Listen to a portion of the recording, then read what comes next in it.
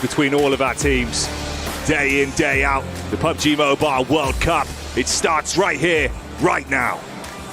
We got the honey playing, so we certainly bring in the sugar, like we were saying, and this is the first treat of the day.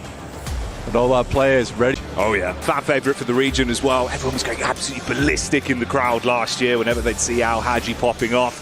And I can't wait to see what he'll do this time around. Power gaming, never disappoint, buddy. And there's Silas, top right in the world. I think that's an undisputed fact to throw that one out there. Let's see if he can lead his team to victory. As Max was saying over on the desk, a very consistent roster so far overall. We're jumping straight into things though. 4 thrives over towards Hatin on a hot drop to start things off, Jackie. And Nongshan Red Force also down towards Ruins. Well, let's see how this goes once we get into the action here and see what things are going to be developing like, obviously with those early hot drops, Blank. It's always exciting, mate. This is one of those where we get a little bit of a telltale sign as well if teams are going to pull off with some of these more default drops if it goes wrong. We're already losing one. That's over towards Power. So 4 thrives currently thriving over towards Hatin. We're on board with AX and Nongshan Red Force in the Ruins. Scrambling to grab themselves some bits and bobs to fight with. Nongshan Red Force taking a bit of a dink towards the backside as well. DBS is in play. They start to make their move. This is real rough as well for Power, Blank. I mean, down to just one man left standing already. I know I was hyping him up a little bit, kind of a fan favorite for the crowd, but that is not a dream start whatsoever. And 4 thrives, 3 eliminations, 4 players still up and kicking. And they will be kicking Power out from Hatin going forward. On the other hand, Nongshan Red Force taking a fair bit of damage. AX currently looking a lot more healthy here compared to them. Controlling on the outside of Ruins right now. A little bit tough when you get on the back foot here, especially in terms of meds. A lot of these rooms do get cut off, and AX is starting to increase their domain within the Ruins itself. Yeah, opportunity to play with though. Some weapons established there. Henry in the back line. With the DBS on deck as well, waiting for the close range. A little bit of scouting, keep your distance. No overcommit, they're aware of each other. This could be good though for Team Falcons, of all teams actually. Head up towards that north side. We know that Ralph does like to scout out towards Ruins in the first place, and with the circle going over towards the east, if you can cut out 2 teams from Ruins, you open up a very consistent, easy path over towards Painan. Here's a replay coming through of all the action that went down over towards Hatin. It was a rough and tumble of a start there for Power. Yeah, brutal on the replay, catching the highlights from that one actually for Power Gaming. Mid-looting, quick to the draw, just able to make the play on it. Always the chance for maybe a little bit of acclamation if you can stay alive. But 1 player in the opening moments, first 15 seconds, yeah. Not the sort of sight that you'd like to see. Ooh, nice. Beautiful peek on it, Blank. Yeah, good catch. Very, very good catch. And again, to be honest with you, AX, with the amount of control they've had throughout the entirety of this fight, they want to conclude this soon. They know they need to go towards that eastern side where our circle popped. Equal trade so far. Looking to close the gap with DBS, but the quick burst back over, looking pretty good actually. These trades though, so messy. Either side taking heavy hits, and looking to see if they can convert. DBS just spamming out the shots. Need to play medic, get Henry back on his feet. Got the elevated fight, wide swing out on the corner, drop down into it. And there you have it. Come out on top in the end, being able to shut down the Red Force. Nongshan out on that one as AX will survive. Bit of a nail biter, but they get through it. I mean, for AX, fans of that team will be very, very pleased with that one. And honestly, it's not what I was expecting. I'm happy to be surprised in that as well, because the control they had on that fight was spectacular. A lot of teams, when we see like this kind of an improvement and then heading over towards EWC, it was sort of a surprise pick for us coming through. Yeah. I was excited to see it. I'm very, very surprised to see that kind of control coming through early. Now, the question is whether they can do that kind of thing to a much more consistent team with Lobby. We're looking at scarier teams.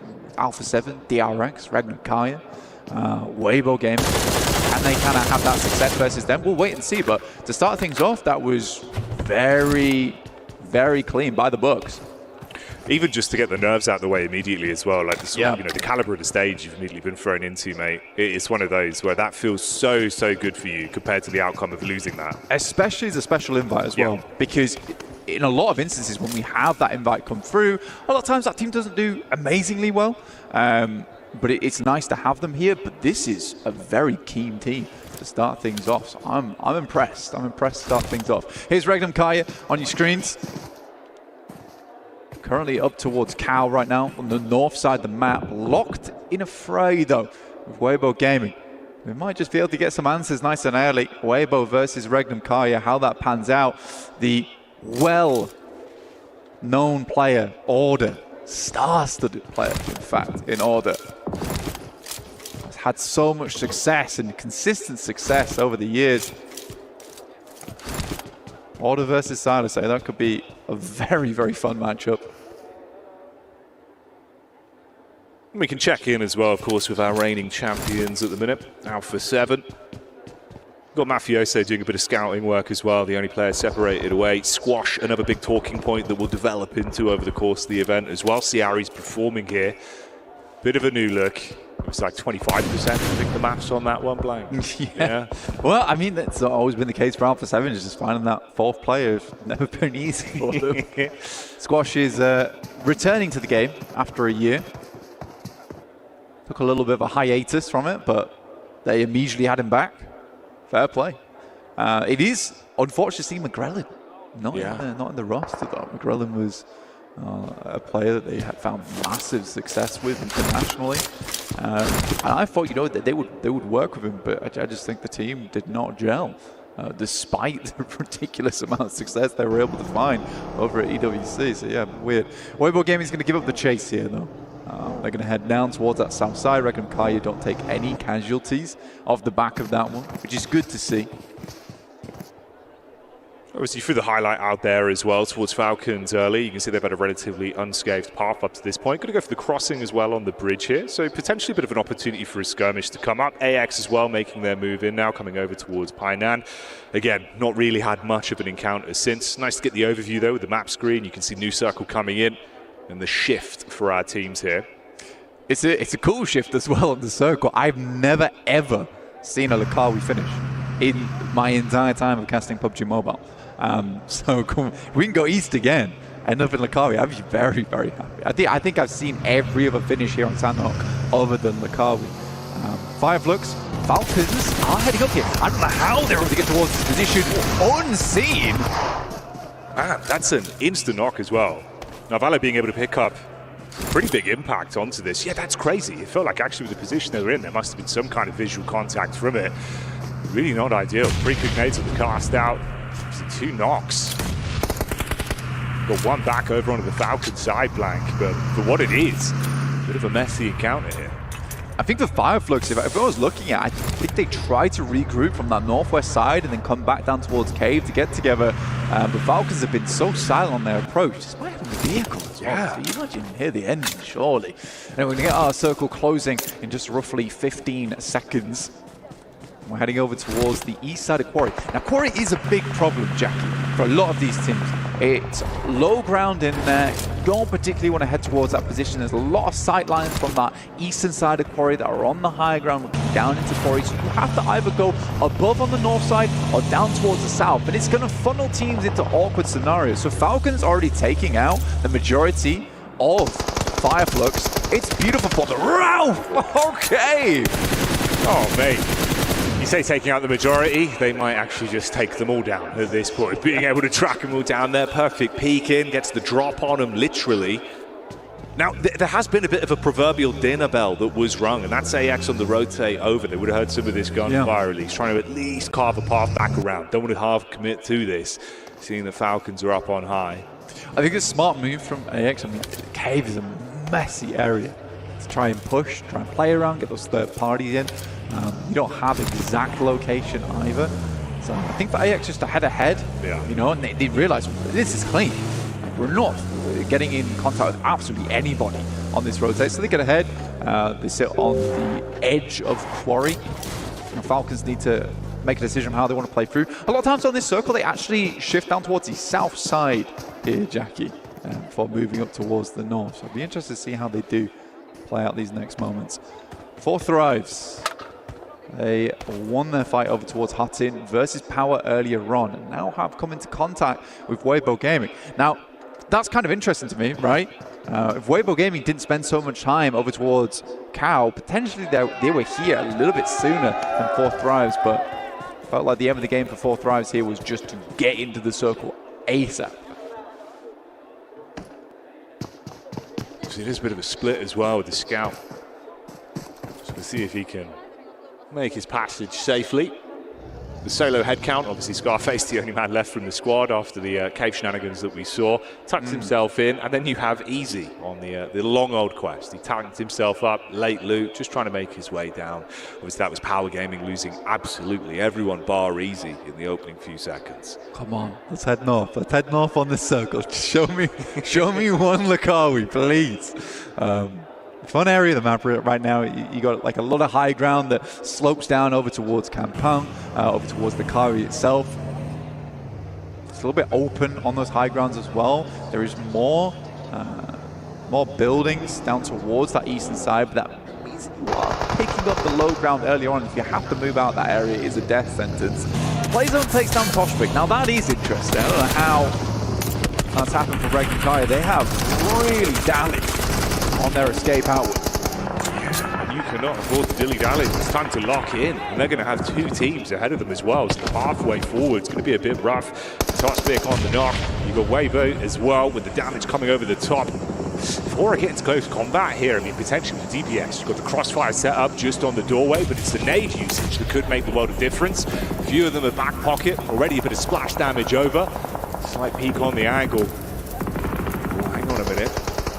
This really is a dinner bell. You got the third party just on the top of the ridge as well. The thing was this though, Jackie, this is exactly what I was talking about. That high ground looking down to Lukawi is horrible to play against. Before Thrives though, they just need to worry about getting backstabbed. I think Team Vision has made their way on over, and there's Volt already finding T24. There's Angdon Galacticus finding Regnum Kaya, the entirety of them as well.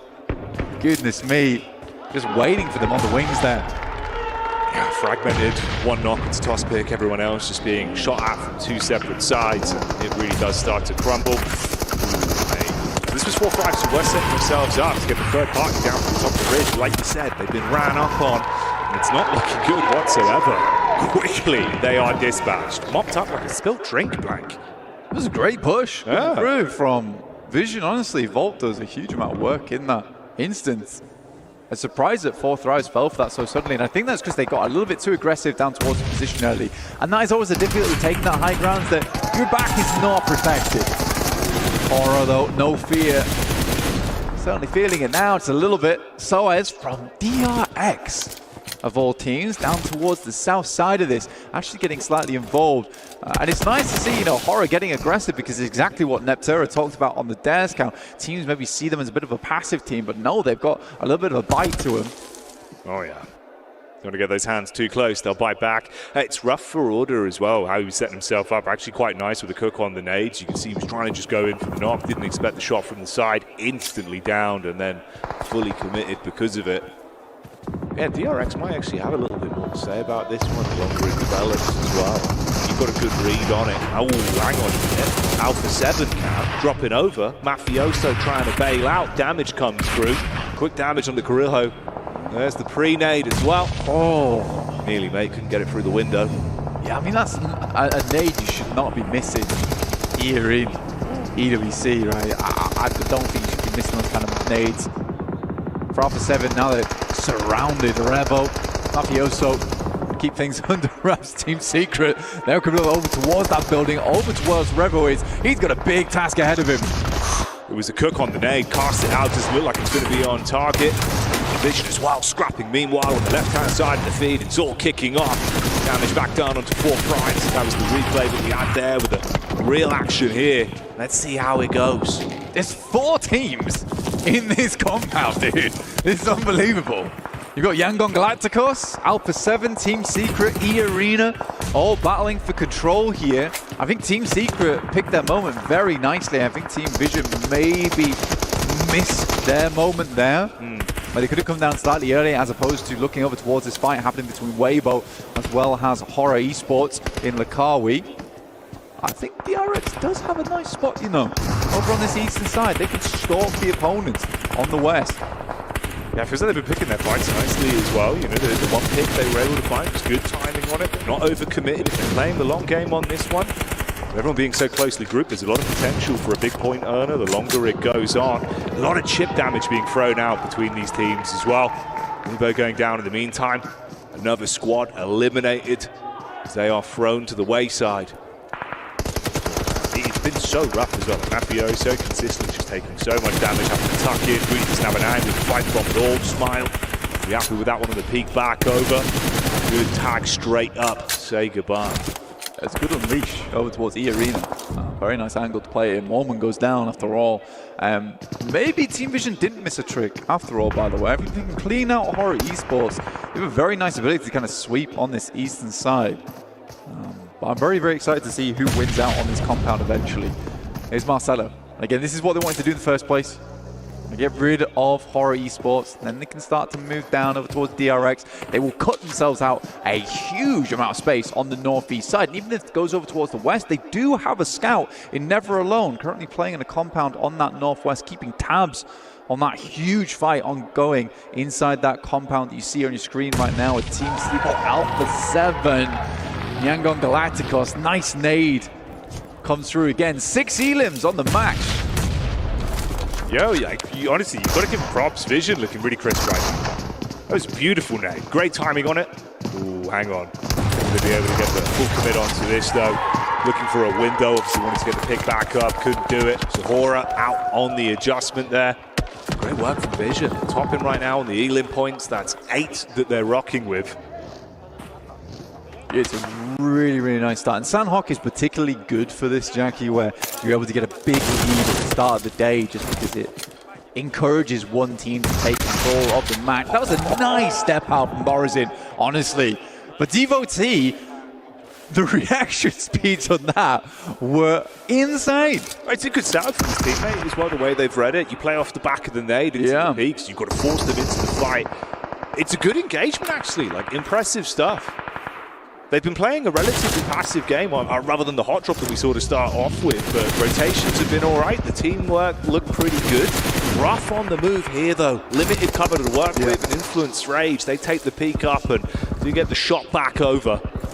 If it's quite honest, like it has been hard for them. There hasn't been too many areas to jump in. I mean, Arian will get ahead here. Well, it's Cyrax. It's the easy cam. Oh, hey, that's take out influence. He's literally had the backline this whole time, by the way. He's been slowly making his move in, right? He's rocked up, found influence Rage, and made the play. Oh, easy. Fair play. Fair play. 2 elim points. Can't actually turn your nose up at that, Blank. No, you can't. Let's see if he does any more. I'm rooting for him. Oh, footsteps heard. Yeah. Nah, he's not joking around. Hey, I mean, he outlived 4 Thrives, though, so... It's really not that bad, considering that could have been literally like a 0-point game. Like, yeah. You'll take it. No, absolutely you will. They got, I think, a 2 off the back of that. Yeah. Nice. Yangon Galacticos will finish off Alpha 7, who get 1 pity point in terms of placements. Any other elims that came their way. Team Secret now struggling. And this has been a great setup from Vision. Honestly, this whole time. Look at this line that they've got. You can see it right there. Looking out over towards Team Secret as well as Yangon Galacticos. As they leave that compound, not only will they be trying to tear shreds out of one another, but it also will be Team Vision having some pretty deadly vision their way.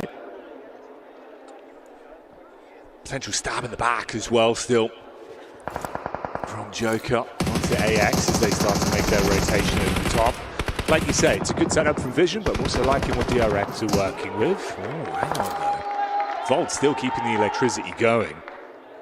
More so than anything, right? You're going to have that relatively equal tie right now in the elimination points between the both of them. Great game of how they've been keeping themselves involved.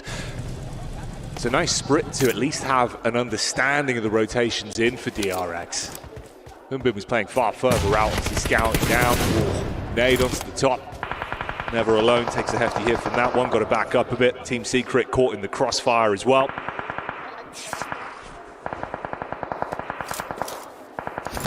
Smile finding a lot of team secret there. So stolen away, a lot away from Vision, honestly, on their exit. You can see there that Yangon Galacticos 13 elims this game. An absolute galactic performance from them. Irina goes down. Iron goes down as well. That's the Yangon Galacticos. Another tag on, which takes them up to 14 elims on the first map of the day. Beautiful stuff. It's Team Falcons that I'm interested in. You know, they've had a pretty casual game. They really need to make it count now, though. The big two teams that will be going head-to-head will be DRX and Vision going forward. DRX have been very quiet, though, Jackie. They have, yeah. This is what we were looking at, right? Kind of passive, just the sort of third-party fights when they had a few off angles. Oof. Bullets raining down. Funny thing, they have the circle. The Yangon Galacticos. You know what? You are right. I mean, it's kind of awkward, right, with the split at least. A lot of damage onto them. But with how many elims they've been able to rack up already, It's wild. they're looking crisp. Like, not going to lie, from the position you're in, maybe there's still a chance to get a little bit more out of this one. Be a hell of a day if they can kick it off like this, Mike. Falcons have to leave. Luckily for them, DRX as well as Vision just get into contact with one another. Here we go. Scrap starting to unfold. Damage over the top. Marcelo with the peak gun spamming into the smoke. Vehicle over the top. Nade straight onto him as well. So Vision, it's getting risky. And that's DRX with the damage being dealt. Volt suddenly clambering to pick this one back up. Meanwhile, you've got DRX from the sideline with his own pushing in, nipping at their heels. They've got to be forced further forward. The nades blank with how closely grouped they are. One right on target would finish them. What are you doing? They drove their own teammates into the barrage of nades. Smile goes down and Team Falcons now looking for the finish. But it was clean from DRX. Now looking to get all their players back up on their feet. You see if Team Falcons can finish with off. It's Ralph Koa, as well as Redux. Either side of the circle. Preliminary grenades going out over towards the hard cover, so you know they're working with no information. Nades in, stepping forward. The feet are on the ground right now. DRX, they saved themselves. Could have been misery in the previous fight. The smorgasbord of mistakes have kept them in it to win it, and Hyun Bin tries to unleash. That's one clean connection back on a round. Koa low on HP. DRX dealing damage right now as the elims are racking up, in a position to close it and grab themselves a chicken dinner on the first game with the shots raining true. It's all on Redux. We need to be a clutch from the back line, and that's not going to happen. DRX will take it. Yeah, coming to play here. It's not quite D plus Q, but DRX are looking good on the main stage. Very, very nice to see here for them. Team Falcons will take that second place. It's a good position to be in for them, Jackie. It really is. Beautiful stuff. I mean, hell of a start to the day for Yangon Galacticos, right? Like the elims, absolutely beautiful. You're taking really heads-up fights. You've been able to build up that momentum. For a first game, that's the performance I'd want every time. Yeah, we did get the chicken dinner blank, but the blood's pumping, the comms look clean. That matters a lot. No, Ralph doesn't seem to lose that game. I think that they should be happy. They were working with little to no information there, and they really had to cut it down to the wire, moving out from that blue. They were banking on Vision and DRX actually fighting one another, and it took so long to get involved. But what was that car play, dude? Mate, it just felt so confusing in the moment as well, right? Because you're like, why okay, are you backing your teammate? You've got the intense fight here. What is this playing? Like, where's this going from? The comedy of error that then just unfolded into everyone, obviously, having to be closely grouped. You eat a nade, no spacing, nothing you can do. The difference of one nade is just completely removing them from what was otherwise a really great sort of mid-flow of the game. The game was unreal from Vision, and to end in an embarrassing moment like that does feel rough. They still get themselves a lot of points on the back of it, though, Jackie. They really do. They really do. And a lot more action to come. So join us after the break.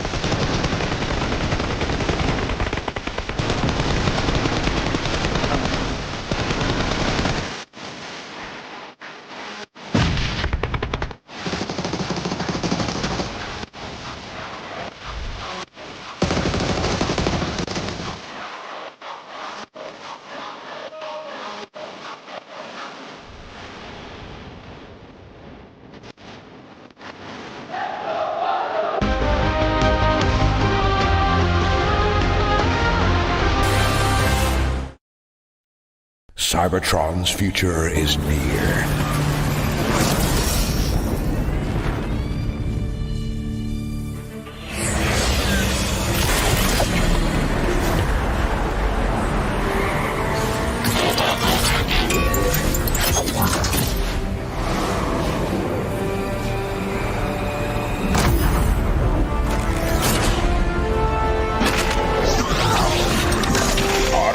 Let's roll out!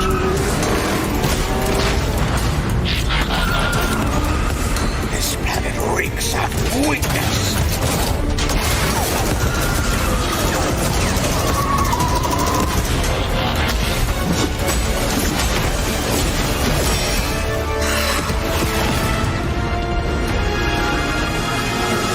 Your courage reignites my spark. We'll crowd a new load of Cybertron.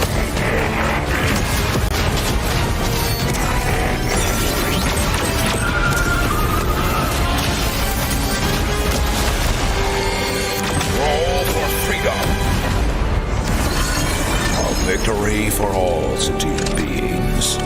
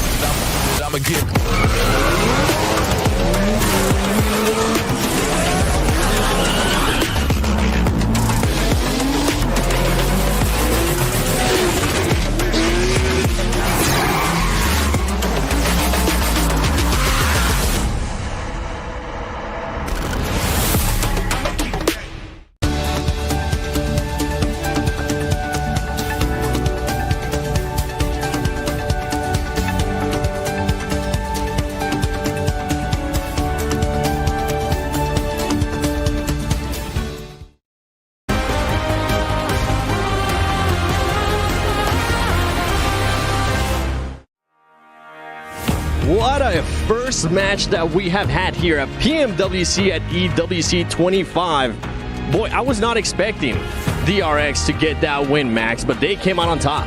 I was like, there's no D plus Kia R, but DRX are the new D plus Kia. Does that make sense? I don't know, maybe. But South Korea here to play. It feels really good. And really good entry point to the East, playing it pretty safe, waiting until the very end. Got a really good nade onto Vision that really just unlocked the potential for them to win that match. It felt a bit like a team that actually ended up surprising me, and I feel like it surprised a lot of us, was Yangon Galacticos. The amount of eliminations this team got. They're like, what the hell is happening in that Alpha 7 compound? I guess we'll send it and just eliminate everyone. They got almost double-digit eliminations that game, if I'm not mistaken. Yep. So Yangon Galacticos, I think a lot of teams their direction too much and actually getting a really good start here on Sanok. I mean, Neptura, them being able to achieve 14 eliminations, that's one way that you want to be able to start PMWC. That is wild, and I think it really is down to all of those third parties, because they were really on top of the ball when it came to actually finding those opportunities to get those eliminations. A lot of them were through those third party opportunities. They were just like, oh, there's an angle, there's a team fighting, there's an angle, let's get that angle and move on. So really, really good stuff from them. It's nice to see them step up like this. Yeah, I mean, Team Vision here getting themselves a third place with 10 eliminations. Two teams able to get double-digit eliminations alongside Yangon Galacticos. And they had a really good third party onto Hora versus WBG. That fight was just stretched out to its absolute limits. I think it went on for about 5 minutes, if not more. For way too long. Yeah, and they were like, well, this fight, it's kind of stupid it's taking this long. So it's like, we're just going to roll on in, get those stragglers, get the few points, and after that, get a nice transition to go fight DRX. Yep. Unfortunately, DRX had nades, as we did see, but it was a really good start from Vision that after all of the teams that came out of MENA, I was really not having high expectations for them. That was a massive surprise for all of us. I feel like with Team Vision, the way that they were able to perform here on this first match, something that actually ended up surprising me. I was expecting to have one hot drop. Instead, Max and Nev, we ended up having 2 hot drops. We did. We had 2 of them, and then we had, what was it, Power also with Fourth Drives, that's right. But then we also had... For those who know, looking back at BMPS, they dropped Northwest Island. They dropped on the mountaintop. I think they might have been scared of a possible flex out of Power and Fourth Drives outside of Heartin. So like, we're just going to get... I don't know why, because that's a bit unnecessary, but they win it, so I can't complain too much. I want to pause it, though. Was it on purpose? You think so? Possibly. Now, I have seen many times before, if a team wins a hot drop, that carries momentum in through the rest of the game. They're able to build on top of that and get a lot of eliminations. Sanhok is this team's best map. So for me, I'm like, okay, that's a weird hot drop. That's a weird choice. Was it on purpose? Did they think we can win this against Nongshim? Let's go for it, get that momentum, and get some elims for the first game? It's entirely possible. I feel like the reason why we're saying this could be their best map is because they do end up playing it twice at BMPS, so they have a little bit extra experience when it came to that one. Very confident. Now, like, you got a chance to talk to the Falcons coach. I did. And I know you were happy to mention something about this team. I was. Pico. Shout out to him. He was talking to me about the team, and I was like, are you going to play any different? Because, like, you're not playing tomorrow, all of this. And he said, no, we're just going to play normally. We're chill. And I was like, okay. Normal in these sorts of lobbies, especially the first day, is everybody kind of tiptoes around each other a little bit. Certainly in the early stages of the game, you kind of like trying to get a feel for how the lobby's going to play. Not with this team. They went all out very, very early on. And so I'm like, hey, that's not normal. Pico, you lied to me. How dare you? That's not normal. They came in with real aggression, and actually, it was really impressive. I liked it. And it worked out, clearly, right? They gave themselves second place. If they had 4 players, maybe it would work out, but DRX were very smart about the way playing that ridge. They get control of the rocks, and then Falcons couldn't do much. But until that point, it was a very, very solid match here coming out from Team Falcons. Yeah. But again, let's keep in mind, PMGC, 3rd place, right, with Enigma Galaxy. PMGO, 2nd place. The 3rd place curse has been broken. Come on, if they win it here, that would be such a magnificent comeback storyline for them. Just the line is just going to keep going up for that team. Now, another team that we were expecting them, especially with the circle that we ended up getting, Max, was Alpha 7. We thought that they were going to be able to do a little bit more, but I know you want to rage on this team because I was also raging watching what happened. I am confused. Because Alpha 7, if you want to go for that road trifecta compound, I don't really have a big issue with that. I think that going for the DRX Ridge would maybe be a better decision overall. But instead, what do? They go right into the road trifecta compound, which is a very crashable compound. And they stay split. They have 1 player in each building. And guess what? Team Secret come in.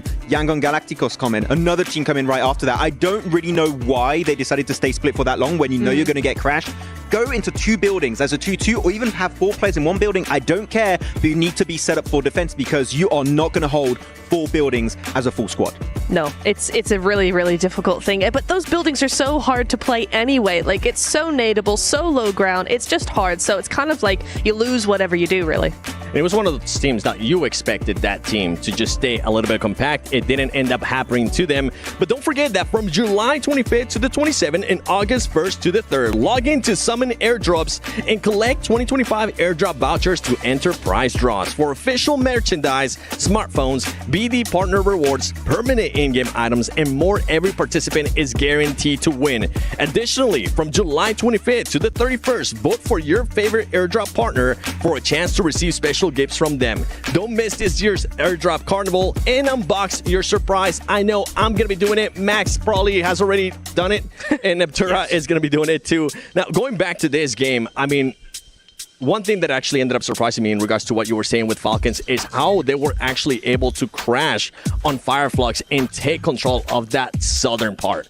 It's crazy, right? I mean, I know Blank and Jackie were talking about it a little bit there, where it's like, you're not usually able to get up there, let alone silently, especially in vehicles. So it's kind of a bit of a miracle they made it up there to begin with. And then what really impressed me was the follow-through. They got the 2 initial knocks, but they didn't leave it there. You saw Raouf actually go into the cave, spot that extra player, and get rid of him. And then later on in that Elim feed, we saw them do it again and pick off that final player. So, like, they followed through with that fight. They didn't catch, like, full in the cave itself. Yeah. Oh, was it on purpose? I am the bad catch. Was it on purpose? Maybe. He had an entire backstory in that cave where he got spotted out by Raoul. But it was an interesting fight. Cave is always a little bit weird to fight around. Yeah. But it worked out at the end. And, Falcons able to just maneuver their way through and make it out. It definitely did. Do you think, I know that was the only Sanhok that we're going to be playing for today, but going into tomorrow, do you think these teams are going to be able to maybe readjust in regards to the hot drops, Max?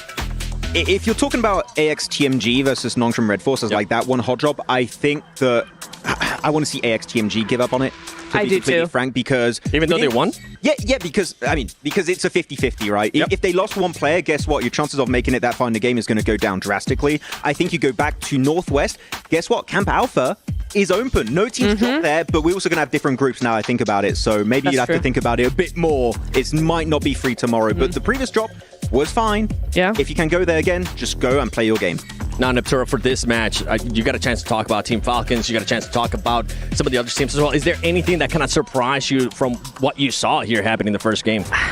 I kind of want to say actually Team Vision in the final phase up against DRX. I thought they could actually win it against DRX. They looked really mobile. They looked really aggressive. They had that momentum going. Just DRX's nades were able to pull through. But actually Team Vision, I was like, okay, nice. A little bit of a step up. I'm going to be looking for them. Yeah, there was one player of DRX, I forgot who it was exactly, but that played very respectfully at one point. They were taking so much damage from Team Vision. He goes back, goes for a first aid, and the moment he comes back up, he gets onto the front line, holds a little bit more space to keep his team safe. Hopefully they don't get flushed out. Fleshed Fleshed out, they could be also. But they don't lose those players. Yeah. He gets in nade range, gets an amazing nade. I think he gets 3 eliminations at the end onto Team Vision, gets everyone confirmed, and then they can just start getting the res, getting full control of the high ground, and even then Falcons, I think they could have won if they pushed it right after that fight, but they had very limited information, which makes it a little bit hard for you to commit to a play when you don't know what is still available on the opposing side. I was really happy, especially when we saw that push on Horror Esports. The way that they were able to just finish that off without losing any players, that's the consistency that I want to continue to see out of that team. Now, as mentioned, Horror, that brings something up there, Max? I was going to talk about Team Vision again, actually. Okay, go they get for a it. knock onto WBG. Yes. They instantly send That was it. so They were nice. so confident, which you know some teams that maybe are playing for the first time at a global event, they're like, no, WBG? Who the hell is that? We're going to send it regardless.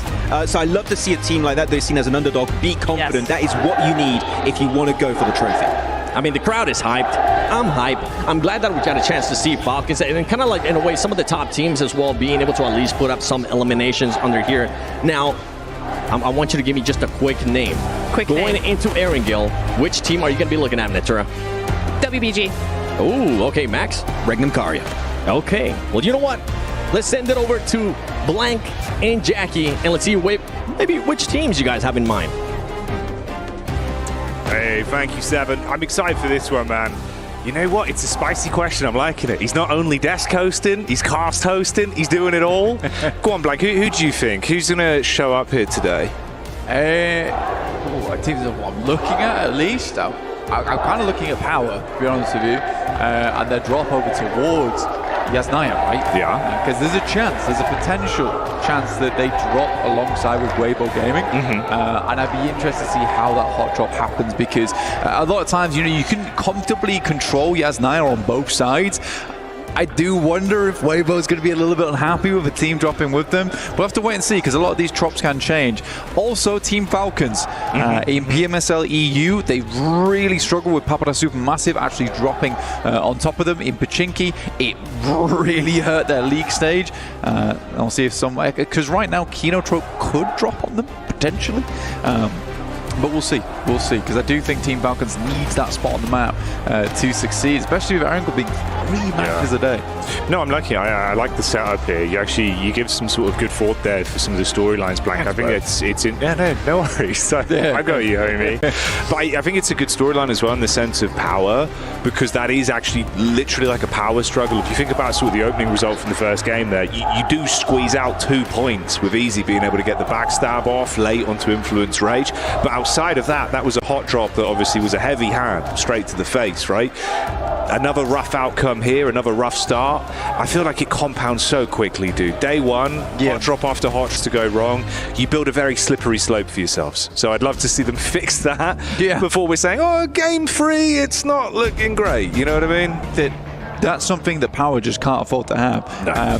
When we've seen Power done the best in the past, it's where they get a really clean start, they get out the gate running. That's when they do very, very well. So I think that kind of momentum buster towards the beginning of the tournament will hurt this team.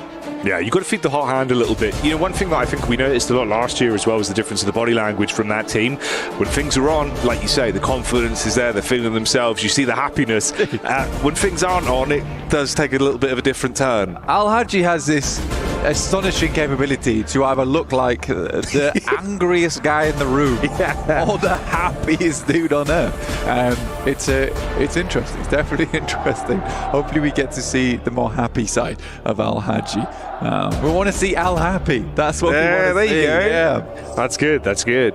No, 100%, man. I think that human element of PUBG Mobile is something that sometimes sort of take for granted, right? Especially more so when we're online. You don't get that all the time to see the real sort of emotions for a team, and it really does run free, especially in this kind of environment, right? Like grand stage, very different, all-encompassing with how you're sort of down in the middle, all of your other opponents around you, the crowd onlooking from all angles. Yeah, the anticipation and pressure could build up quite quickly. If you're just joining us as well, we're getting ready to kick off our second outing of the day here for the PUBG Mobile World Cup, live from Riyadh, Saudi Arabia at the ESPORTS World Cup 2025. First game had some great storylines to it. They broke it down very succinctly on the desk there. We were saying the highlights, well, the ebb and flow of Vision, looking like they had a great control of the early game.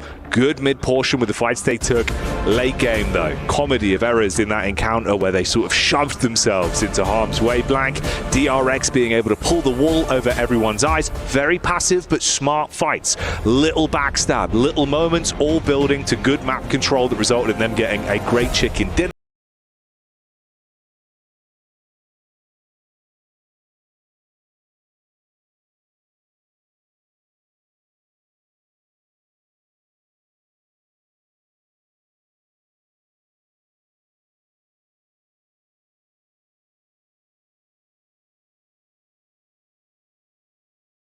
We were looking at them during that match.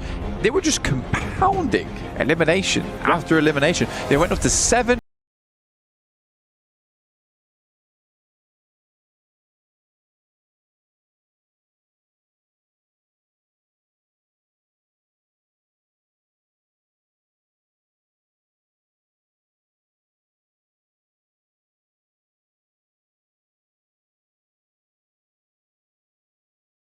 PMWC with D plus actually winning that over in London.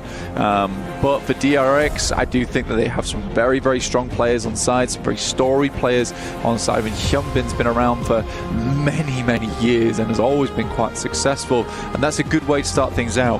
For South Korea in general, the macro is very, very good. It really is. It really is. You know what, though? I think we're having a good time right now setting the stage, but why don't you see how much fun the players have been having? Check this out.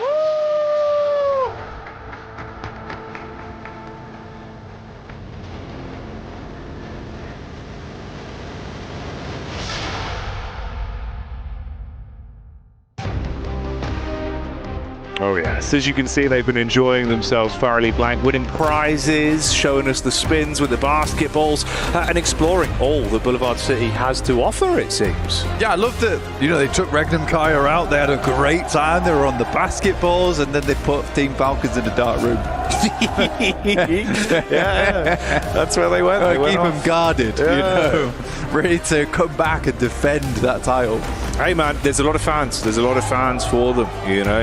Yeah, the Falcons' nest, they had to roost and wait for them all to blow over. It's cool. They've got their own place as well. They can all practice and make sure that they're tipped off and ready to go. And all for the fans that you can see before you. Obviously, a large segment here where everyone's getting riled up. He loves doing that. That's what it's like the Wu-Tang, but it's the Falcons, bird. It's interesting. Every time that camera's on him, though, He's going for it. He knows. Whoa. Yeah. Camera 1, camera 2, I'm on it. Camera 8, yeah, I've got a Falcon for you. Yeah. If you see him in the distance, he's probably doing it. What noise does a Falcon make, Blank? It's like What's it like glides through the air? Yeah. All right, pretty good. You've owned me there, actually. Obviously, you know, trying to get you to do a bird noise, but I'll take it. Yeah, it's pretty accurate. that's it walking. Was that its feet? That was it walking. Pretty good, actually. It's kind of realistic. Yeah. Doing my best. Wow. I didn't realise you were such a good Foley artist. Yeah, no, I've got like a tambourine at home, you know, a little snare drum I use as well. Rain stick? Yeah, rain stick's important. Yeah. It was actually me who does a lot of the rain sounds, a lot of the movies. Really? Yeah. Well, little known fact, you might not know this. All of the gun sounds in PUBG Mobile, that was you. That's me. That was actually Blank. He did those with his mouth. Like, kind of impressive, really. It is. It's basically all the gun sounds that you hear is me walloping my lips against quite a hard material. And then I pitch it right down. Yeah. And then bass boost it. You were saying you could do the DBS live, though, right? That's one you just do normally. Yeah, you do the a cappella for the DBS. Give me one. Yeah. There you go. That's crazy. Yeah. Wow. It's quite scary. I felt like we'd hot dropped. You know? Yeah. Wow. Look, man. I'm looking to really improve on the S12K at some point. Because look, we're using the silencer on that thing. I quite like how it sounds, just no bass. Right. Okay. So I think we'll be looking into that one. How did you do the explosive bow? Was that just that takes some time? That one sounded quite intense. That was difficult. I actually had to procure an actual explosive bow. Really? Yeah. I see. Well, that makes far more sense. It was pretty tight timing as well. Yeah, I suppose they wanted it on a Tuesday. It was a Monday. I had to string the bow myself. God. Yeah. Damn. All right. Well, there you go. That was our new segment we're trying out here. Yeah. Facts with Blank. Yeah. On basically instead of arrows, I was just using fireworks. Yeah. Wow. There you go. So, all right. Brilliant. That's what we've gone for. If you enjoyed that, let us know, of course. Check that out. Yeah, check that out. Some more of this. Huzzah indeed. Of course, just waiting to get underway here with our second game. If you're just tuning in and you're wondering why you got some developer commentary going on and you're learning about how all the gun sounds are made in PUBG Mobile, well, don't worry. You haven't tuned into the wrong stream. You are in the right place and at absolutely the right time. And I think definitely, Blank, one of the ways I've described this, mate, is it is the right time for everyone but Alpha 7 in that first game. That just felt like it was so uncomfortable. The fights that they were thrown into, trapped in the compound, looking a bit lost, and they do look a bit deflated, I'm going to be honest. I'll put it, for the rest of the team, maybe I look a little bit deflated, but I don't think I've ever seen Brevo like not looking like that in an international. Fair enough. Yeah. Unfortunately, I suppose the bar, like you got to think about the bar. Even when he won, it was a severe look. It was a pretty we've done it. Yeah, and then hats off to the guy. I saw a small smile and a couple of tears when they won. That was really heartbreaking. Pretty mid. That was pretty heartbreaking for me as well. It's the most emotion I've ever seen out of Revo. And I was like, damn, this actually does mean a lot to him. It's got through his tough exterior. We got 3 tears out of Revo, which is a big deal. Yeah, it's mad. You don't really think of tears as individually, but no, you don't. But for Revo, economy. As soon as that third one formed, I was like, damn, this is big news. He loves it. He's really happy. But yeah, obviously not happy at the minute. We'll see if they can perk themselves up, though. It's going to be a bit of a rough day. The thing is that technically they had the right idea of it. Of where they wanted to play and why they wanted to play there. I think just a lot of other teams also had the same idea. And then Team Secret coming in later to backstab them is just tough. I think it was more just the... it's one of those where for a team like that, we know how they can be when they're at their absolute best. So obviously you kind of look at it with a bit of a different microscope, right? You're painting it with a different brush. So it's when you're looking at it with the fight where they set up, you have the compound to play off, but some of the missed nades, some of the missed timings on the peaks, it just felt a little bit like it's not hitting instantly. You know, they've not woken up. It's all clicked. They're like, right, boys, we're back. Let's do it again. We could be the 2-time. We could run it back. Hyped up off it. It felt more like, okay, we've got to get into this. Like, wake up today. Let's take it bit by bit. And that's kind of what I was wondering, is how they'd look here specifically. Because I feel like it's a different caliber, right? It is. You've got so much emotion tied to this event. There is a huge amount of emotion tied to this event.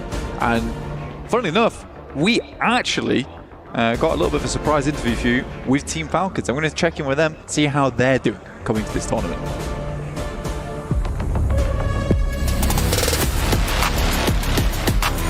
I think I adapt really fast because the team is hardworking, same as me, and then that's the result of us getting like good plays. They will fall in second here, most likely Asara being battered back. Koa doggedly in pursuit. I will stay in Team Falcons for now, and then I would describe it as hardworking team. But are they a funny team? Good team.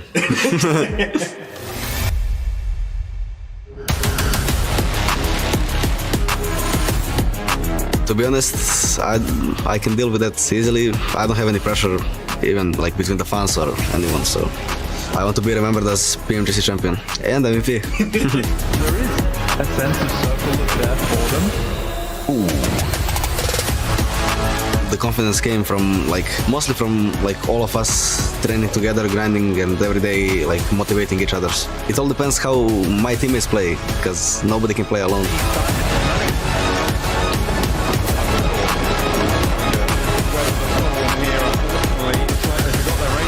I think the biggest challenge is going to be Alpha 7 on PMWC.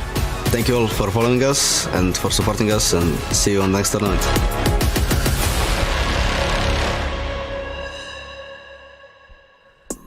Cool, with the Alpha 7 call out right away there. By the way, we are getting ready for the second match of the day, but we just want to take a little bit longer to get a chance to talk to you guys because, I mean, we got 2 hot drops in the first Sanok, Max. I wonder if we're going to be getting a little bit more hot drops here going into the first Erangel. Theoretically, 2 could happen, right? We got one in Milta that's going to be Influence Rage versus Power. Power did already fight versus 4 Thrives in Hartin last game.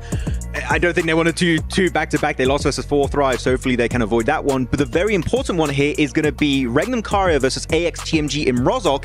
You said, Niptura, last game, maybe they want to make a statement, start hot, have a little bit of momentum. Do you want to hot drop as AXTMG Regnum Karia?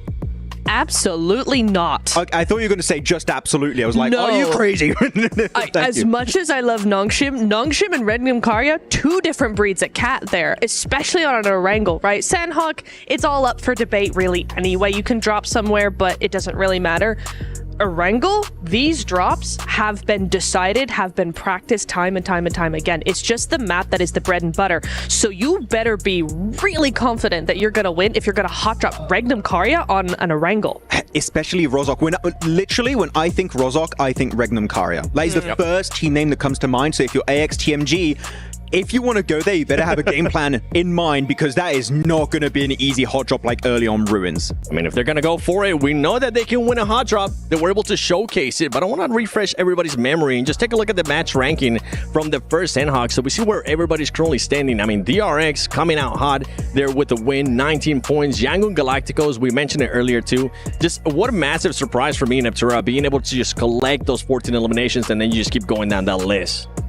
You do indeed. And actually, I think there's a lot of teams on the top of that list, 1 game in, but that we didn't really expect to see. As you said, Sanhok was kind of the underdog game coming into this. I mean, Yangon Galacticos, you've got Team Vision, you've got E-Arena, I think, has got a lot of hype, but not necessarily a lot of sort of backup with that. necessarily. There's a lot of people who don't know who they are, and so I feel like they have actually come into their own. Something to keep in mind too is look how top heavy that first match was. Oh, yeah. Like 6 plays, you go from 10 all the way down to 4, and then you just keep going down 2 and 2. So this is something that a lot of these other teams are going to watch out, because if they do have pop-up performances, I mean, we're talking about how insane this lobby is. It showcases. If teams pop off, they definitely pop off in a massive way. Oh, we got so many 0 points. Yo. Don't look at those. Those are the 4 teams not don't playing look at the today? donuts. No, they are playing today.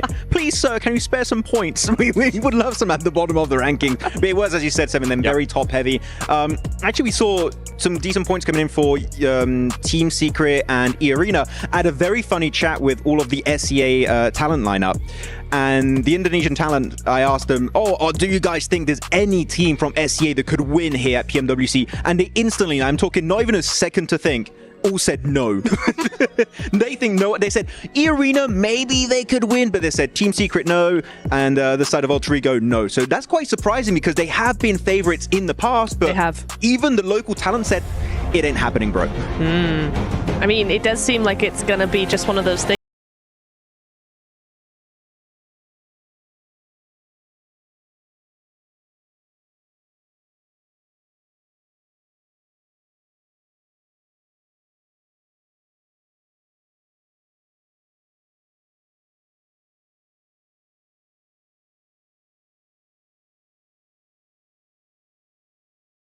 Ready for this, because they damn better be. The game's going to be intense, Blank. First map, first.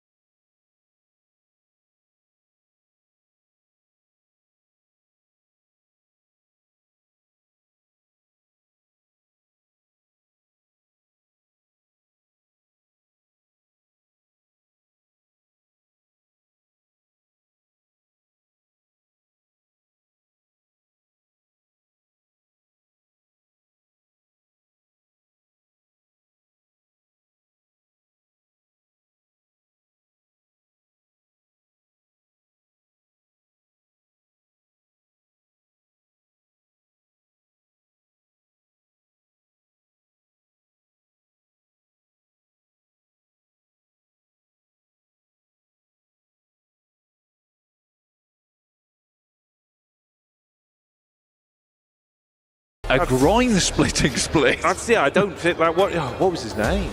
Jean-Claude Van Damme? No. Yeah. Was it Van Damme? Yeah, with the jeans. With the jeans. It was Van Damme, Yeah, wasn't it? yeah. That would be the guy. That's what we're watching here. So. And the Van Damme split. Van Damme split, you're not wrong. Oh, okay. So obviously we were alluding to this a little bit. We were setting up the fact that Power could have had a bit of a drop on the Weibo, but it's not what we've seen. Instead, it's Influence, Rage that are here, actually getting a bit of their own back for Easy, who had the flank in the first map. Obviously being able to instantly get the damage out. Al-Haji, not ideal. A big man for the team, but not able to deliver on that first encounter. For Dan as well, you have eaten that nade. Ooh. But hey, Dan, just down. And it's unfortunate to see, honestly. I think what typically happens with Aiden is that when Al-Haji goes down, he really struggles. When he's up, he plays kind of centerpiece to that role where you do need him on the off angle to support Al-Haji when he goes to those pretty insane rollouts. But yeah, now just Ragnar and Easy try and make it happen. Got the doolies. Kind of bait on a peak. Wild spray of bullets, but teamwork's there for the close quarters engagement. It's not ideal. And again, literally the same story, bro. This is the worst outcome, right? Just Easy left alone as the solo, if he even makes it out. But everyone's gunning for him. Want to confirm the full wipe on the squad. And that'd be Power Gaming going down. as effectively the first full knock in both of the maps. Elevated angle over the top, they're going to dive onto him, will eventually clean up. Took a bit of time to find it, but Easy's gone. You can get the save back onto him there. So power out. Spat out his chewing gum. I'm so happy about it. Success. That's a successful push. They chew down over towards power. I'll tell you that right now for Influence Rage. It was fresh, mate. Yeah, I think that honestly on Milter, there was no way that Easy was getting out from there. You're backing it up to where he was. It was just complete open ground. There's a couple of buildings, and they would have just isolated his position, located him, targeted him fairly quickly. But it's a quick cleanup over towards Milter as well. It was. Obviously, we were kind of setting this one up with a bit of a breakdown on the split situation there. It's 4 Thrives that would be in the middle of the group reconnecting from that side if you're making the late rotate in from Sanok. I am curious to see how we will actually end up playing over the course of this one, because we're setting up the idea like, oh, a bit of a chance there. We'll see if Power Gaming can start things off better. Didn't go that way. It wasn't the storyline we got. Again, results them going down first. You've got potential as well. I think the longer these games go on, Blank, the longer the day goes on, potentially even for them, I think this is where we're going to see more and more of that team being able to deliver. There's so much talent on there, the tip of everyone's tongue saying that this could be the chance for that side of the region. They start showing up again. So I'm curious if they're showing us a bit of innovation for some of these plays. Yeah, I sort of understand it, where you send Sukat down towards Sosnovka on the eventuality it is the south circle. But even then, like, you could make an efficient rotation across, and maybe it's the case where Suk in that situation just takes some pot shots over towards 4 Thrives as they make their way across the bridge, and then they can group up. But I think that the risk doesn't outweigh the reward here, honestly.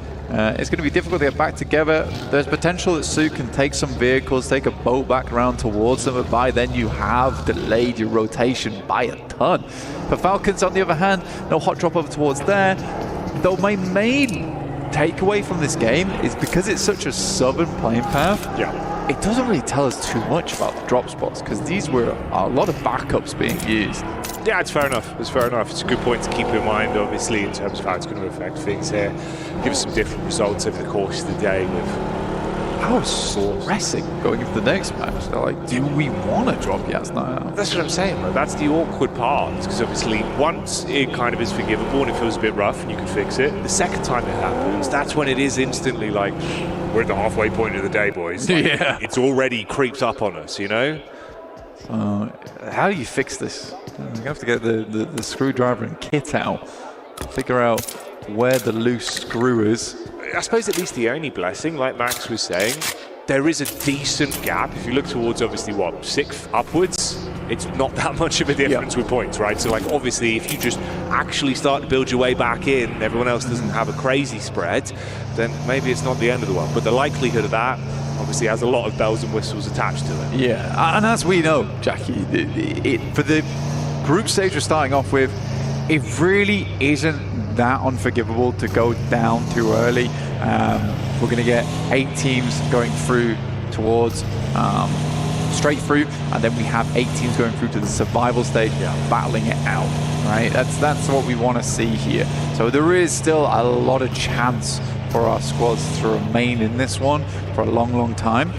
So it will be 16 teams in that survival stage. 8 of our top teams will be heading straight through towards those finals we'll be playing later. So we won't really see any teams or their keys being crushed until after that survival stage. Yeah, you've got to wait for the spectacle. Like Barney was teasing, when the iris opens, sparks will be flying. So you won't want to miss that as the action develops here. I was kind of hoping a little bit, actually, we would get a run-in between these two with how good Yangon Galacticus looked into the previous matchup with Alpha 7 on the roam over. And it's DRX in the back line, so potential for the rotates in actually being quite spicy when the fights break out. Yangon Galacticus pretty close towards what I would say is a fairly central position. Now roaming around towards gas station, and that side of the map pretty barren over towards the pizza slice that just sits on the northwest side of the map, which is very open. You don't really want to play around there. Always do find that cross from shooting range off to that eastern side is a bit more awkward, which is why you're seeing much more teams down towards that southeast around Yasnaya. and staying far enough away from the field. So there's a lot of treacherous zones here that you don't really want to go into. I'm sort of surprised we don't have any teams trying to bank over towards Rozok. I guess for Regnum Kaya, they're keeping a player back in wild so he can quickly dash back over towards Rozok if needs be. Yeah, it's fair. It's fair. Let's see though, let's see what this is going to do in terms of the shift and how the zone rotate will affect things. Blank obviously favors some. More central overall, actually not too bad really, especially in terms of the group that you've got there. So DRX still being able to play on the outer edge, everyone else making their move in. Falcons obviously slight adjustment there. Pachinki obviously open entirely as well, so we're regrouping up. It's a late rotate in through the blue for Weebu, and they'll have their focus in on a little bit of a late joining. I think, honestly though, for the circle, pretty rough. You have the entirety of the field right here on the map, which is just bare open ground, and then the pizza slice I was talking about earlier, which is on that southwest side of Stalba, where the two roads make that kind of triangle slice. That is fairly open too. So this is pretty tough for a lot of teams to remain, and I would probably bank on at least 2 or 3 teams going down over the course of the next circle, maybe circle and a half. Definitely a lot of potential. Not much cover to play with, limited opportunities for the compound, so fights could be coming your way. Absolutely, you're right.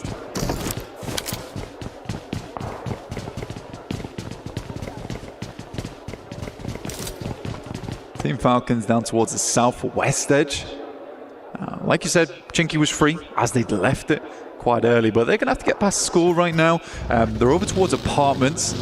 A little bit more difficult to see because we are cramming 15 teams into a small space because they're all avoiding that fielded area. They're trying to take up space around some of this remaining compounds. You have the river that cuts through into the lake.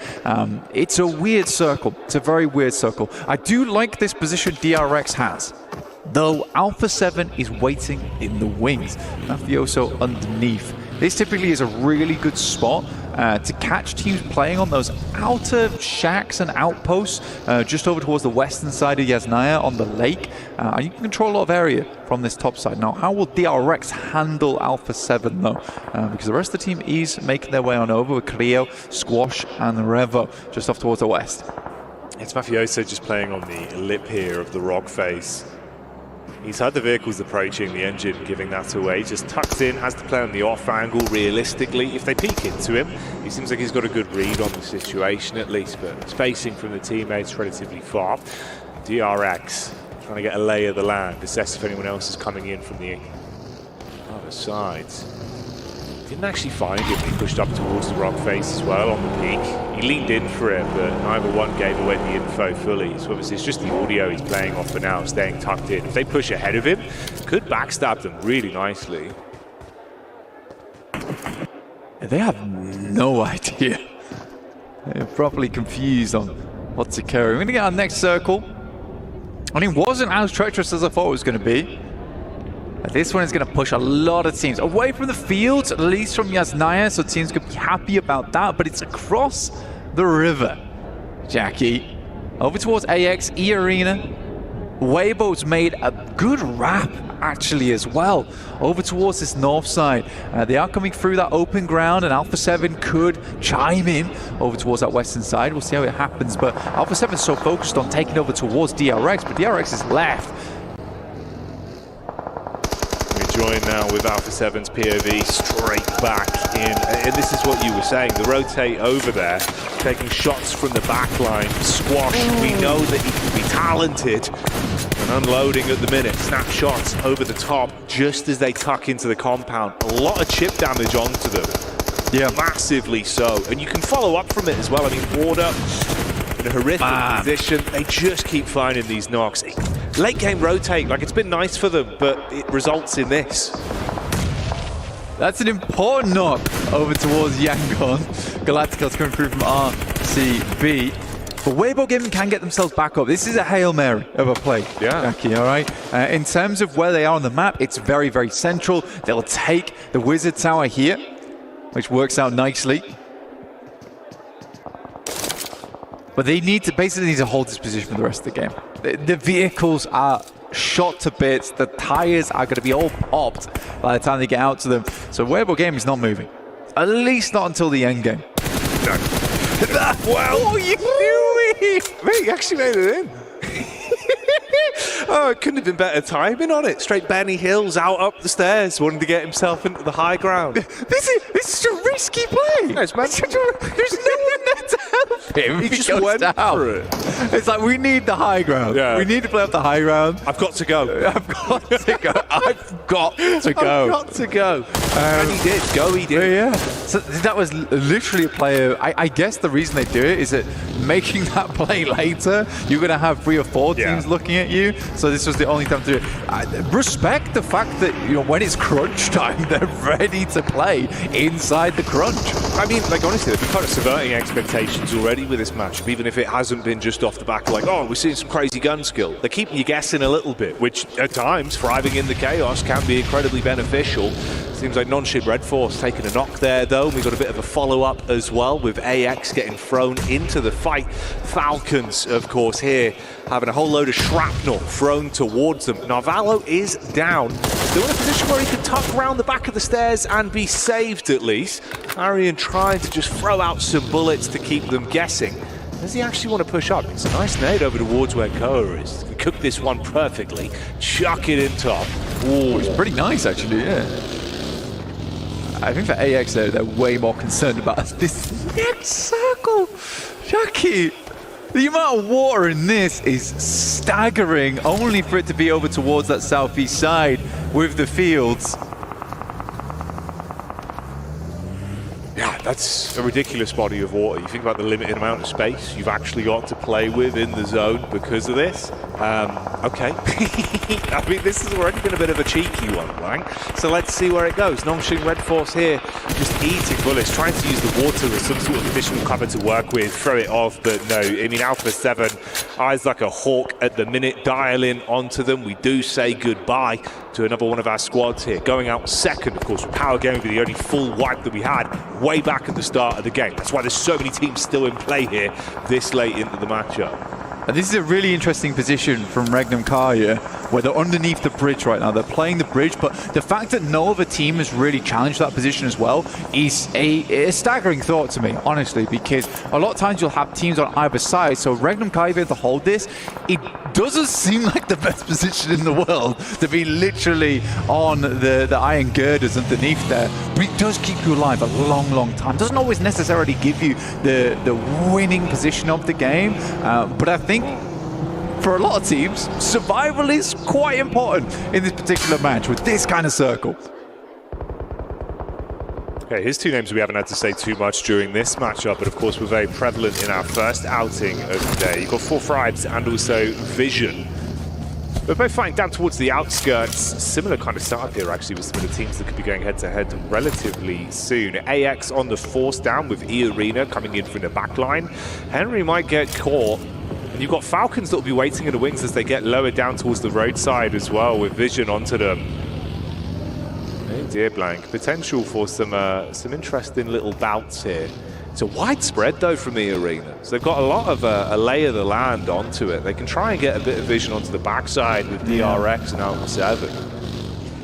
He can't really afford to play anything too close here for E-Arena, because the space is just absolutely diabolical to play in. IQ, very, very good player. Been playing for a long, long time. Smart guy, hence the name. Looking to lead for Thrives. Towards a victorious push here versus Vision. They already find some good damage over their way. He's slowing it down. He's running circles around them. Vision realistically just have not had an opportunity to move too much over the course of the past few minutes. We'll come back to that thought as it's DRX. They've got the opening chicken dinner of the day. Now they're just being given an explosive breakfast with Nitro being thrown their way.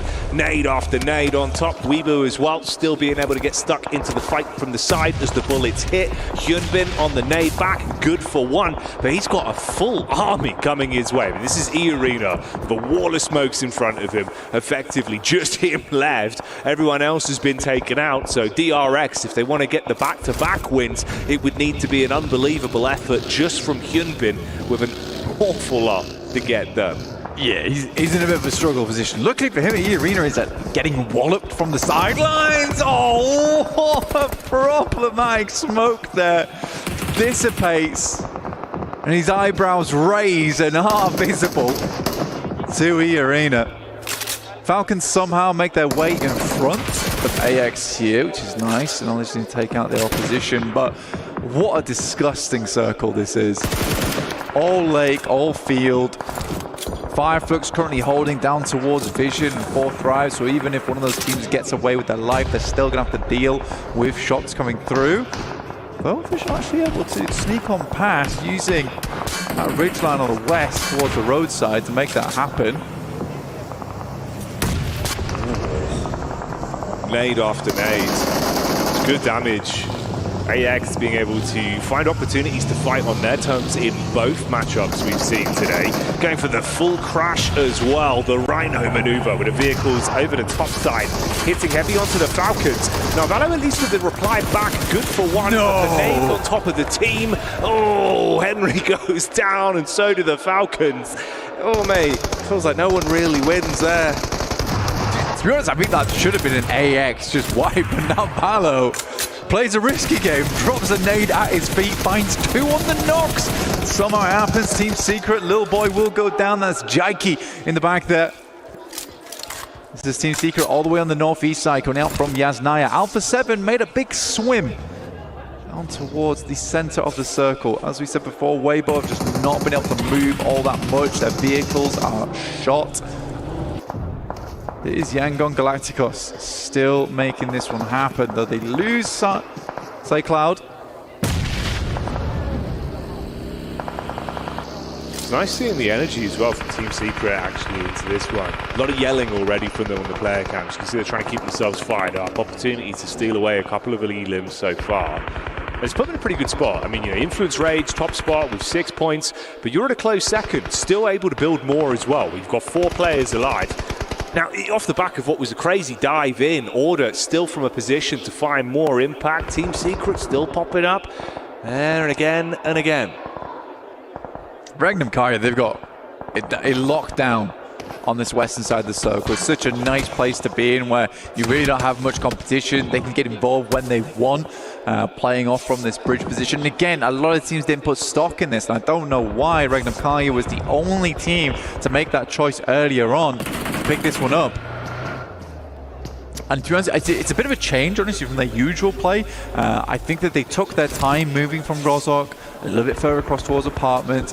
A fair few times on these kind of circles, they've been caught out where they move too far and too fast. The circle ends up coming back their way, and then they struggle in the future because of it. And it should have been an easy pickup. Order attempts to make the cross, and that will be one. More in the pocket of Regnum Karya. Yeah, the man himself, Silas, on screens, looking to find some impact on this one and build up the elims for him from the position they've got with the cover to play off. Now, Weeboo been taking their time. Feels like they've been, given a bit of plot armor with some of the fights they've survived throughout this map. So maybe that's about to change. It's a good peek in. Loxy lops them up, shuts down one. There's the reposition close into the ridge as well. The rest of the squad not really in a position to attempt to trade, and the angles just don't favour you. You've got covered either on that side with the rock face, you've got vehicles to play off of. My God. With a quick peek, good headshot there. Yeah, that was nuts from Toshbek. So low though, but need to get that headshot coming through from the Mini 14. Sec 3Z going down, just Sook remaining, our slightly more unorthodox player coming through from Weibo. On that big split they had earlier on. Alpha 7 do make it across, by the way. They did a heavy amount of damage, but managed to make it happen. Toshbek looking now, but you can see from staying in this spot for a long, long time, resources aren't looking all that great. Yeah, running low. That's the factor that could come back to bite them the longer this one goes on. I was curious to see if things would keep developing in a good manner for Team Secret as well, as they had a nice little bit of choreography there for a while. They were finding fights where it looked like it was working well. I mean, up to 6 elims, but they've been shot in the back. They do at least still get the knocked player back up, so it's going to be okay to reset from it. That's the last remaining member of E Arena as well, just down towards the coastline there in Joker. Meanwhile, Alpha 7 low here on resources, but can they build back up from forcing out? What are you doing, Carrillo? Oh, mate, what's happening? Slated him. Hey, here's that initial fight from earlier on versus Influence Rage, and Drang just holding it down in that front line. Diego goes down to Hopper from Lil Boy and just holds the angle, apparently. Yeah, I guess so. Kind of setting this one up where it's like, oh, this could be big for them, force them out, take the position off them, get some gear. Nade to the back of the face. Love that, but let's see if they can save Revo, get him back in the fight. Meanwhile, they're being collapsed upon though. So this is Hora coming in from the top as well, looking to really put the pressure on here. No fear, living up to his name. Nade over the top, burst in air. Hora with the first knock back over. Seems like Silas as well, taking that one straight to the dome. It's a 3-pointer. Oh, mate, beautiful work done. We move out in the meantime. Sleep, he has his legs blown out on the nade back over from Alpha 7. If he hits this. It's so close, bro. That second nade was unbelievable, but Forever was able to make his way down and hit the shot. Regnum Kaya will go out there. 6 elims. I think that was a good game from Regnum Kaya, all things said. They just got themselves into a position where couldn't quite figure out a way to remove themselves from it. Again, I don't think the circle favors them at all here. So I do think it was decent. For Carrillo, yeah, head down focused. Definitely should feel a little bit guilty about what he just did over towards Revo, who was revving up to get a good nade over towards Regnum Kaya earlier. Yeah, I mean, that's the thing. Like you say, if you can at least recover it individually, then it'll be all right. We can forget about the bad times and the possibility of it maybe being better than it should have been. Well, we'll go from here. You forced out the team underneath, so no one blocking your path. It allows at least a bit of a reset from Hora. A lot invested into that, though. Unfortunately for them, they were hoping it would be way cleaner, right, on the dive in with a third party. You get left with just 2 players. So it is going to slow you down. So many nades used as well from them. So back pockets relatively empty, and there's not much to pilfer from what was underneath the bridge. Yeah, this is such a weird circle as well. You do not see this kind of circle for many, many months at a time. It's a very, very odd one. I don't think I've seen the circle end up around here for a long, long, long time. Pretty much for Thrivesource, Fireflux do have a big position here purely because they have the ridgeline to play around between one another. It's going to be Horror, No Fear, Alpha 7, Team Secret, and potentially E Arena who's going to be getting themselves involved with one another. Obviously, the big difficulty though for Thrives and Fireflux is that eventually that ridgeline is going to be useless to them because they're going to have to move over towards that north side. Well, Horror might have just outlived potential expiry date they've had on this one. No Fear, the last to fall, as Revo will get revenge for the damage back over into the previous encounter towards the bridge. And he can save his teammates. You will still have 2 of the Alpha 7 squad alive and kicking, trying to play off each other here. Let's see, maybe they can build themselves back in, have a great start into the second game of the day, and show us the reigning champs have a lot of fight left in them. Team Secret though, Blanket, I'm curious to see actually if they could show up on this one. It's been nice from some of the mid-game fights that we saw them taking, and I love how fired up they look. Like instantly into this matchup, they're yelling, they're going for all of the good comms. That's not what you want though. Sideline shot back over, quick trade, headshot onto Revo with a mini 14. It's a nice knock again. They're feeling the pressure from this position. It's bad though. This is the worst time for Revo to be able to find a shot like that. For Alpha 7, they're far into the circle already, but this next one's going to start to push them. And to be honest, in that moment, Team Secret likely wanted to start finding a bit of a foothold in the future. You can see Fireflux here locked into the tiniest ditch available, and the circle is going to continue to push them further inwards. I like the way 4 Thrives is playing this. They've got that lineup, so even if Fireflux are able to send a nade across, they've got way more space to play in, and they are taking advantage of that space as well. So these nades have got to be absolutely sublime from Fireflux. Had a decent amount of them to work with as well, and you can see how they're setting this up. Good comms on it, slightly staggered with the nades going over. Looking to make sure they can commit onto the knock player just a little bit shallow. It's such a substantial distance though. Definitely trying to see if they could force out 4 Thrives members and punish them. Oh, this could be good. Perfect timing. Waits for the peek up. Slap back over though, Blank. It's not for free. They're actually able to at least get a quick trade onto him. So good heads-up play. The Bush had a framework made of metal, stopped that buggy in its tracks. The Five looks ruined by that moment. They really just wanted to get across and start taking shots to the 2 players remaining from 4 thrives. In the meantime, though, Madcap will go down, as will Scarface, and it's looking pretty grim right now for Fireflux. Alpha 7 and Carrillo as well as Revo. I mean, that is a dynamic duo and a half, and they could make something work out of this game. Potentially so. There's always a chance. There really is. Fortunately for 4 thrives, now it's just one that has to thrive. That's all that's left for them. And like you say, a bit of a split there. 2 teams in terms of the battle of attrition that do have 3 players alive, but limited resources to play with, and the cover really isn't there for most of these squads. So closing the gap between one another, it's risky. It's all or nothing. You've got to peek in, off your teammates' contact, and commit to those elims. You can't mess around on this one. And Secret looking very agitated, obviously aware of the Alpha 7 position, knowing it's do or die on the peak. For Team Secret, the lucky thing for them is that they have a lot of hard cover in front of them, and those rocks as well as the tree line. This is wild from 4 thrives, but they knew where Ketch was, and they're just looking for 3rd place. It's a smart maneuver. They're going to confirm points. I actually like a team that does that, that takes it into their own. What? Okay, goodbye Team Secret. That's how that goes, mate. The damage over the top with an aid and the absolute aggression from Alpha 7 that throws us back into a head-to-head 1 versus 2. Revo looking to let it rip on the shots over the top, and there you go, Alpha 7.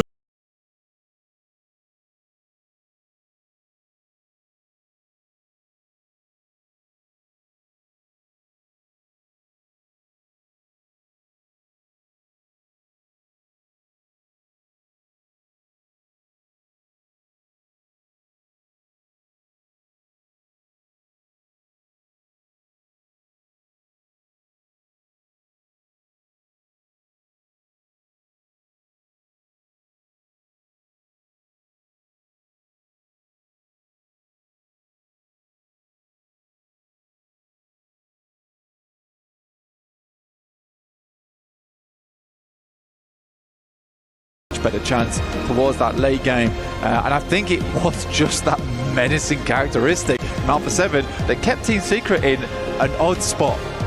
Yeah, it felt like Secret into that matchup, you know, they had some good knocks from the sidelines where they were able to play off a bit more of a passive position. But by the end... Talk about the grenade! Yeah, I know, he's just giving it. He's just giving it. Yeah. I mean, it is ironic, right? That was the only outcome. Like, you've got to just win it. If you just win it, doesn't matter, we'll be fine. And that's what he does. That's what Alpha 7 do. And you are going to wait until we're back in a few moments' time. We'll see you in a sec.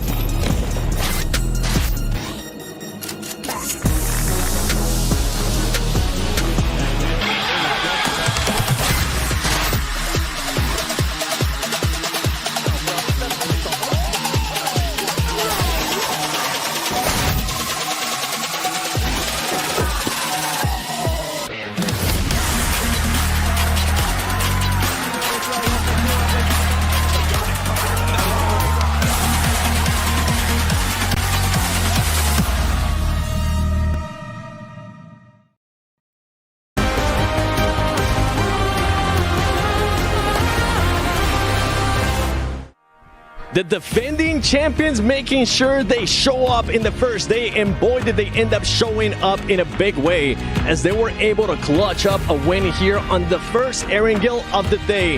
Max, I'm going to be sending it to you right away, and I'm going to be calling you out because you kind of did a bit of a reverse curse on them. You were saying this team is just going to get absolutely eliminated with the rotation that they were doing with that swim play. It ended up working out for them, Max. If you guys want to know what I was saying backstage while that game was happening, I was just like, no way Alpha 7 win it. No way Alpha 7 win it. No way?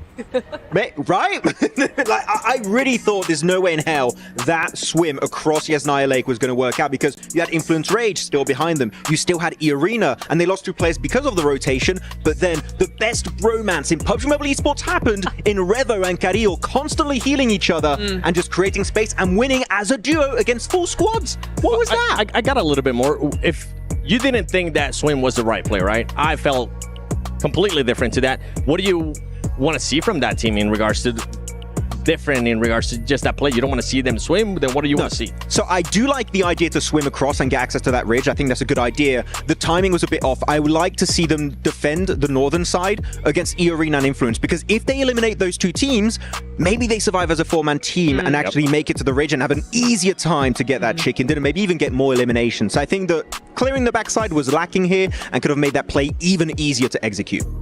Yeah, I think so as well, but we did have WBG as well in the back there, which added problems to any of the rotations. I mean, it was kind of the lesser of 2 evils, really, because WBG, A7 had a really good position in the beginning of that kind of late phase. That compound was phenomenal for them, controlled a lot of that northern ground. WBG coming in, they were like, not on our watch, you're not.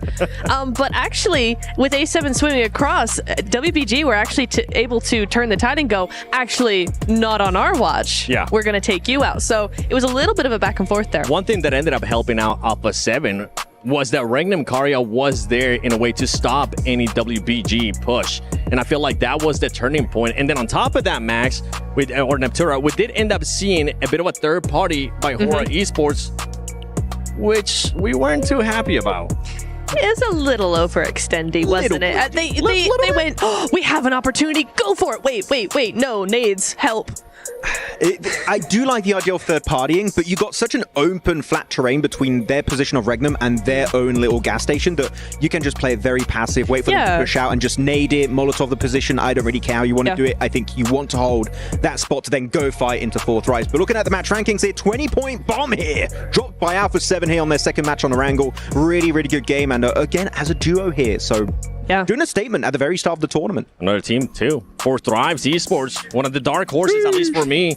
15 points, and 9 of those coming in from eliminations. It's really nice to see. I think we've seen actually a really good game for them. I liked the position because typically we see them do a lot of third party. Certainly in Sanok, the name of the game for them was that third party initiative. But here they actually played it as a 4-man squad in a field, playing for position, playing the position in zone as well. And I think it was actually really nice difference to see from them. We've seen a lot of Pakistani teams making globals like I8, now we've got 4th Thrives. Do we all agree that this is the best chance we have of a Pakistani team winning a global? Because this team is looking amazing. 100%. I fully agree. I think we're also seeing one of the best players ever from Pakistan in Falak. Oh, yeah. The 1-second nade specialist, you know. He's been having some great times at KMSL CSA. They're going on to the second page. DRX not quite able to follow through with their initial chicken dinner over on Sanok and getting 0 point the bubble here on Erangel. That's not good. There towards the second page, one team that didn't get any placement points, but did end up getting some elimination points. AXTMG, Natura. Yes, they did. I actually really liked how they played that against Falcons. The initial fight over onto Falcons in the guard tower, they tried it, saw that it wasn't going to go through, and they went, okay, cool, we're going to back off. Awesome, love that. Then Falcons actually took a position that was down on under a ridge a little bit, and I think it was really interesting that AXTMG actually took that and went, we're going to approach this as a third party. They did not full send, they didn't do anything, they used the ridge to scout around, to kind of run around the ridge, throw some nades. Once they got like a double knock, then they just full sent in. That is more like a third-party play than an actual 4v4 confrontation. So I thought that was actually really interesting because that is AXTMG's strength. And then no survivors. And then no survivors remain in that like wasteland of that fight. But I think actually there was another option available for AXTMG. I wish they would have opened up their third eye for a second and just like saw that option, which is maybe third-partying Vision versus 4 Thrives, and the southern side could have been a decent play. You go onto that bridge east of Rozhok, play it passive, you don't have to fight Falcons, because guess what? Even if they do win versus Falcons, later on you're going to have to cross Regnum Karya and WBG and Hora, so I think it would have been a good fight to claim a position at that point. Before the chicken dinner, no way was going to happen after a big fight versus Falcons in that specific spot. Well, with what I'm seeing so far from AXTMG, I feel like we got to go into Dr. Suleiman Al Habib hot takes, because my hot takes is, with what I'm seeing from AXTMG, I feel like they might end up going to the grand finals, and I'm hoping it continues on. Max, do you have any hot takes? I'm not sure if it's a hot take. I think it is, personally. I think hot drops have no place in a global tournament like this. Agreed, especially after day one. Yep. I think A7 are going to win the next match. Back-to-back, day one. Let's go. Is that a hot take? Excuse me? That's a hot take. All right. Well, you know what? I'll let it slide. It's for me. I wonder if Reflections is going to be maybe changing his hot take. I want to end up finding out. So you know what? Let's send it over to John Allen and Reflections. Okay.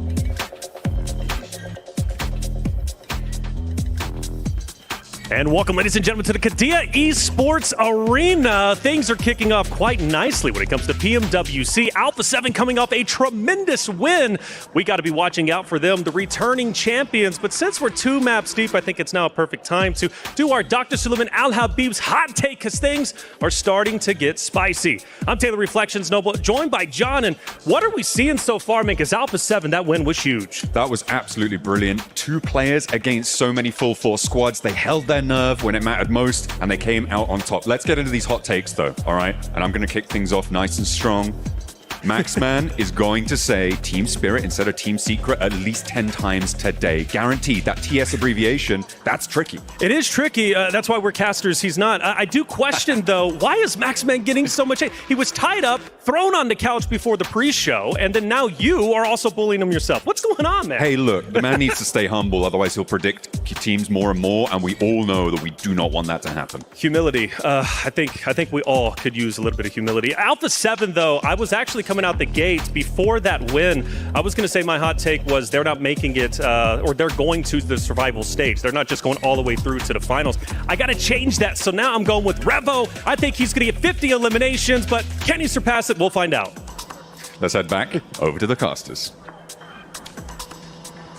Hello guys, we're back. You know what my hot take is that we're all really uncreative, and I agree with Reflections. We've got to stop bullying Max.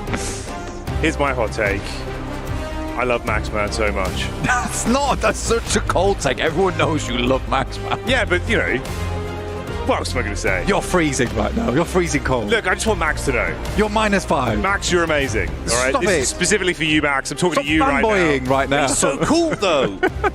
The style, the grace, the way that he fills up the place when he walks in the building, Maxman. King of the nades, Maxman. But you know what? Let's talk about another team that delivers almost at the same caliber of Maxman.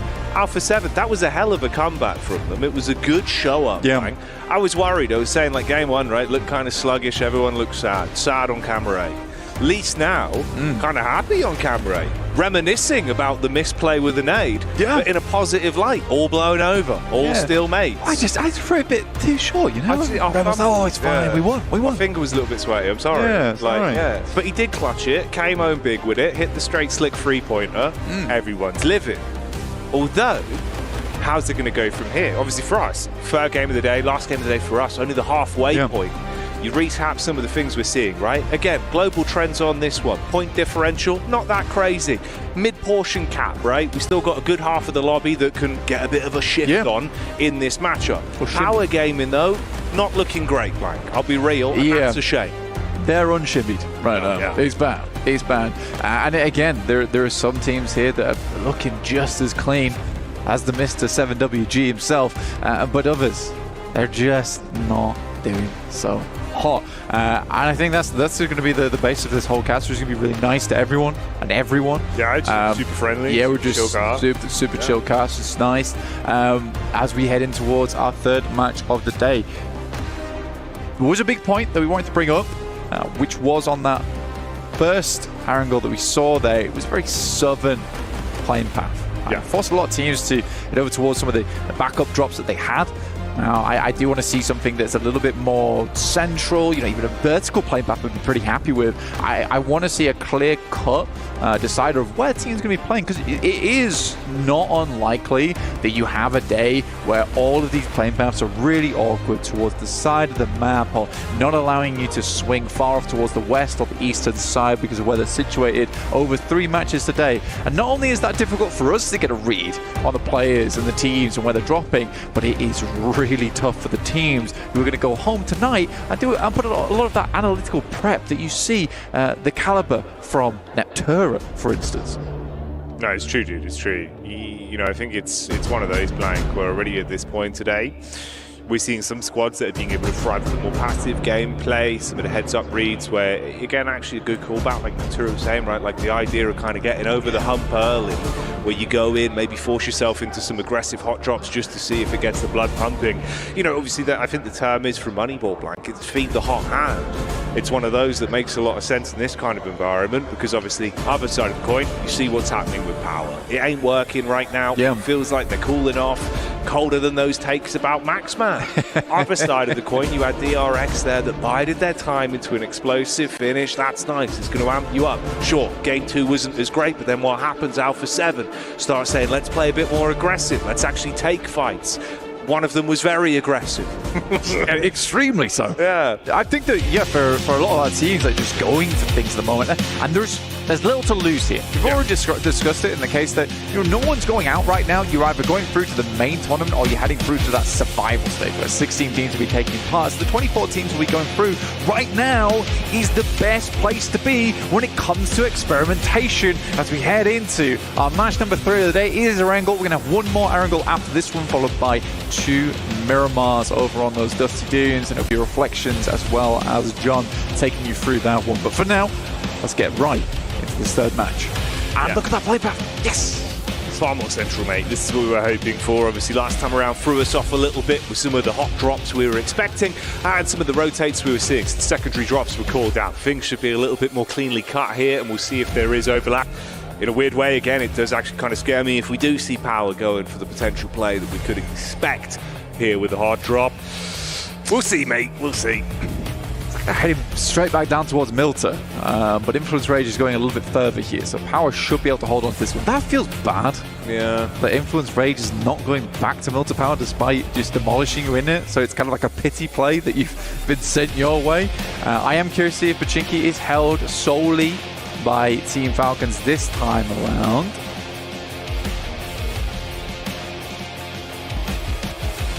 Like the fact, again, actually, we do get sort of the distance there from Team Secret. We do seem to be playing this far slower wick of the game. Let it burn late into the night, you know, don't want that one to burn quickly. Yeah.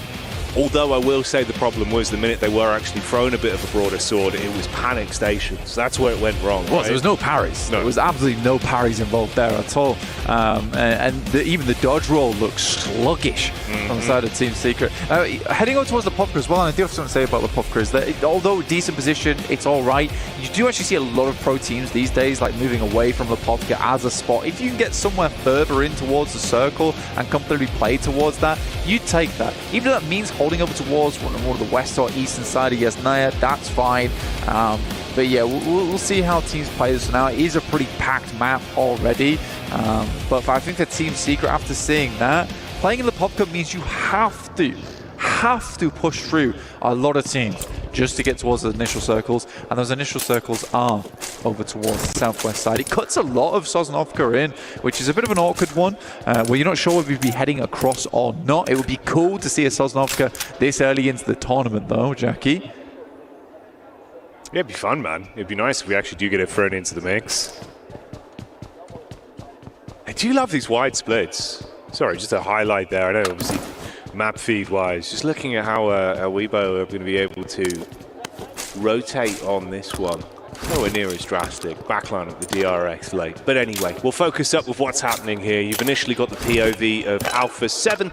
Alpha 7, for those of you tuning in, of course, I'm sure you're aware, they are currently the crown holders, the kings themselves, who took the trophy last year in a rousing affair. Some incredible plays, back-to-back games where they were popping off. And really, it was a bit of a nail-biter towards the end of last year. Like, you know, you're thinking sort of them and Reject, like who's going to take it, which region's going to show up.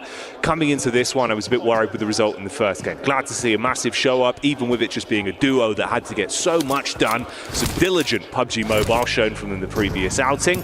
How's the rest of the day going to go, though? Will Neptura's hot take become a reality?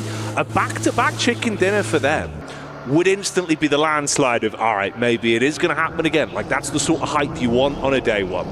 I think for Alpha 7 in particular, they're a team that really, when that momentum starts getting rolling, it's hard to stop them. They're very much like an avalanche in that respect. It's hard to deal with that, and if you're not careful, you are going to get covered and buried underneath the snow. Alpha 7 is going to be bringing down upon you. So I think that for Alpha 7, getting that win there, especially where it mends that relationship between Cleo and a Rebel very early on, that could have been difficult for them. But that makes you feel really good, you know, because instantly, instead of having what would have been a little bit of an annoyance, right? It's a bit frustrating. Now you have a bit more of that brotherly bond once again been stricken there in that map, which is cool. It's very cool to see, and I think that would help them. And I don't think Neptune is far off from the mark. I do think for Alpha 7, this game could easily be a good one.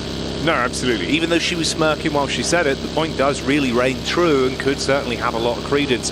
And you're right, bro, you know, not cutting the cheese with the chalk, I think absolutely it's one of those where you would have been fuming with each other had you gone down off the back of that nade with two key players as well. Right? Instead, you won it, and like you say, it's brotherly love, everyone's having a good time, the boys are back in town.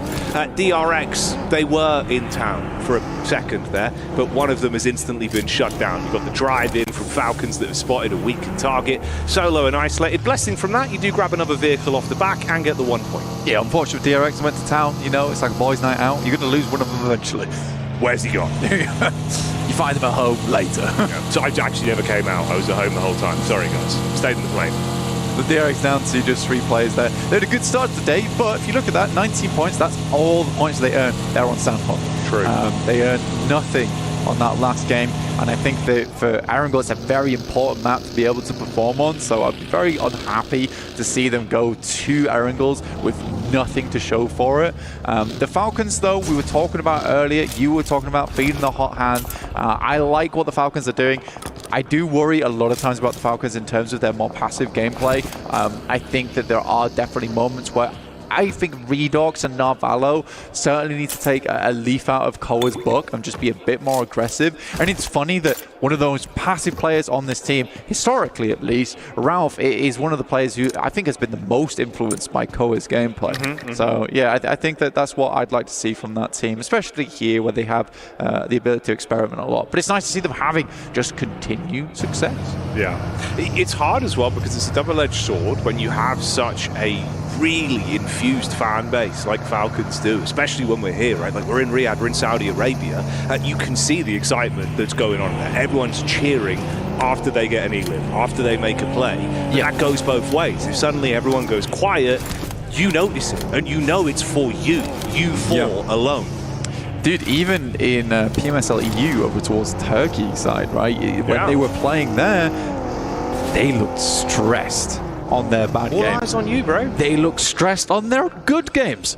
And I think that there is a lot riding on. There's a lot riding on here. I think personally, if they can at least get to the top 8 after this group stage, I think they'll feel so much more comfortable. Just going straight through to the finals there and not having to deal with it, that will be the ideal scenario. I mean, even if you think about just the fact, we were saying like, oh, everyone is literally forced to stare at Alpha 7 on a pedestal, on a plinth, literally.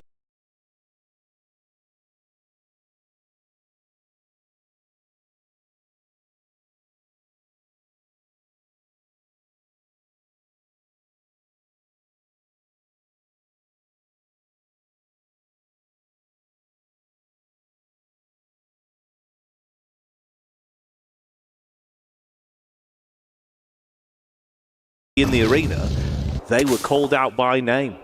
They were there. Everyone else sees Falcons as well, separated from the rest of the squad. It makes you kind of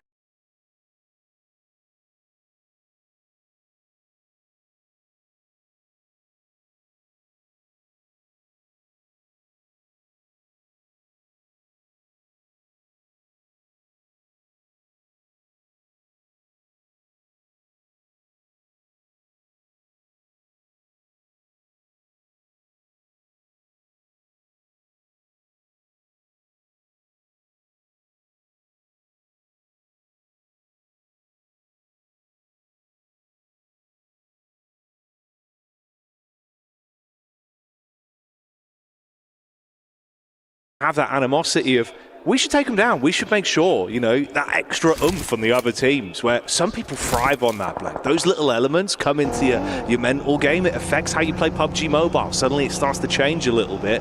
You see those targeted fights. It gets spicy. This is more of a story we'll develop over the course of the event. We'll see how that starts to ebb and flow. But it's just something to have in the back of your minds for the viewers at home.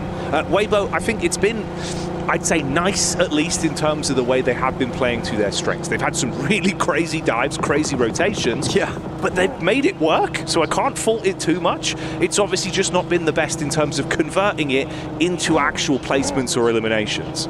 I think that there's one region that just will make those kind of plays, and it's something that I always massively adore about that region, especially that play from Sook as well, just running up the stairs. A lot of teams just won't take the opportunity. They won't make that play. But Weibo and that region in general is one of the few regions like Americas where it's a case of, we need high ground, but it's like a 90-10 scenario where I will get eliminated for doing it. But they will take that risk because they know that if they don't do it, they may as well be throwing away the game anyway. So they'd much rather take those risks early,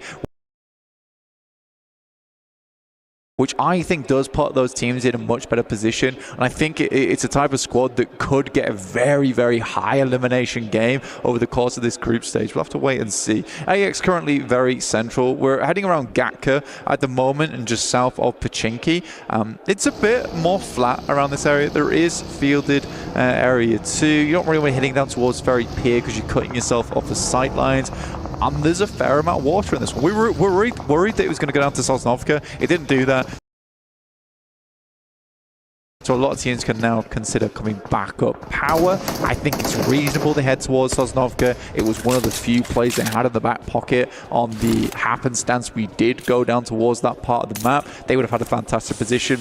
Now they've got to figure out how to get across. Yeah, something to potentially keep your right eye on, whilst your left eye's on this side. We can touch on Horror a little bit as well. I think, again, it's one of those where they had some unfortunate encounters, like No Fear, in terms of the timing and the setup he had. It was really good cooking with the nades. You could see, like, he had his understanding down to a T, mechanics were nice.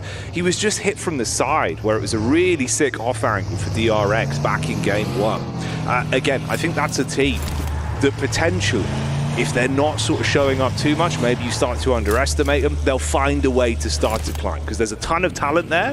They do just need the opportunity to display it. We've seen a few bits from Squash, but it's interesting, obviously, we've not really had as much opportunity to keep our eyes on him.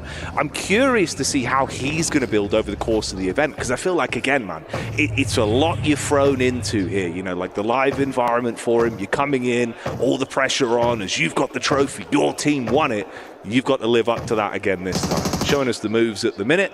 Vision, it's rough. It was a good start, game 1. Here, instantly isolated, you find the scout, take him down. That's E-Arena that grabbed that. With Joker showing up consistently. He's been the big dog, I'd say, so far for E-Arena. Yeah, it looks like he's enjoying himself as well. I think for Vision, there's been a lot of times where, if I'm quite honest with you, the awareness hasn't been great. That's fair. Hasn't been great in terms of where they're playing. I mean, we even saw that from, I believe it was E-Arena again on the last Erangel, where they were on a split over towards the top side. They were able to just move in there and immediately isolate them. So I think for Vision, that is something that needs to definitely be improved, which is just the overall awareness around the map in terms of that scouting, because teams will be taking opportunities absolutely anywhere they can find them. These are the best teams in the world coming to the PMWC, the PUBG Mobile World Cup. Right, this is not an easy stage. It is not an easy stage to play it. Quick shout out to the production team, by the way. Loving these transitions. They've been nice. They've been really nice. It's good setup when we do get our circles coming in. Pat on the back. You guys are killing it. Everyone is. It's been a good day so far. And of course, this is the halfway point. It's why it really starts to matter. We get a feel for how things are looking, the lay of the land as we develop into the later portion of today's games with the zone on the move. I think that's Toshpik actually going down there for Regnum Kai, who's a bit split off from the rest of the team, and they were making that move out down towards the south side, and I think he just gets caught on the back of that rotate. They'll still have 3 players to work with there for Regnum Kaya. She's not terrible. It's not always the best position in the world, but this is one of those spots where you take it early on the circumstance that we do get this fielded area, and this becomes actually one of the stronger positions because it is so open ground around it. That's risky playing in this corner, but he needs to get back across. I think he's worried about the sight line. Yeah, very, very worried about it. But there is so much area around here. Is that an arrow been sent his way? It might be. Just locking him on the door. This is kind of naughty. I mean, you've just got them pinned, effectively. Like, obviously, smoke wall up, try and play behind, stay tucked in, but you don't have an opportunity to aggress on it. Like, the timing on the face from the angle they've got with the high ground, you should have the shot every time. Yeah. Attention is somewhat split, though. I want to know if that was Sook, because there's been a lot of talk about him actually carrying the explosive bow and arrow around a lot, just to lock players down in position. But we'll wait and see. We'll wait and see. That was pretty terrifying there for Regnum Kaya, but they can play that spot. They can certainly play that position, and it might pay dividends in the future. We'll wait and see if that investment was worth their time. Bravo 7, though, probably wouldn't be getting away from this position on that southwest side. AX are in front of them. They'll have to bash through there. Currently, Power is struggling on this bridge. The amount of times I've seen Falak on this girder, on top of the bridge, is a lot. It gives him so much vision as well. Ooh, okay. Nearly. Window of opportunity, obviously very slim. You've got to chicane on the push up. Trying to keep the help from the back line. Takes a bit of time before he gets the first shot back over, but the first knock is the most important. Quick reposition, got to try and get himself out of dodge. Takes the damage from the drop and the bullet from the side, so into a knock on the bridge, off the angle. Teammates now with more pressure on them. Split there, obviously incredibly awkward for Power with the distribution of squads they've got around them. It's DRX they've got on the other side as well. I'm just not sure what Power was thinking on this one, if I'm perfectly honest with them, where playing on this edge, it's so tough. Yeah, they're getting eliminations here and there, but slowly but surely they are going down. Again, they could have played in from where Team Secret's on, where the circle was, where it encompassed Very Peer. You know there's going to be teams playing over towards Primrose. There's going to be teams heading over towards Yellows. This is a situation where there's going to be many, many teams looking to lock you out over towards Lighthouse coming across that bridge. It's just an unreasonable decision, in my opinion, where they could have played it slow on the eastern side of the map. The only other thing I can think of, and I mentioned it earlier, is just that they were hoping, gambling for a Sosnovka finish, and they would have been the first there, but I don't know, man. I don't know. Yeah, the odds certainly not in their favour if that was the gambit they were going for this time around. He was unlucky as well with the timing. Nearly got the pop-off on the hill to keep himself alive, but Fainan going down because of it. And then Al Haji, you are a sitting duck, effectively. That's the real sort of top and bottom of it. He's just trapped in the coastline. Play zone being the additional squad that will take him down from the back. So again, Power Gaming, I think that's free for free on first squads to fall, other than obviously actually easy. Yeah, he survived as a solo, got those 2 points in the first game, but it's been rough. You're losing at least 3 players in the opening sort of, 2 to 3 minutes of each game now, minimum. It's rough. It's really rough, and there needs to be a big change towards the end of the day. Looking at 4 Thrives, though, they're doing really well. Second place at the moment. I was asked recently who my top 3 players were, and in that top 3 I mentioned Valak because he is one of the more exciting off-angle specialists, and you saw him there even on the bridge. That's another thing I love about the player, is that when he's in that solo position where he's playing off the back of his teammates, trying to set up situations, he's so safe, so cautious with it. He was never going for the full-on spray. He was happy to let his teammates find those knocks, find those eliminations, and he just had to be the enabler, essentially. So he's a very, very cerebral player. And if you're watching PUBG Mobile, you never heard of him, I'd keep your eye on him during this entire tournament. 100%, man. You know, nerves of steel and really handy with the steel with how he was taking those fights. This has been Vision trying to get a bit more aggro as well with a dive over towards the hut side, isolate one player there as they get the info onto him. Quick pick up on the crate as well. Grab what he's got on him to restock themselves. Yeah, bro. He looked lost inside that shack, like he had no business being in there, and the arena was just getting evicted. Yangdong. I mean, they're getting secreted on right now. There's the dive over the back. Secret again, it feels like they do better when fights are on their terms. When it's suddenly thrown towards them, that's when a bit of a panic kicks in. It was a little bit awkward. They are being at least able to find some recovery from it. The zone's awful for them though, right? Consistently thrusted further forward. They have to just sprint through this, try and take it headstrong. They do win out on the fight, but with the double knock, it's going to still take some time to recover from it. Meanwhile, Weibo again. They always show up when you least expect it, and nades are raining. Why are they on the eastern side of the map right now? There's an insane rotate from them, which I didn't even catch. They were playing down over towards that western side. Suddenly they managed to get themselves all the way up to here. Just wrapped around, and Fireflux do find them. I think they were looking for a holdout as well over towards Fireflux, but losing Suk is not ideal. Matt Cap's been an awesome addition over towards Fireflux as well. Been finding a lot of success for the team. Where Ketch is no longer as potent as he maybe was in the past, Matt Cap has been pretty phenomenal at basically bringing him back up to level. Like, both of them combined make a pretty fearsome duo. There's been some fierce picks as well that we're seeing from the sideline there from Hora, still being able to keep themselves in a good spot in terms of the eliminations they're finding, where it's not an overcommit. So nice shots, again delivering. Fireflux, it's interesting how much we've actually seen them really being in focal points of fights that have a lot of reverberations for the outcome of the game, but it never feels like it really gives them the oomph they need. They're always on the, you know, the wrong side of the coin. Yeah, that's 100. Bruised by the nade. That wasn't a coin, that was a grenade. Yeah, it was. That was dirty. Heading through M79, trying to lay down some smoke in the meantime. It's not going to be. Solus does hit the deck though. So does Scarface, and this is looking more and more rough. So very good shots coming through from Regnum Kaya, by the way, from that position they were talking about before. They're currently holding over towards that north side.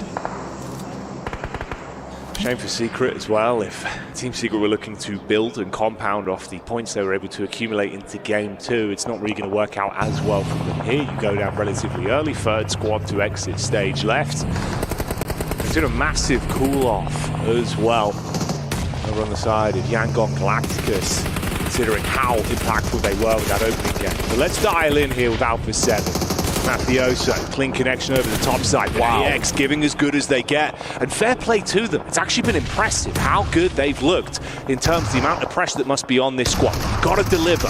Full commit on this. Push up with the DBS. Oh, it's clean for the first, but the bite back with the moves. Ravo starting to really bring the heat towards them. You've got nades running in from the side as well. Alpha 7 with a lot of targets on them. Ravo canonically touted as the best shotgun player in the entire world. Hard to deal with him when he's flying through the air, gliding on the back of those wings, the DBS.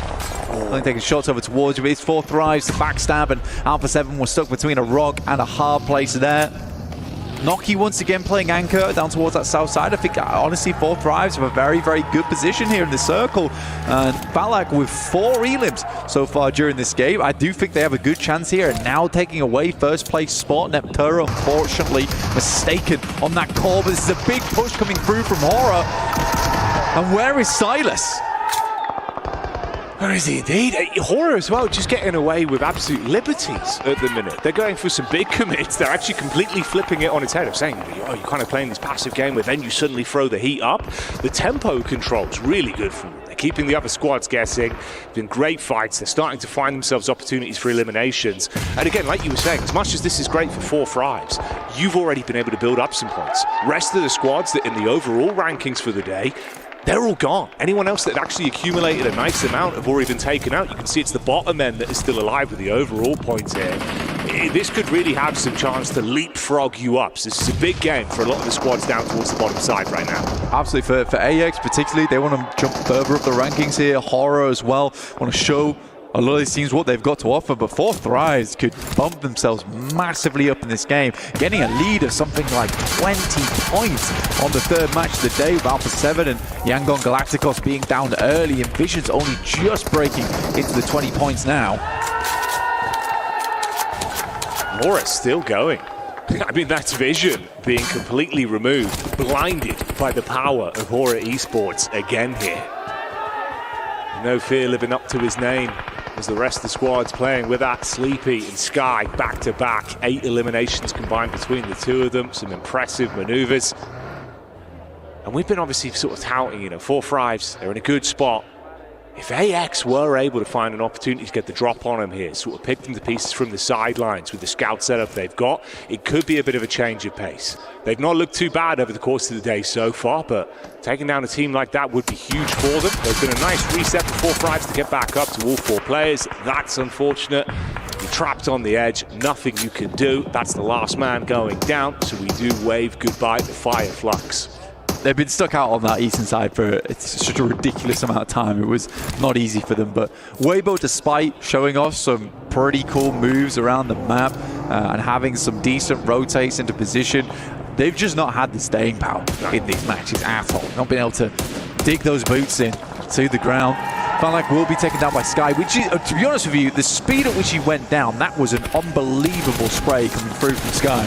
Yeah, Sky's looking crisp today, dude. Like, some of the shots he's being able to find are really impressive, but it's the setup from them as well. The way they're actually sort of jiggling and playing off each other's contact, comms look really clean. Yeah. Absolutely. And Sky has got a massive amount of pressure on him. And we had a nice interview with him at the start of the day where he was saying that I don't really see it as pressure. I just see that fans being just loving us as a team, and I'm going to try and do them as proud as I can.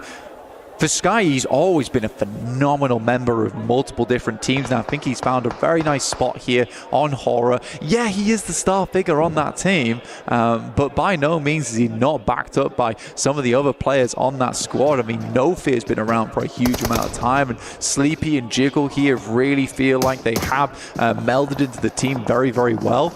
Yeah, Horror's definitely a team to keep your eyes on. Sort of playing against each other whilst being a team. Yeah. Being set up where there is sort of, no need for the ego. Everyone's happy to just set each other up, and it's working well, dude. Like, they're passing that baton brilliantly. It's funny as well because Sky is played on like quite a lot of highbrow squads, let's say, where he has not always been the player that everyone looks towards and is like, that's the top player on that squad. So it must be quite nice to be on a team now where he is that star player, but he's still quite a humble dude. So, getting set up, and he's always there looking to capitalize, help his team find that success. And this is an unbelievable position. I talked about earlier where Regnum Karya tried to pick it up early into the game, and it would have had massive success for them should they've been able to hold it versus Horror, but they just came in very, very fast over towards that position. It was super difficult. They're on the outside of the circle now, though, with Nongshim, Red Force. I think that's Binny and Tizzy currently playing in a shack of their own, and likely Horror's going to struggle unless they can start finding picks on the outside of the circle over towards AX or Influence Rage. Yeah, it's been good shots, but it's the fact that they're not really being fully able to convert off the back of it, with the cycling of those knocks being really just stalemated. Henry here, you get the POV from the man spamming over towards the side. Good split as well for the backside. Sleepy still gets the tag back in. That's an instantaneous shot onto Henry. And they really do just take him out instantly. Good read of the lay of the land as well. So Arian's trapped behind the vehicle. Bullets coming in from the side. 4 Thrive still trying to keep themselves involved in these encounters and snatch points where they can. Zarek tried to edge his way down towards 4 Thrives, but was immediately shut down there. Henry, I think, was on 12 bullets left in the next magazine, so wasn't a lot at all. That's 3 loot crates, by the way, that I can see on the map there. And those could comfortably create some cover, but the speed at which Horror's going to have to set up this flying V is going to have to be very, very quick. Horror sends out, though, and no one's currently taking shots. Binny and Tizzy are currently encapsulated in smoke. One goes down, but it will be Aryan to go down next. And Horror efficiently gets themselves over there, but can they get their player back up again? 4-5s have been doing what they've been doing for so long here as well. The minute there's an opportunity set up by someone else, that's when they capitalize from it. So AX open up the fight. You see the weakness there on Horror. They come in for the sideline sweep, get some damage in. Non-Shin Red Force as well, finding an opportunity to get one shot in from the back, and that's all they really needed. It's fragmented the squad. They go down from having 4 members looking really clean to just 2 isolated split on them. I think it's good, though. Honestly, if I'm fully analyzing this, Horror makes a sacrifice and it pays off for them. Yes, they lose 2 players, but given that moment, it gave time for both No Fear and Sky to get further into the circle. Such an important moment for them where it actually could have gone really, really wrong. And that's what you want from teammates. Teammates who are ready to make the ultimate sacrifice for you in-game to allow you to get a little bit further, a little bit more points on board. Beautiful stuff. That's what I mean, the lack of ego. You see it there. Everyone's playing for the big picture. They're not worried about the stats. They're worried about the placements. They're worried about how it results overall for their tournament run. That's a brilliant way to think about it. You've got the late backstab potentially from Influence Rage. I mean, that's Law, the solo member with Red Force trapped, living on borrowed time inside the hut. Near miss from the nades as well, dashing them towards them. 4-5s have been able to play on the back foot for quite some time, wait for everyone else to come towards them. Now they do have to advance somewhat. Horror, of course, with those 2 players, like we said, still could have influence. The quick trades are made. One shot back over, 4-5s taking issues. Shin go down. Falak with the quick shot back over. That's No Fear out of action. And Law still just belly crawling further forward. I mean, look at the split here. A chance for at least a sneak into that 2nd place. He had the 1 nade and the 1 Molotov, so could have actually efficiently cleared out 4-5s, but 12 eliminations, now looking for the 10-point. Bobs up just as he gets res there, and that could have been absolutely treacherous for them. And now nade's getting sent over the top, and it's unbelievably placed. Coming through from 4-5s, taking them to a 24-point game. Massive scenes. Brilliant teamwork, never over-egging it as well. So comfortable playing their own game and always following up. If someone else went in for a fight, they were ready to clean up, ready to engage. Good rotates on it, and they're going to be happy with that one, but that is a massive gainer. It's huge. You were talking about it as well, where you were saying that a lot of our top teams were just out early, and it was really only 4-5 still going there. I think off the back of that game, they're up to 43 points, if I'm not mistaken, which is a really big result. And again, a lot of the top teams went out fairly early. I think they're right now looking at around about a 20-point lead at least over a fair few of our squads there. But Horror was another story during that match, looking really, really good. Egoless Sim. And again, it was not only that, but just really good reads as well. Yeah. You saw Binny and Fizzy, they both smoked out their compound to stop players from peeking or sending shots in. In that moment, the boys from Horror, they send across because they sense that opportunity. We're going to take this opportunity for a quick break. We'll be back real soon.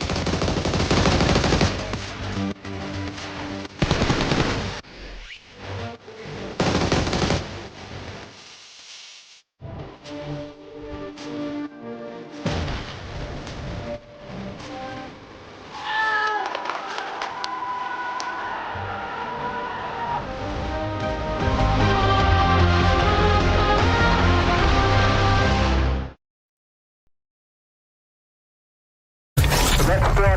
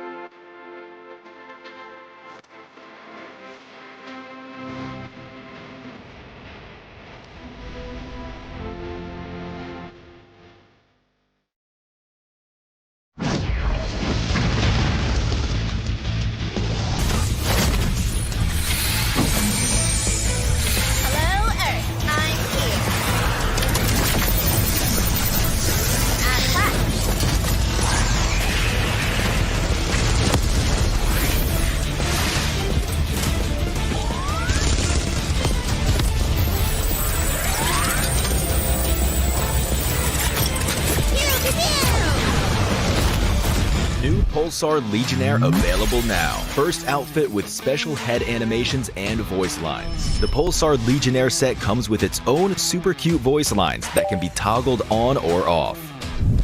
What happened? Bye, friend. Hello, Earth. I'm here. It also features the upgradable Hyperion ship DSR. And Jet Reaver Glider with special animations. Experience parachuting like never before. That's not all. Even more rewards await. Event period, July 25th, 2025 through August 26th, 2025. What are you waiting for? Get the new Guild set now.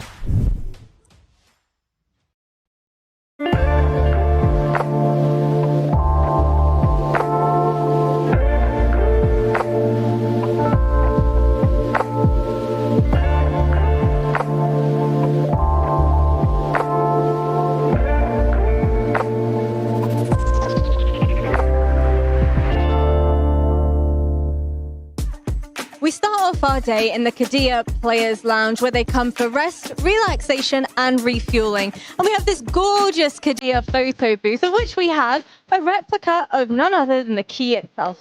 I'm going to take this one with me. Across from us, we have a reaction royale, where players can test out all of their fantastic reaction speeds. Dot C, by the way, for Nongqing Red Force, is only at 15th place. I don't know about you, but I think you could do a little bit better than that. We also had a lovely viewing station for all of our esports players to enjoy and bask in some lovely PUBG Mobile. But what would a player's lounge be without a refueling station filled with caffeine, juices, healthy snacks, and maybe some of the unhealthy ones too? Speaking of which, I kind of want a snack of my own. Sorry guys, squeezing through. Thank you very much. Iced coffee, my favorite. We then head on over into none other than the Heroes Club, where we end our tour. The Heroes Club is exclusively reserved for EWC victors of the past, last year, but also the ones still to come. Only time will tell which one of our PUBG Mobile teams will have the glorious pleasure of joining us in there.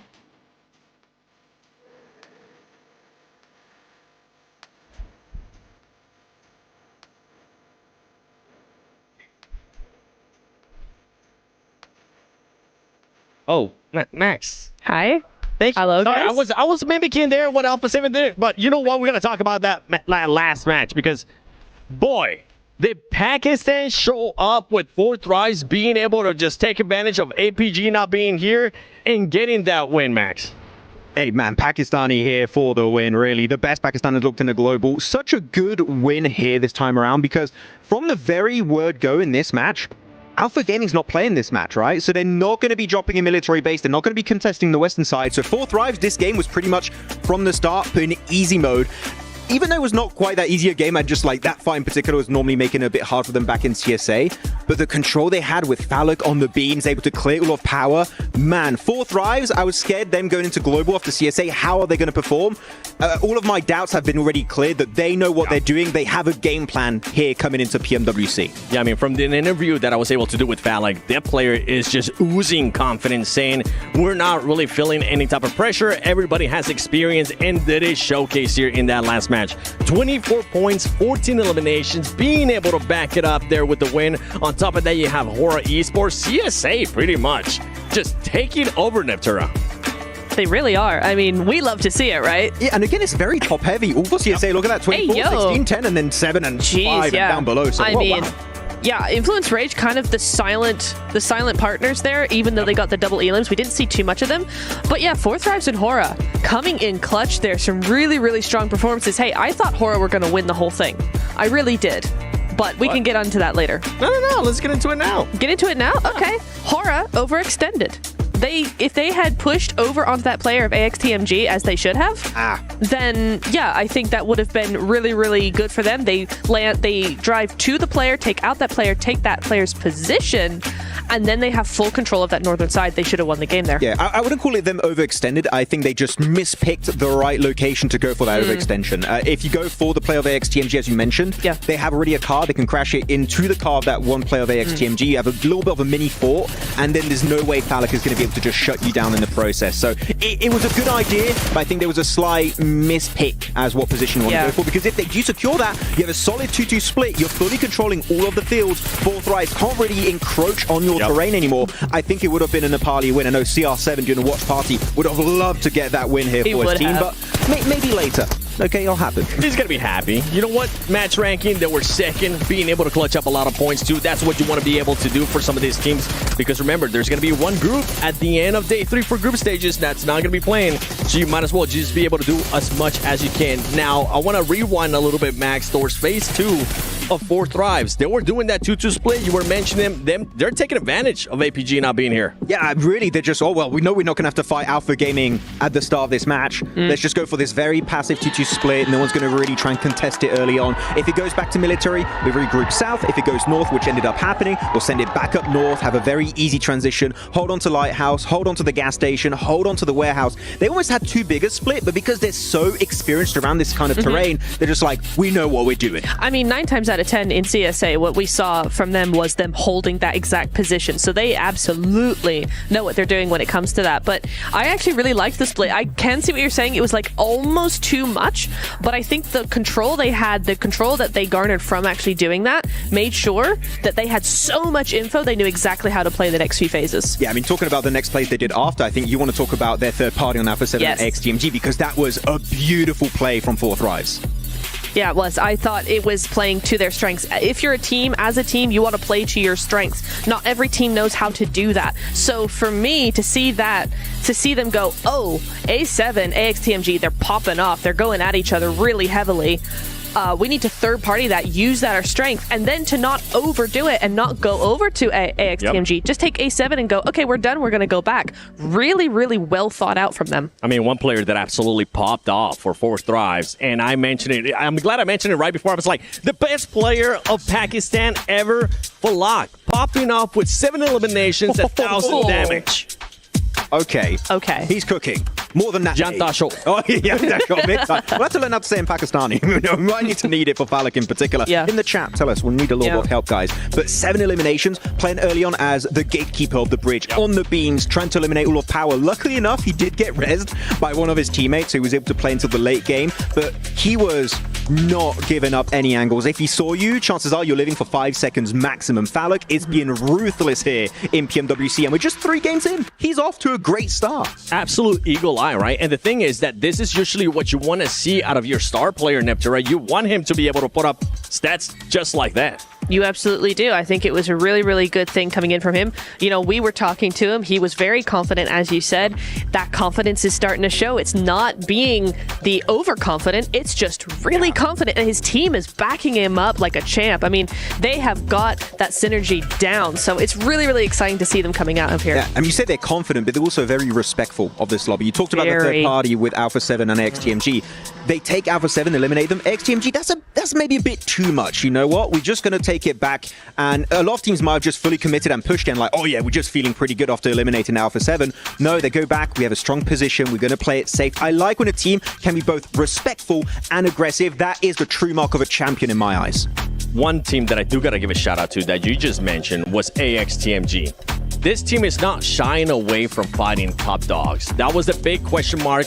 Is AXTMG, with the lack of global experience that they have, are they going to be crumbling? Is everybody just going to be stepping over them? That's not the case so far. No. They're willing to take those fights, and they're willing to take them quick too. And one thing that we saw is whenever they go into close range, it can actually go their way too. It can absolutely go their way. My big concern with them was their speed. I thought that they are actually a very slow team compared to the rest of the lobby, and that actually they've stepped up massively. They've seen that, oh, this is where our weak point is. This is where we could fall down and get overrun. They have stepped up massively in that regard. So really, really nice show from them. Yeah, you were scared about the rotates. I was a little bit more scared about their DBS game because as a region that hasn't played globally for a long time, he has the special invite team. I was like, is your DBS and S12K game on point? And I was talking to Ocean Sharma, he said, it's good, but I was like, is it good enough? Well, clearly it has been good enough for some of the fights, like in Ruins on Sanok, for example. So that's a doubt that's kind of gone away for AXTMG. Seems like they can back it up. And I do also enjoy how they played this game. They knew they weren't going to win this match. Yes. After that encounter with Alpha 7, we're not going to win this. We're going to play it passive. Let's try and aim for top 3 with a few eliminations. That is really nice to see when a team understands we're not taking this. Let's just gather as many points as humanly possible. I mean, and that's the player, right? Just gather as many points as you can. But let's take a look at the overall as we're halfway what a through lead. day one. Whoa. Or Thrives, 43 points. Horror Esports, 25. Thrives, chill. I'm cleaning my glasses just to make sure I'm reading that right, and Yeah. that is a healthy lead for Thrives. It's what you want to see in the group stage, right? When you know you have a day off at some point over the next 2 days, right? It's either tomorrow or the last day. You want to get as many points as possible today. Yeah, I mean, I'm looking at DRX in particular. If we're going to go on a negative quickly on the first Yeah. page, they got 10 placement points. They have 1 chicken dinner. Quick math, that means 0.0 points back-to-back on Erangel. This is the map you have the most every day, DRX, okay? You are the Korean team. You have the Korean champions here, normally of D plus Kia. You're replacing them at PMWC, kinda. We need to see more, and unfortunately, outside of Sanok, nothing's been happening as you go to the second page here. Quite a few SEA teams in E-Arena in particular. When we're talking about teams that we need to see more out of, one that just pops into my head right away is Weibo Gaming. The hype that this team had, I was on that hype train too. Right now, they're just not being able to put up any points in Neptune. I think it's just kind of odd, but I do wonder if maybe, I mean, day number 1 is all about kind of adapting, so maybe we're going to see some better rotations, but also they've just not really been in play at all. Sook didn't find a bow yet. That's right. Oh, Just that's wait. right. You'll That's find true. it. Yeah. Okay, all right. Well, you know what? I can't wait.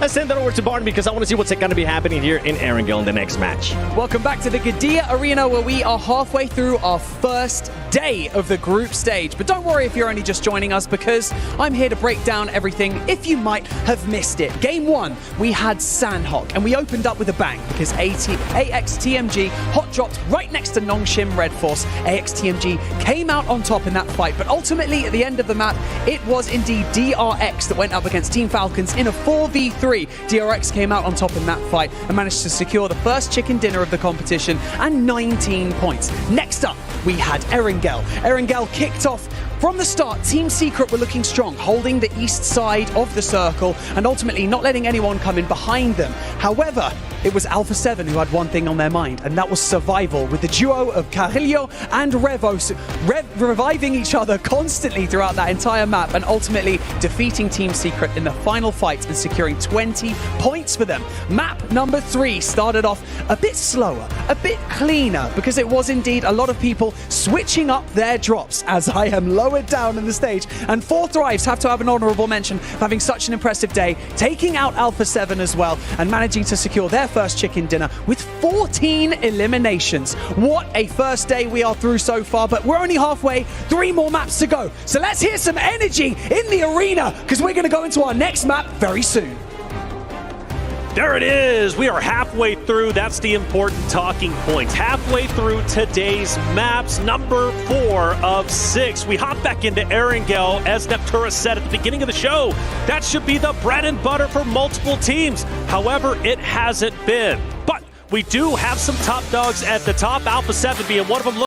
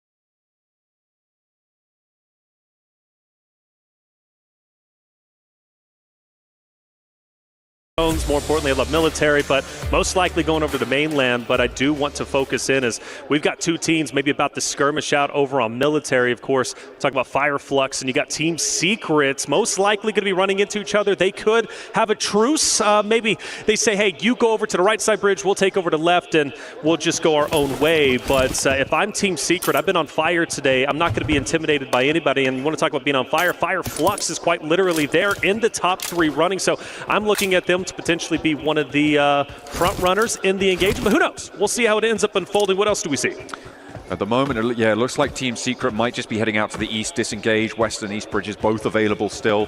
At the moment, it doesn't seem like too much more is unfolding. I feel like George Pole is potentially a little bit of a hotspot for contest on this northwest side. 2 teams in South George, Alpha 7 up in North George. That crossing down south, that because of this first circle, is going to have to happen for Alpha 7, could be under duress, could be a little bit of conflict in their future. Yeah, but you got to think about who they're going against, right? It's E-Arena, who, well, let's face it, they've been struggling, only sitting at 8 points, currently in 13th place, and Alpha 7 being the top dogs they are. Winning that game, by the way, game 2 with 2 players was phenomenal. I could not believe my eyes. You actually called it early. I wasn't a believer until the very end, but able to get, 4 to 5 revives overall. It was Revo and Korea who was able to get that win. So if I'm E-Arena and, of course, having to rotate down, I've got to go against Galacticos. That's not going to be an easy fight for either of those rosters. So for Alpha 7, I'm still favoring them, but you're right. I think we will have a skirmish soon. They could always break out further to the east, right? There is always that option to go for a wide swing, but depending on the pace that they can loot, the pace that they can get out of North George, they may be able to avoid that altogether. So we'll keep an eye out on that one. Team Secret, they did move all the way over to Novo. This is on the military island right now on your screens. They did move out east, so no conflict here for the time being. The question I have is, where are Fireflux going to rotate? I expect Team Secret to be going over the east bridge. I'm wondering if Fireflux are going to try and join them, because you're going to be aware that 4th Thrives are going to be on the other side of that bridge. And right now, I don't feel like you want to head towards this team. I don't think so. 4th Thrives, they're obviously the top dogs for a reason. Will they be the top dogs by the end of this tournament? Who knows? But right now, they are undisputably the best with more than double the points, even over 2nd, which is Hora. But I would think so, though. You know, for Fireflux, I would go to the right side bridge alongside that at Team Secret. But then you have Power over there, too. And Power, I don't know. There's no reason for them to go too deep into the zone as of yet. Bridge camp potential, you think? It could be. I mean, it does potentially waste a little bit of time. It looks like 4th Thrives are going to disengage from that bridge position over towards a more central location, up towards that hill ridge that sits further north. But there's always time to come back as well. We'll have to see if that yo-yo comes through. And actually, Yangon Galacticos on the move. Okay, so that opens the door for Alpha 7, which was potential for them to find that path on in. Getting very, very central, nice and quickly. Into 5 minutes in the game and already finding a central spot. Reckon Kaya looking to do the same. Yeah, taking a little bit of damage, but they're going to be just fine for the time being. This is a team that was much hyped up coming into PMWC, a team that needs to start gathering points. As we said, we're on our halfway point. Only 9 more games remain. Yeah, you've got 3 days of group stage, but the teams only played 2 of those days, a total of 12 games. 3 are already gone. With the point race being as close as it currently is, I know they're in 12th place, I should say, but they can easily jump right up with how close it is all the way up to top 8. And, well, DRX on your screen, a team that ended up starting off the day hot with the winner chicken dinner. They're currently in 6th place. It's going to be nice and quiet for the time being. Yeah, just bunkering down right now. Early circles, keeping it chill, keeping the nerves in check. Something that I would love to see is like heart rate monitors coming. Yes, we need that. That would be really sick. Although to be fair, 64 heart rate monitors, that sounds like a nightmare. Absolutely. To be honest. But either way, I mean, it'd be so interesting to see how these players are affected by it. Obviously, early game, you're expecting some low tempos, but you can imagine it goes through the roof in those final moments. Unless, you know, you're Revo and Carrillo in the final moments. You're just super chilling.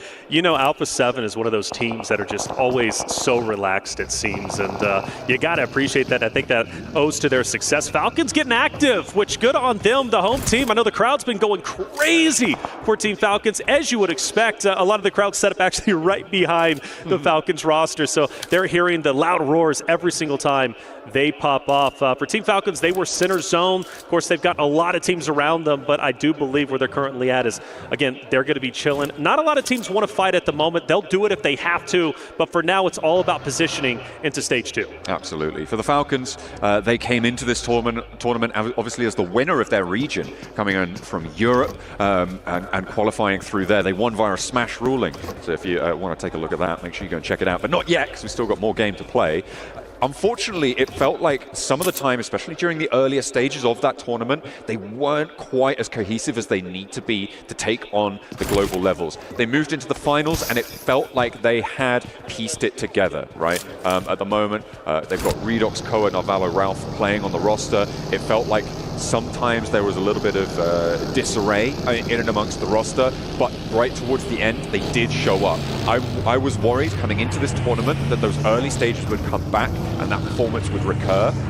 For now, it seems like they're holding their nerve. There have been 1 or 2 missteps today in some pretty crucial moments, but I think for now, I'm pretty happy with where they're sat, up in 9th place, 18 points. They've got this first point on board as well. Yeah, it's day 1, right? Since only 3 games in, we talk about teams struggling, but you know, right now it's time to get your feet underneath you, get used to the LAN environment. There are several players out there, this is their first LAN, and it hits differently, right? When you're playing at home, you're nice and comfortable, there's no pressure virtually, you're feeling okay. When you come to the LAN experience, you got crowds yelling at you, maybe booing you, maybe cheering you. You got a mix of emotions. For Team Falcons, I think they're doing just fine, and you talked about their progression. Well, we need to see progression from so many different rosters, and honestly, for me, Alpha 7, I wasn't happy with their America's performance, I really wasn't, but I think that narrative's out the window. I'm feeling good. We shift now to mainland, and now we get to see Boards Rise. They're going to gatekeep, of course, one of the rosters going across. Fireflux are already trying to make their way through, but this eastern side is really heating up around Potato Hill. You've got Aura trying to make their way on through. Power leading the charge from that side of the map. Influence Rage going for a wide sweep out towards the north. The question is, where are they going to cut in?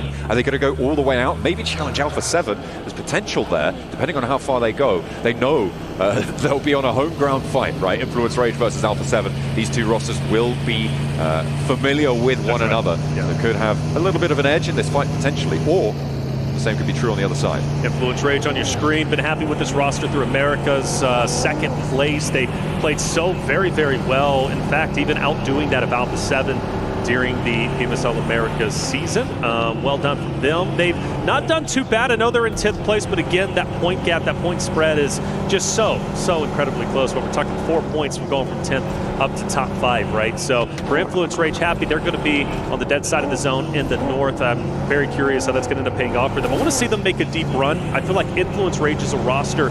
They've been around. We've talked about them on the global stages before, but this is the year I think they're truly going to show what they're made of. I would hope so, but it seems like they have always been the little brother of the region, right? They are there, they're powerful in their own right, but they just haven't been able to take that next step. Maybe they'll find that development here, but I feel like with Big Brother's Alpha 7 in the lobby, it's going to be hard to try and take that fight. Yeah. Well, and that's a great point, right? When it comes to Americas, it was a region that we paid attention to mainly for Brazil, North America. I know we've got our struggles. We're going to try and make it back up eventually. We're getting better, I promise you.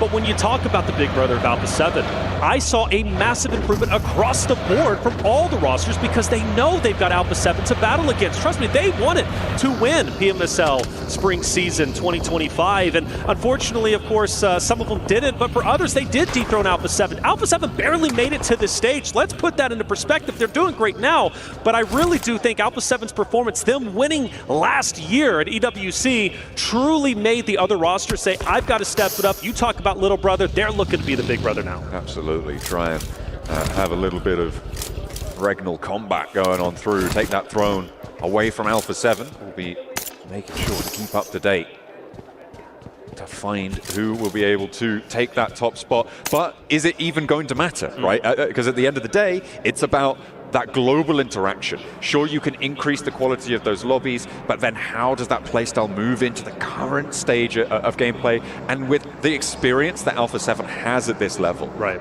I think that is going to be a massive, massive hurdle to overcome for the teams looking to catch up.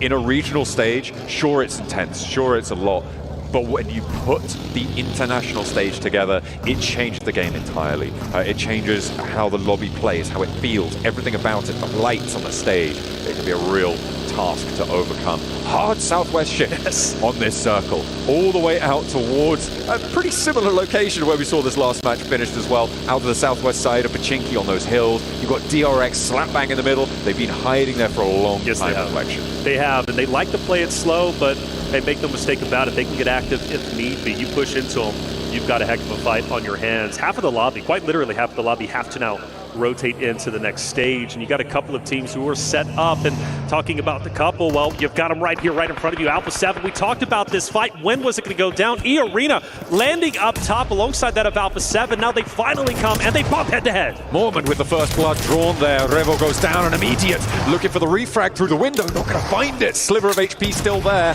And now with a nade cooking, it's Alpha 7 who are biting the dust more so than ever. Joker went down earlier, but now it's 3 players alive, and Alpha 7 can't find the fights. Tourniquet goes up the stairs, and immediately with the pump action around the corner, Alpha 7 coming apart at the seams. Alpha 7, they're falling apart. Carrillo, can he be the hero? Can he be the one to save the day? They're already in shambles. He would be the only one leaving this engagement. Influence Rage, mind you, they might come in for the third party. This fight needs to be finished up, but Carrillo throws a Molotov, and it's going to at least drop one from the arena. Carrillo going for it off angle, taking damage, but he has no choice but to push forward, and he's making the most of it. Alpha 7 refusing to lose. Not yet. They will not go quietly. An Influence Rage on the south side looking to guard this one out. Carrillo, though, could slip through the cracks as a solo. It's a lot easier to go unnoticed, but unfortunately, the firefight around him has drawn the attention of their regional teammates, and they will have to move through it. Carrillo, I don't expect them to be getting too much further, but he could leave north side,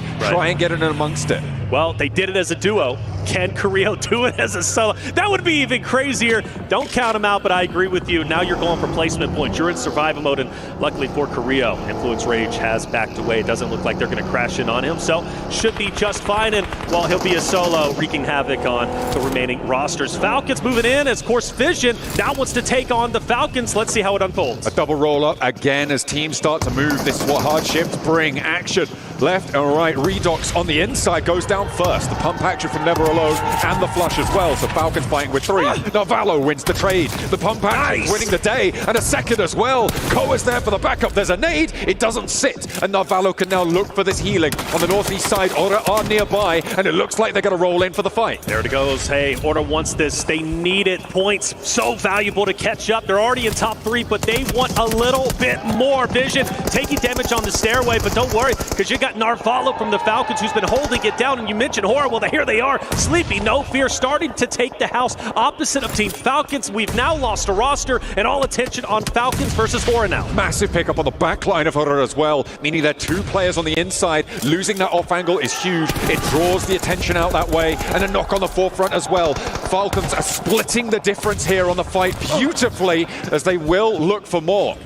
Narvalo, I mean, he has just been doing quite literally everything. All eyes on him. The tip of the spear for this roster to take down Sleepy and No Fear. Ralph also moving in as well. You gotta think they've got a power position. That stairway is always hard to push up, though. It's going to be a choke point, and you know dang well Horror's going to be looking straight down it.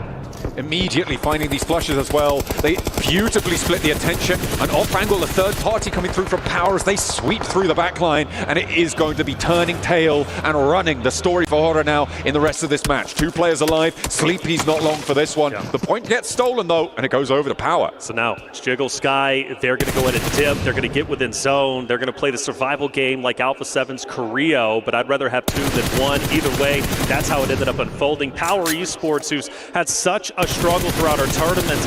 Not one of the first teams out, mind you, so maybe good news for them. We talk about at the halfway point, 9 more games remaining. I'm hoping Power is able to turn things around in this Erangel. We didn't really talk about it too much with all the fighting going on, but the circle shift was another hard southwest side shift, which means that Falcons had to move fast and early. Unfortunately, they weren't in the best of shapes to do it, as Horror do finally bite the dust. It means that Falcons are going to have to crash in a suboptimal situation to the north side. Same story going to be true for Power, as they have now wasted a little bit of time, I think it's safe to say, on this northeast side. So Falik, he's going to be the scout, kind of breaking away from 4 Thrives, who are going to be just up to the northeast of where he's currently at, and maybe calling out Solus, who I believe is down, if I'm not mistaken. We do have a bit of a crash, though. Falcons continuing to get into engagements, and this time it doesn't work out. Regnum Kaya, the ones to receive that in the ditch, in the divot. It's going to go down for the Falcons, and I don't think that their lone player is going to get to... Hang on a minute, take it back, Koa with a drive-by onto Romeo. Hits him with a runaround, and we'll be able to survive a moment or two longer. But really no safe ground in this central area. These hillsides are littered with Caltrops. Yeah, for Galacticos, we obviously tuned in with them just a little bit, but they got teams all around them, including Power, but Power is not having a good time. Galacticos are taking them down left and right. Falcons also eliminated some heavy dogs already out. Yeah, that was the final player, Koa, going down. He was not able to find any respite in the middle. And now, with 4 teams or so looking to try and hold it out, seems like Regnum Kaya want to extend their influence. A nade over towards Easy connects, and that is going to be a beautiful opener. 2 players now standing for Power as there's teams behind them also looking to put pressure on.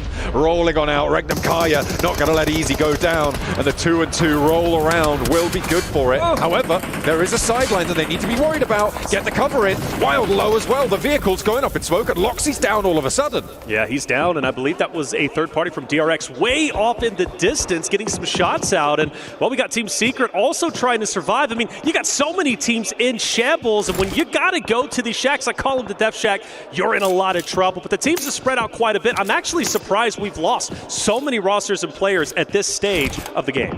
This open field situation, this open hillside that sits to the north of it, these 2 hard southwest shifts followed by a northeast shift, maybe giving a little bit of pause for a breather, but still those 2 hard shifts that we saw in a row have really changed the tune here in the lobby. It's forced teams to take fights where they wouldn't have wanted to otherwise, and now at 18.5 minutes in, we're down to 10 teams, and a lot of those teams not looking healthy.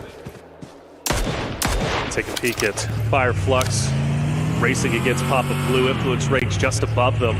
Talk about Fireflux landing over on Military. Would they have a bit of a skirmish from 4 Thrives on the Western Bridge? That doesn't end up happening, so they're still alive. Now down to, of course, just a handful of teams. Circle closing in. Another shift about to begin. Excuse me, as Fireflux starts to get active a little bit. Luckily, they got on the vehicles. The question is, can Influence Rage, do they get aggressive? Obviously, they have to move. Do they set position up to the right-hand side to cut off Fireflux's rotation? Be tricky here for both of these teams on the southwest side, and Fireflux are first to move.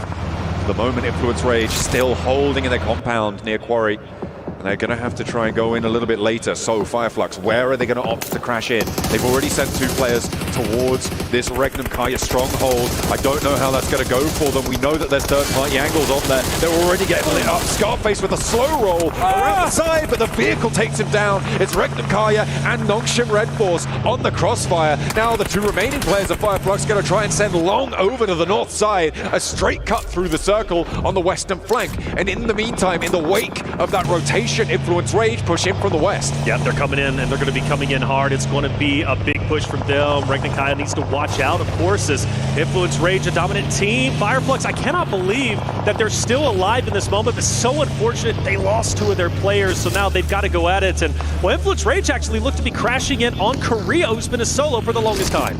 He has been alive, and he's going to keep trying as 4 Thrives go down as well. In the meantime, Korea with his full send straight towards Fireflux. 2 players alive, but he goes too slow. No hop out to be seen, and Ketch finds a duck sitting in his sightlines. That's it. And Fireflux, luckily for them, they will be dead center of the current zone. That's great, but also could potentially make you a target. You've got Galacticus, who's going to be just onto your left. Got DRX as well. Influence Rage, of course, are going to be moving in. We'll be keeping our eye out for Fireflux, and of course, at the moment. And also Team Power, man, I gotta say, for Team Power's perspective, just still struggling. I thought for a good moment they were gonna have a great game based on their positioning on the north, but just got too rough for them.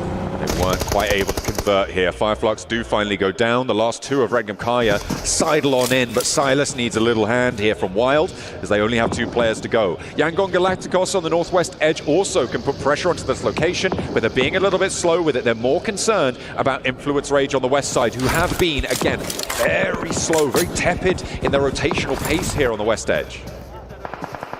As things start to slow down just a little bit, shots are ringing out, but nobody really at risk of going down except for Lil Boy. I'd say Galacticos trying to take him down. They will do so. The rest of the Influence Rage roster, I guess, a little bit separated. Lil Boy maybe being a scout, can't get away.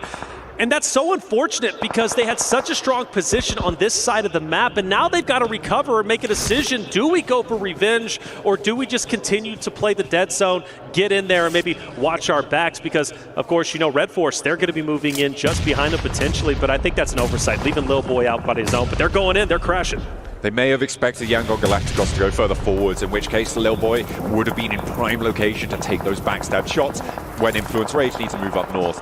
They overinvest potentially on that angle, and Yangon Galacticos have excellent wherewithal to be able to read that and take down that player at the back. Very, very cautious, but it works out well for them. And now they can be the ones to put the pressure on Influence Rage as they take a fight on two fronts. You could see on the minimap this vice grip that now sits around this Influence Rage position. So they got to make a decision. Push forward, push back. Staying where you're currently at could be a death trap. And they look like they were going to push in onto Nogsham Red Force, but they don't make the full commitments. And in the meantime, yeah, you see them still taking their time. The more time you take, the more of an opportunity for a third party. The nade, luckily, just a bit short. Law is going to be okay. And with them hopping in cars, are they disengaging? Well, they saw Silas rolling up, and I was watching Silas just there, and he randomly decided to send towards Yangon Galacticos. He did get a lot of info on their location, but he took a lot of damage in the process. He's slow rolling behind the vehicle, looking for a time to pop that first aid, but he didn't put the handbrake on here, and it's just going to keep rolling away from him. Oh, the nade. Close, Silas. Down, unfortunately. Tough break for him. We focus now on DRX. Reginald just up ahead. DRX has had such a great day. This fight should be no different, you would have to assume anyways. For Reginald, Kara, they gotta obviously make a bit of an impact here. For Influence Rage, by the way, standing strong, taking down the team opposite of them, of course, Nogsham Red Force. That's gonna be a great opportunity now to gain a couple more points, move up. Granted, only 2 players, but still, with that gap being the top 8, so close to them already breaking into top 8, I think this game could be very valuable. Absolutely, they do have 2 players alive, losing Diego in that fight. They will be playing on from that southwest side. Yangon Galacticos disengaged because of this crazy play from Silas, so a little bit of a breath of life potentially into this Influence Race position. Ooh, Weibo though, find the pick off onto Lorazin, and on the backlines, that's going to leave Influence Rage on just 1 player remaining now, and that is going to make things real tough for them. DRX, again, been fairly quiet throughout this. They're up to 3 elims, but they have all 4 players alive. They're playing on this long side of the hill. They're going to start to be able to move up. It's Yangon Galacticos, DRX, these 2 opposing positions, and Weibo on the southeast side as well. Already on 6 elims, by the way.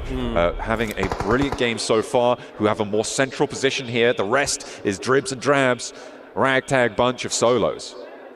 Solos galore. That was from the early violence that we witnessed pretty early. I think, stage 1, stage 2, quite honestly. Law, though, I'm very interested in what he's going to be able to do, only because as a solo, he can truly devastate essentially the positioning of not only the last player from Team Secret, but also Weibo, depending if he's able to penetrate that off angle. So he could be a thorn in their side, depending, but of course, all eyes on DRX and Weibo. And Weibo needs a good game here. This would be tremendous for him. They've been towards the bottom. They were much hyped up. In fact, I believe even in the power rankings, Weibo breaking into the top 3 for our analysts. So for them, this game could be exactly what the doctor ordered in order to rise up the ranks. You would hope so. For a while now, the teams from the PL have been a little bit out of the spotlight, looking for a little bit of a resurgence here. We've got Thundertalk to look forward to, but for now, it is just Weibo flying that PEL flag. Yangon Galacticos now moving on in towards Wild, but he spots him and immediately step up, spray down. You can't give him that broadside. Romeo feels the brunt of it, and Wild looks for another as well. 2 players rolling up. The spray down potential, but Wild will fall, and that will be Regnum Kaya out. That's unfortunate. That fight was setting up for quite some time for Yangon Galacticos. Good on them. They stay up, they stay alive. Still 3 strong, mind you.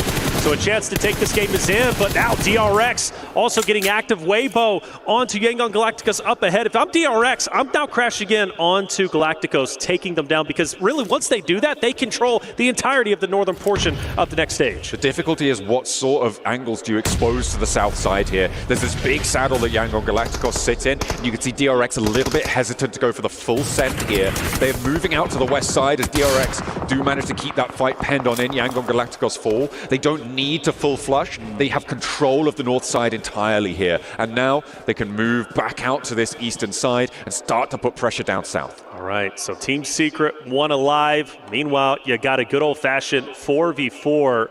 Weibo versus DRX. The overhead view showing you what's at stake. You got a little bit of elevation. DRX is going to be on the high ground. Meanwhile, the snakes in the grass of Weibo slowly inching their way up. The question is, once they apex that hill, is Weibo going to mow them down?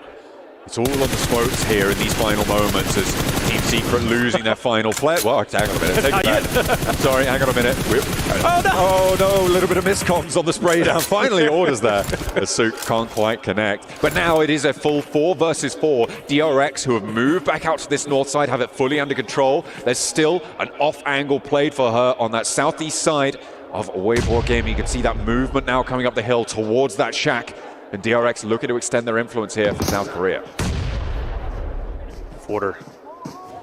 You can't. I was going to say if you can get an off angle extend to the left, but it's a bit too tricky. A lot of utility was used from DRX a little bit earlier to take down Galacticos. I'm sure that they wish they at least saved a little bit of it so they can have this utility to apex that hill onto Weibo just up ahead. But at least the good news from DRX at the moment, nobody from Weibo really has like a tremendous off angle. Maybe suck over onto the left-hand side. But aside from that, like DRX with their Wolfpack, it's going to be tough because Weibo's going to get up. They're going to shoot one. DRX is going to be able to focus fire everything onto 33Z, Order, or Zuck just onto the left-hand side. So honestly, in this position, I think I have to favor DRX. It's all going to be up to the smoke play, right? Sure. You can really change the tide of a fight like this, especially on such a weirdly rolling terrain position. If you can create a smoke separation, you have a huge advantage, and you're talking about these off angles. Those can be assuaged with good smoke play, right? So it depends how you're able to target it. It also depends how much utility you've got left in these final moments. You can see that for Weibo Gaming, they've been through the ringer. They've got 9 elims already, but certainly on 33Z, there's no smokes, only one nade here. He's the tip of the spear, too. With his forward position, he's most likely going to be the one to attack first. And you need the rest of the rosters out there to help him out from Weibo. Order's going to throw out a smoke. We're now repositioning. He's going to take the lower end for 33Z. He's got a little nade going past him, but he's going to be just fine. Weibo now also in a buggy. They're getting active. I don't know. DRC better be ready for it. Excuse me, DRX. Better be ready for this engagement. Weibo, they're starting to get sneaky. Playing on in the smoke, he drops that, sits in the backseat of the buggy, can get that little higher ground angle to look for the peaks, but DRX should know this is what's happening. And immediately these nades respond!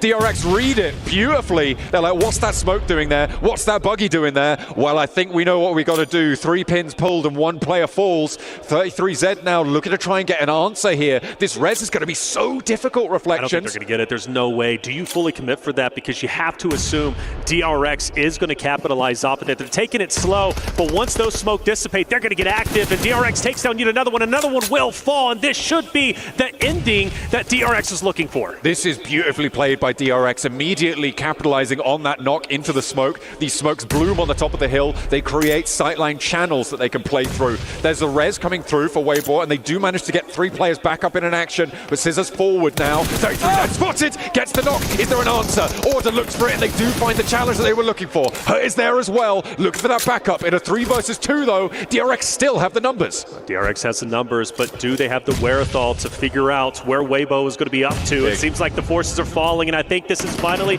going to be the end, albeit a miracle play. DRX closing the vice grip, pushing forward. Weibo falls, and it will in fact be DRX taking game number 4 on Erangel. Lying in wait, they move through the hills, a coordinated approach, a brilliant read onto Order's buggy rotation, looking for vision, and they will be able to find that knot, open up the bidding on that final engagement.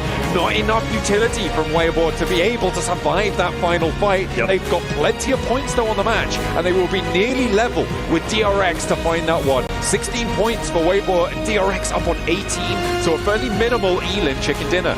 Hey, whether it's minimal or not, that's 2 winner-winner chicken dinners of the 4 that we've seen today, which shows DRX has the proven ability to take games when it matters most and win, which is going to be so critical during the finals. DRX, all eyes on them today, and while they look to catch up to the likes of 4 Thrives, Alpha 7, in fact, they could have very well taken second place after this game alone. Weibo are no slouches to take that 1v1 and win it. DRX on top. Absolutely, a little bit of revitalization coming through for Weibo from the bottom of the tables, able to put a big dent in the necessary gameplay to find it. Well, let's take a breather after that one as DRX are able to take the 4th chicken dinner of the day.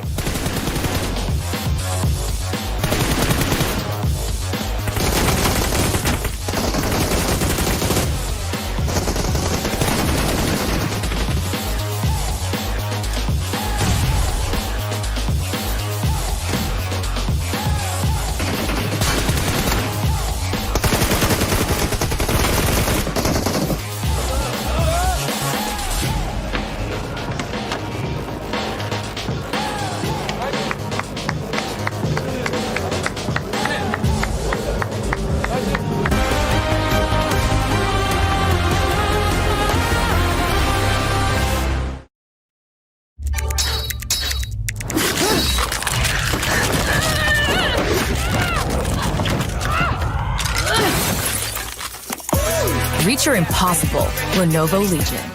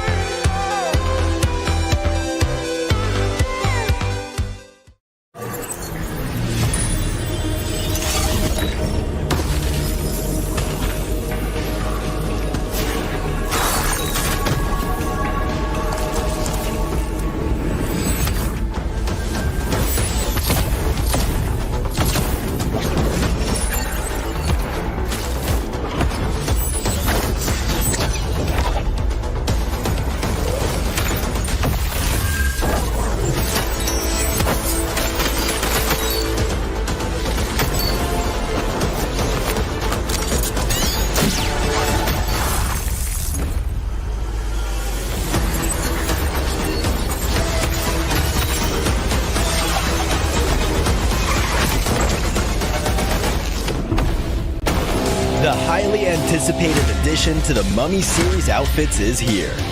Paired with the new Ice Tube Glider, the Polar Spectrophage set is just what you need to freeze your enemies. Or send them ablaze with the Inferno Feed set's new upgradable Chain Inferno Uzi. All the Mummy outfits are back. Get them all. Join now and collect the whole series to turn all eyes on the battleground. Event period, July 10th, 2025 through September 2nd, 2025.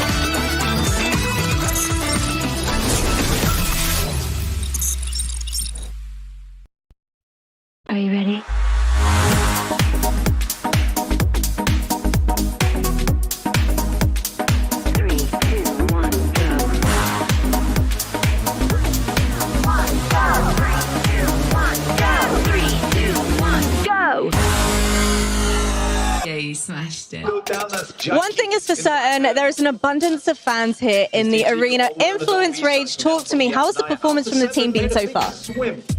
I think we can do better. Yeah, we can do better. Well, you're currently sat in the area of the crowd where all of the Team Falcons fans are. Is it a little bit scary for you? Yes, I am.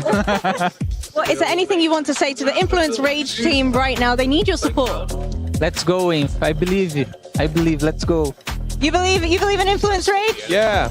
Yeah, they can do it. Let's find out whether or not they can. Well, it wasn't Influence Rage that got the win, but it was DRX being able to get the... It wasn't the back-to-back. It was the two-time winners of day one of PMWC at EWC 25. A big surprise, honestly. I was not expecting any teams to be able to get 2 chicken dinners in the first day. They were able to do it, Max. Yeah, it was a back, break to back. It just took a little break in the middle of that one. But a really good execution from them, playing it relatively safe on their side. Same for WBG. There was a lot of circle luck involved, I would have to say. A lot of teams that really didn't have to fight too hard for it compared to like an Influence Rage. They were just like, we're just going to try and do something. Same for Yangon Galactico. So you had 2 options. Teams just like fighting to just survive, and teams just like, we're big chilling today. And they were. Well, we've been wanting to talk about DRX. Another team that we've been wanting to talk about has been none other than Weibo. So let's go to the SMB head-to-head, DRX versus Weibo Gaming. And I mean, look at the damage that these 2 teams were able to put up, Natura. Wow, that is actually a lot of damage, considering we didn't see anything from Weibo in that first half of the game at all. Like, completely silent from them. At all, yes. But I think it was just a really interesting game for them because they stacked up really, really close together. I think they were almost all in one shack, which is very risky, but it did work out. And then as soon as there was space around them to actually move and play, they actually spread out. They took control. They had a 3-1 split with an anchor in the field just to make sure things were moving smoothly. And it really, really worked in their favor, just able to spread out slowly, bit by bit, very steadily. There was nothing untoward. There's nothing overextending, nothing aggressive. But just by sheer movement, they were able to get that second place really well. Yeah, no, I'd have to agree on that one. I think they had a really good setup just to make sure we don't have a weak point behind us, right? Making sure you talk about that field angle, just make sure that no team is going to try and go for that wide rotate south or east to try and backstab you as possible. So very defensive play here, and because of that, they would get a second place with 16 points on the board. So very happy to see China here getting a big game. And I'm pretty sure V2K is still going to be telling his team, we need to do better. Even though they ended up in 4th place there with those 9 points, one team that did end up doing better that I'm happy to see here in the first page, Max, is Regnum Karya Esports with 8 points, 6 of them coming from eliminations. Yeah, actually a very, very big fight in the center versus, I think it was Fireflux. It's like, we're both from Turkey, guys. Let's be homies. Like, no. There's no peace between us right now. We have to fight for this position. A very good send onto Fireflux because you might say, well, the high ground position is just flat. Actually, you do have a slight dip, and you just need to make sure you clear that area first, and then you just zone teams away, which they were trying to do. It wasn't a game-winning position. It was a position where you could get a ticket to a good top 5 position, which I think they understood that. We're not going to win this match. Let's just try and go as far as we can and get a few eliminations, especially. Yeah, I will say, though, as well, is that Regnum Karya in that 5th place, but the top 4 teams were all edge teams. That was something that I noticed in this game in particular.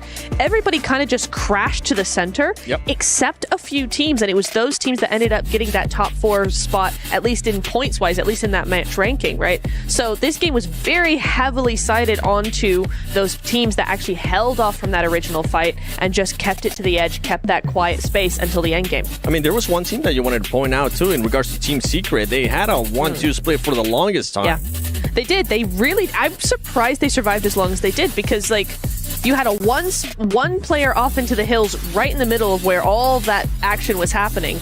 And then you had the 2 off into the field just like hanging off, just checking out, making sure they got that placement. I'm surprised that worked as long as they did because I think they got like top 6, top 7 out of that. The game plan there is similar to what happened for Regnum Karya. We know we're not winning this game. They just play very split. Whoever survives. Yeah. It's like a mini battle royale in the battle royale for your own team. And they do have at least 2 players survive until the very end. And as you said, like maybe a top 6 position, get a few points here and there. Yeah. So they knew this game was kind of a ride-off. They were able to claim at least a few points. So it's not a non-game for them to at least get something of value out of it. But you can even see as the replays here. DRX, the moment they start getting eliminations on WBG, they just claim so much control that WBG just fell like a house of cards instantly. Yeah, I like that quickness, right? We always talk about these teams being able to react. boy, did they end up reacting quick. And even if we rewind it a little bit more towards the beginning of the match, a big surprise that we saw was Alpha 7 fully send it to E-Arena. E-Arena, though, they were able to defend it pretty good. And Alpha 7, ultimately, Carrillo just coming out on top. Carrillo is like, that smoke means nothing. I can see right through it. Like, he had laser eyes. I don't know what happened to Carrillo. He got like LASIK surgery or something because he's got 10 out of 10 vision on both eyes. Yeah. He was able to then survive that one a little bit. He sent it to the center. That was quite unfortunate that he did get picked off, but hey, the thing is, even the IGL, right? A lot of people, the IGL sometimes is the weakest fragger. No, like Carrillo can bring the heat. He can clutch up against E-Arena. So Alpha 7, if it's a full squad or a duo on that Erangel earlier or a solo, they're always a threat in this lobby. I mean, you got to remember, Carrillo did start off as a fragger. That's what he was known for. And now he has become the IGL for one of the best teams in the world. And talking about the best teams in the world, currently 4 Thrives wanting to become that as they're still sitting at the top there with 44 points, Nemtura. I'm just looking, and actually, they are on top. You are exactly right. I can confirm.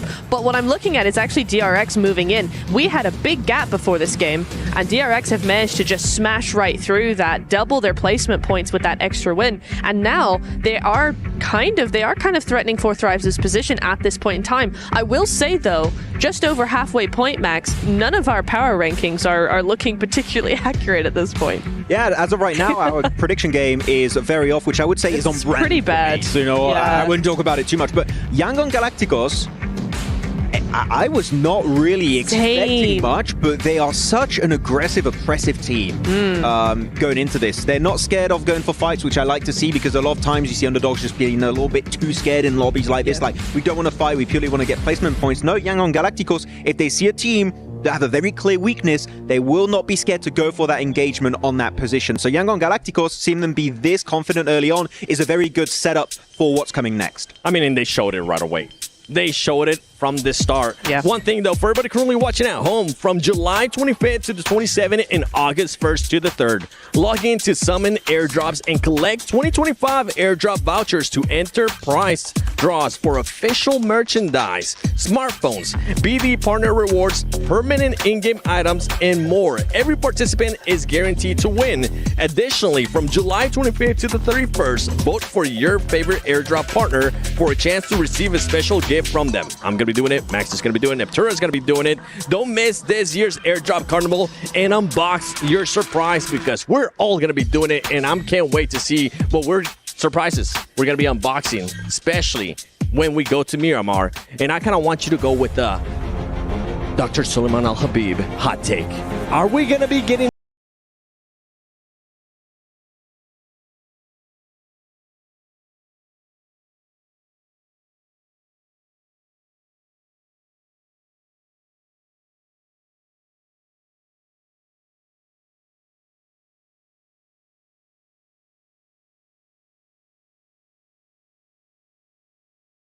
At this point. Yeah, they're not good. No. Now, one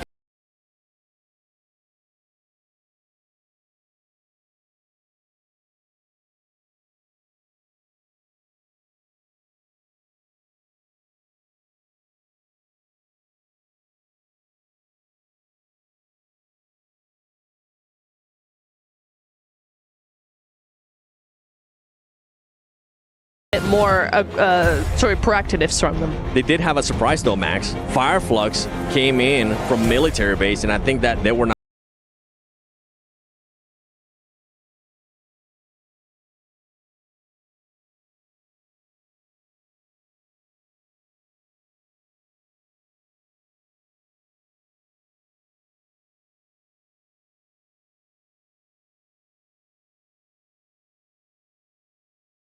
hesitant. I don't care if you go for a good or bad play decision. Commit to it as a full team. Your odds of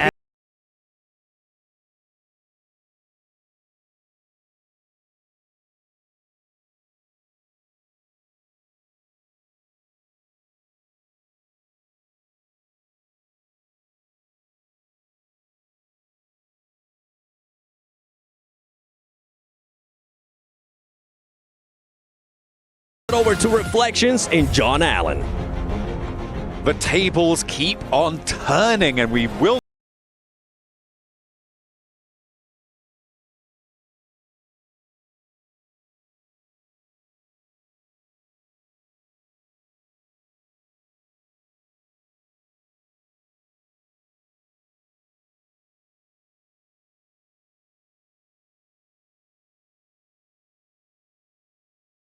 store for us? That's the question, isn't it? It's going to be a really good time as DRX take over second place after a tremendous win. They've won 2 out of the 4 games today. Question is, what can they do for the first time on Miramar?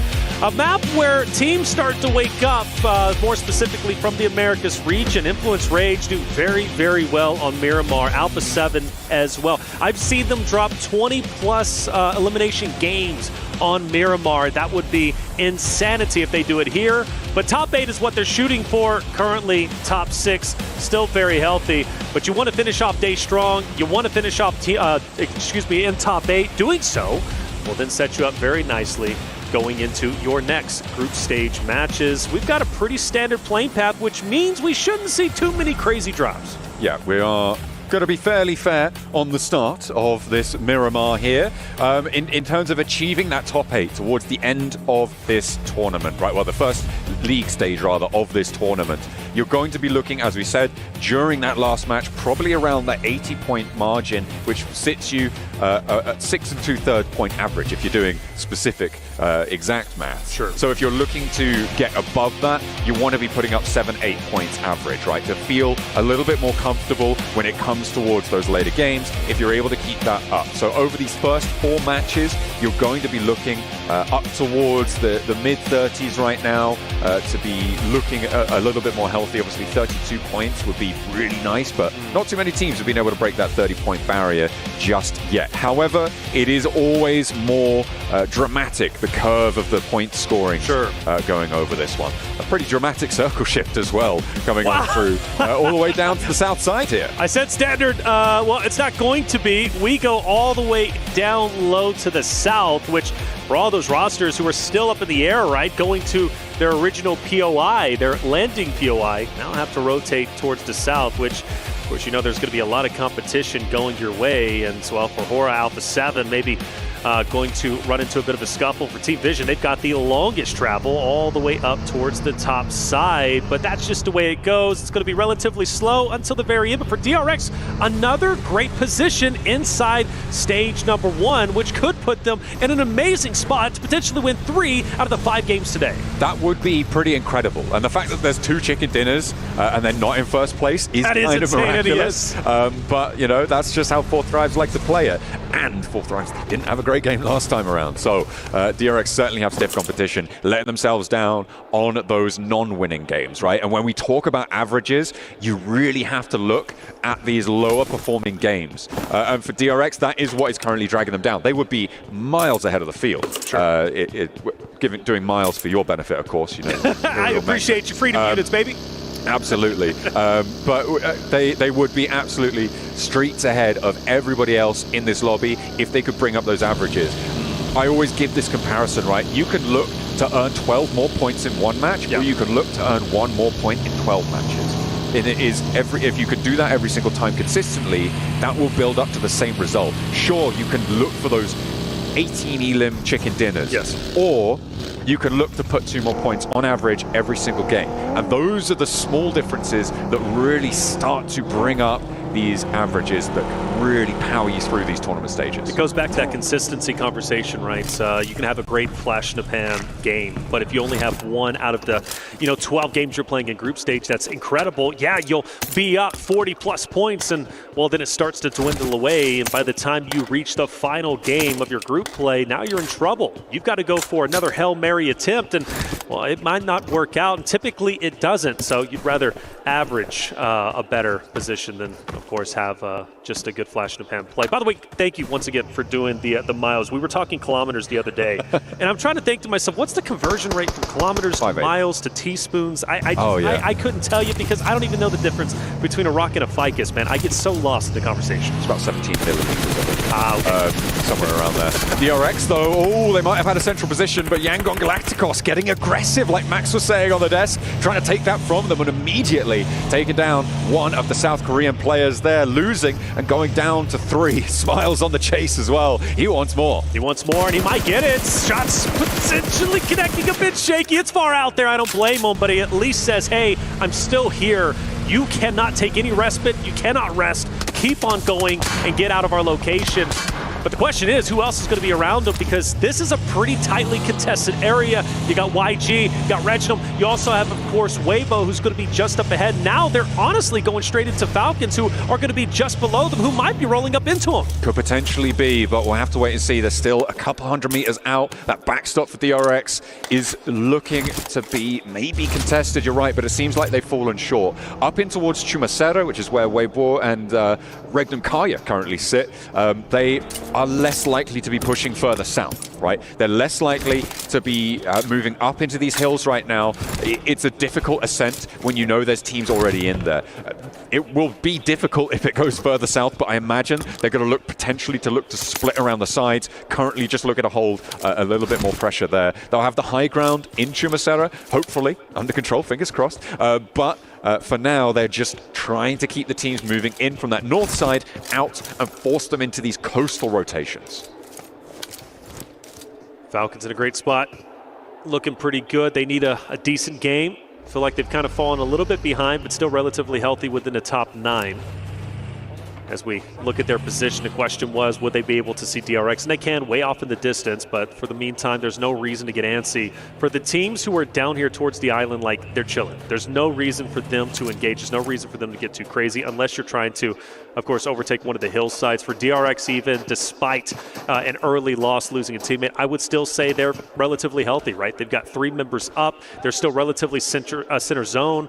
For them, no reason to get too crazy. Fourth Thrives, though, maybe getting into an engagement with Weibo up top. You got IQ, who's already down and out. The question is, Fourth Thrives, do they challenge once again for the hilltop? No, they do not. They are dipping out. Alpha 7 are behind this as well, about a kilometer out of this, so could potentially run into this fight if it carries on. But Fourth Thrives, you're right, disengage. They don't want this fight. This is a really good opening for Weibo to maybe look to transition to the hills on the south side. It's difficult when you don't know the timing of the teams approaching you to try and establish. And with Fourth Thrives backing up, they're going to shunt straight on into Yangon Galacticos, who, remember, crashed into DRX earlier on, but they find out just what is waiting for them. They figure it out immediately. They're straight back down the hill. Straight back down. They see it. They dip away. They're gone. Couple of warning shots. Hey, don't come back around our area. We're controlling this hilltop, and Weibo in a power spot for sure, without question. Still very tightly contested. Alpha 7 now starting to get a little bit active coming into where Weibo's at. Of course, a lot of distance still separating them, 100 meters, as I just learned from you just a couple seconds ago. But yeah, for the rest of the rosters moving in, you know, it's still going to get even tightly contested up in the northern side, especially if we have a shift up there. Things could get wild for all the southern teams. It certainly could.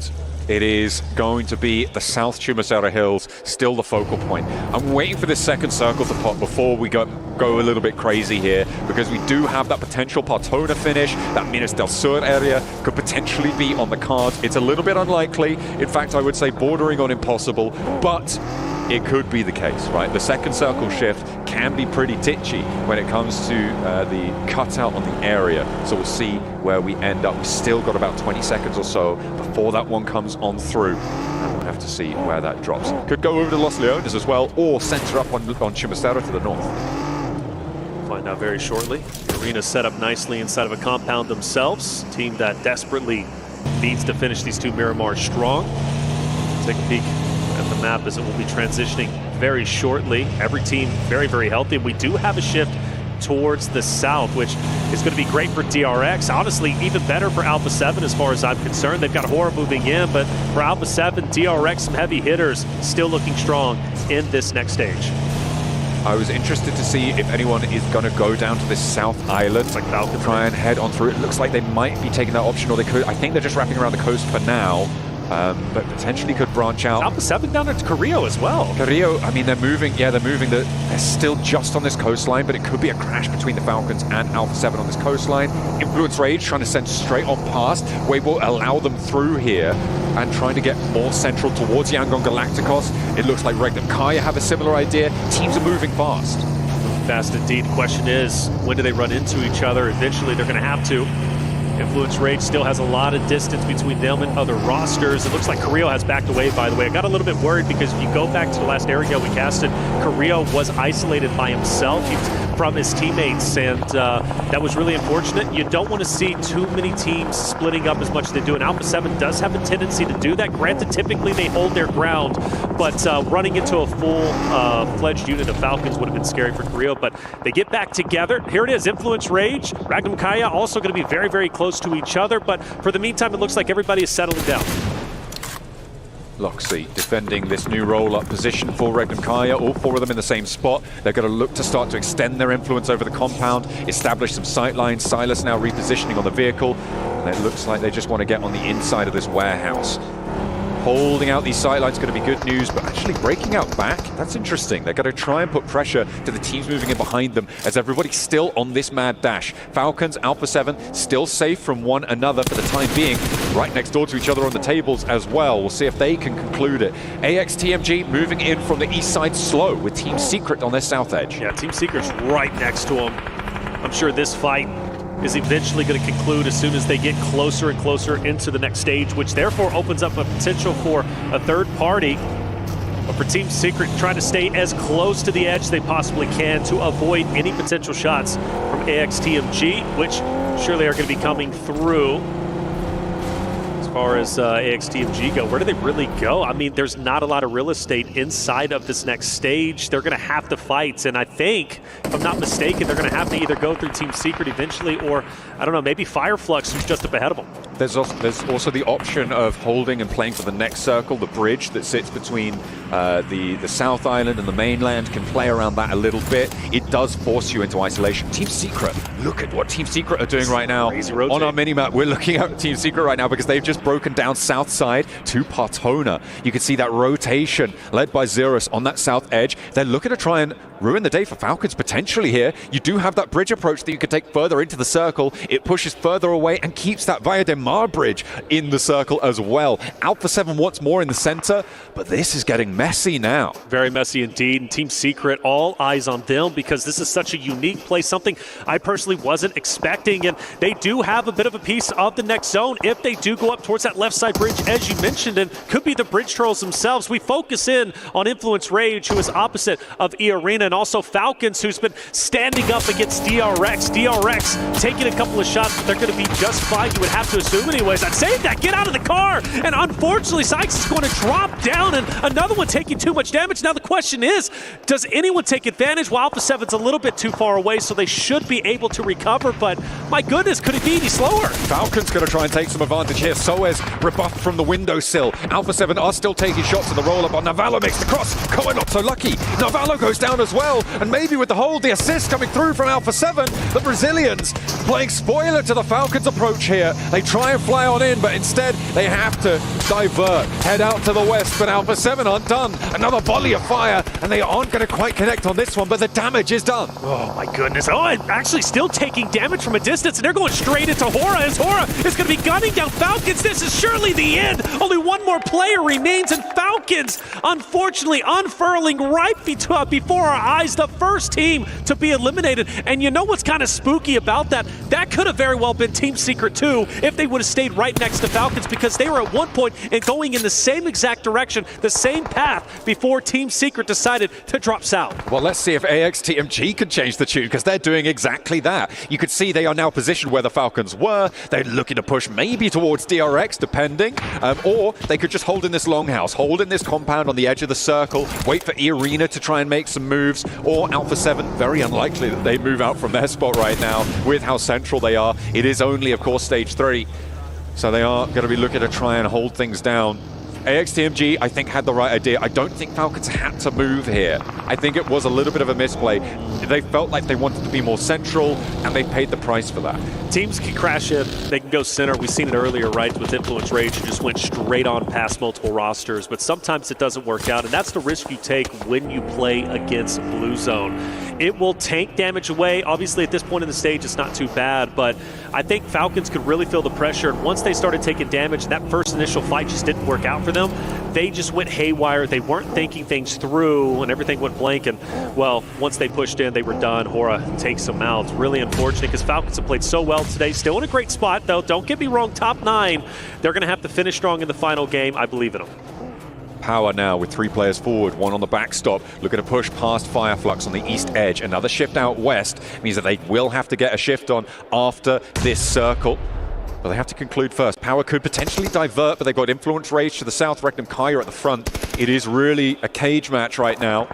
Any team could look to try and disengage it though on those edge positions, try and get out of the way, but Power, they take a shot. Again, it's not looking good. Easy falls once more. Just feel like Power is a team that sits too long. They're too indecisive, and that's what's been doing them in. That's why they're currently and dead last in 16th place. Even in this moment, where do you do? I understand it's a tough spot. Influence Rage on one end, on the other, of course, you've got Fireflux who's going to be gunning you down, but Power didn't have to be here. They could have made a move, as we do have a zone shift. We still have Team Secret who could take that left-hand bridge, but again, all eyes on Influence Rage, Fireflux, as well as Power. Power, I can't believe they're actually sitting in. They got a knock, and they said, well, it's time to go in and go for it. Take down Influence Rage, and well, shots are connecting, and Influence Rage will fall. That's 2 down. Ragnar and Alhaji roll on in. What? A rampage as Easy is the only casualty. Esports E-Arena are moving in from the southwest side as well. They want to take a piece of this pie, but it's just Little Boy remaining. If Power can conclude now, they have a chance against this fight. Let's go, and E-Arena Power. moving in,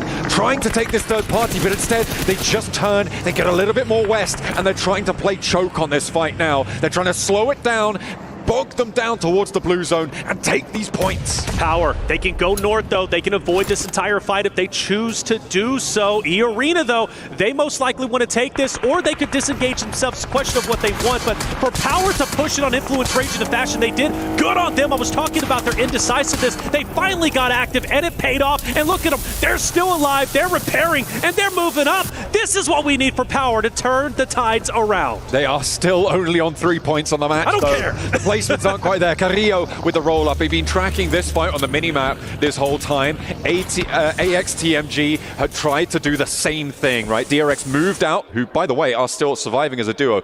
And AXTMG moved in. Alpha 7, same spray down they made onto Falcons. Spray down again. They pick up those points. They pick up those elims. And now they're trying to take down the stragglers. Oh, Weibo on Vision. No off and a lot of damage. Taking it anyways. Order. Moving through the smoke like a zombie in the night. Getting the off angle. He's going to be deadly without question. He also coming up. You got to think Team Vision are about to be put into the absolute blender, but not capitalizing on these downs. Go for it, boys. Take them out. Get the finishes. You got a Team Vision member off to the edge. 33Z sees Volt, but can't get the shots needed. Volt lives for a little bit longer, but you got to think Weibo in this spot. Too powerful. 2 players now remaining for Vision in the way. Moving past should be easy for Weibo. They should be able to find these fights, just get these trades. You can't really afford to give too much though. You're gonna have to think about rotating in for the next one. Playing so far to the edge, you need all the mobility you can get. Volt hits the deck, and her can't quite connect the spray down. Has to divert as well. Somehow Never Alone and Volt are surviving this. This is a lot longer than I expected from them. Yeah, finally he's found. And alone. Fortunately alone, all up to his own devices, up at a distance. Forced to just stay where he's currently at. Volt finally drops, and Vision will finally go down. Weibo wins a critical fight because now they have the dead into the zone and they are all by themselves. Weibo, now one of the favorites in my mind to potentially take this game. Granted, you got a lot of great teams still remaining, but Weibo have been improving each and every game. They've been moving up the leaderboard, and well, I'm thinking they're going to have a solid finish. Now, for 4 Thrives, Alpha 7, maybe cooking up. Could potentially be a chance for them to move on in. Oh, E-Arena too. E-Arena from the south side. It is a shift up towards the north edge. Team Secret, by the way, still going. They rotate out to that south side. Has managed to play well. They have all 4 players. They had a player as a backstop, but they can rotate and regroup. Alpha 7 now in for a scrap. South side will need to leave this position, but they need to fight this out first. Mafioso on the top floor has the backup for the players downstairs, and Tiny K can't quite get any retribution here. Now just 2 players alive for E-Arena. They're not going to take this fight. They know they don't have the time. They just deliver 2 eliminations to Alpha 7 and say, okay, that's good enough. We're going to go ahead and dip out for Alpha 7. They'll take that all day, every day. And for E-Arena, well, they're still running into some struggles, as fortunately Terry is going to fall. 4 Thrives to take them. Now the question is, for 4 Thrives, do they have the wherewithal to potentially cut off Alpha 7's rotation? That is a possibility. It is definitely a chance here, but they do need to, again, hold their backstop. I think that they're going to be a little bit more chill with it. Alpha 7 looking to try and push through. They may be trying to backfill and sweep out to the east side. It's a pretty difficult progress no matter where you go, but for Carrillo, he's opening up the bidding, allowing his team to move forwards, dropping some smokes, expending that utility to allow them a bit more mobility here. The circle isn't going to be on them for another couple of seconds, so they've got a little bit of time to play with. You can see they're moving up towards that roadside. They've already cleared out all the teams who tried to backfill on that western edge with AX, TMG, with Falcons all trying to make that rotate. They know there's going to be a little bit of a vacuum there, so they know they can be a little bit more maybe risky with that position, with that angle. We set up the storyline very early in the day for Team Secret. Going south, a good rotation we saw could have happened if they chose to stay neck and neck with Team Falcons. They would have been eliminated. They are still alive and actually thriving as far as I'm concerned. They've had a wonderful day. We'll see if it can continue to get even better. They are tied currently with Galactico in third place, and they've got all the compounds they need in their current location. Now, Joker, he's been a solo for a long time. Carrillo's had him in his line of sights, and you can tell Alpha 7 gets a little bit spooked because they were trying to push up onto the compound of 4 Thrives. Granted, that would have been a risky push, but what kept them in check was Joker from E-Arena, who continues to be a thorn in the side of Alpha 7. Nades keep on going through. AXTMG, eat 2, a big nade on the overarm there. And that is nasty to have found those E-limbs earlier on the replay. Alpha 7 doing a lot of work to find the punishment over towards the west side, rotate up along that coastal road. Falak with the down shots over towards Mafioso, can't quite connect, only sees the buggy. Needs to be worried about the further tiered up high ground though. He will retreat. Nice and sensible there from Falak. Yeah, without a doubt, Falak. It's easy, right, at times to get tunnel vision and just continue to fire down and lose your line of sight. Keep your head on a swivel, though. He absolutely does that. For DRX, I don't know how this fight even ended up unfolding. It's kind of awkward at the moment, but I tell you what, for the solo of AXTMG, he's given it to the duo of DRX just up ahead. And well, at this point, right, if you're a solo, you're going for survivability, you're going for any points you can. Basoa says enough is enough. I want to get the finish, but I'm not able to get it, actually. Devo T gets to clean up and somehow, some way, still swimming, still staying alive, and takes down DRX by himself. He will have the assist of Team Secret. Off on the way there were those off-angle shots coming on through. A huge amount of suppression being delivered over that way. Really does help him out. But finally DRX full, so second place out. He's behind us, Joker. He's behind. He's got the nade. Got the cook. Oh! Too long on the cook there, and now the nade position's given away. He doesn't have another one. He's got a Molotov, but will need the spray downs as Team Secret finally start to eat lead. They don't look at him. Joker could take down the entirety of the Alpha 7 roster. It would be so hard to do. But if Joker gets active, if he can push up with Revo down, Joker, like I said, the thorn in the side of Alpha 7. We've been setting it up, but can he get it? He's going to take down 1. Now he's going to focus on the 2. It's going to be over to your right side. He's going to reposition. Not a lot of health, but still for Alpha 7. Takes down, I believe, 1 member. They'll recover, but for 4 Thrives, they smell blood in the water, and they're going for it. The Sharks are out here, but 4 Thrives have a hell of a task to achieve there. Falak immediately sprayed down. The UMP keeps them safe. The breakout wide for 4 Thrives wants to keep them going, but 2 players now knocked, and they just can't hurdle the distance here with just Noki left remaining. He's tumbling down the cliffside as Alpha 7 get back to their feet. They lost Revo to that off-angle spray down, and that is a big blow to be dealt, but they've still got some life in them. 4 Thrives, can they stay alive? That's the question. They're already in shambles. Carrillo onto Power, and Power's now out.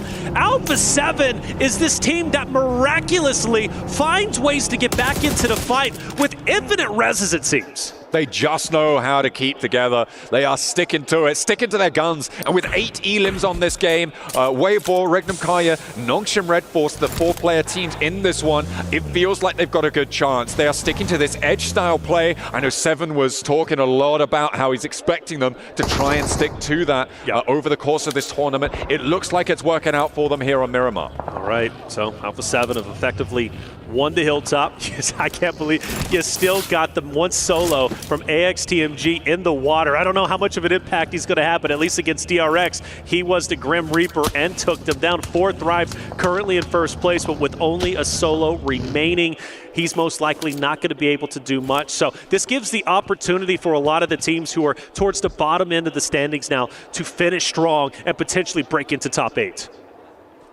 What they'll be looking for here. On the north side, I'm looking at Weibo trying to get, again, another consistent game, get those points earnings going. Obviously, starting the day a little bit weak, but that second place in the last match, maybe looking to convert into a first place here.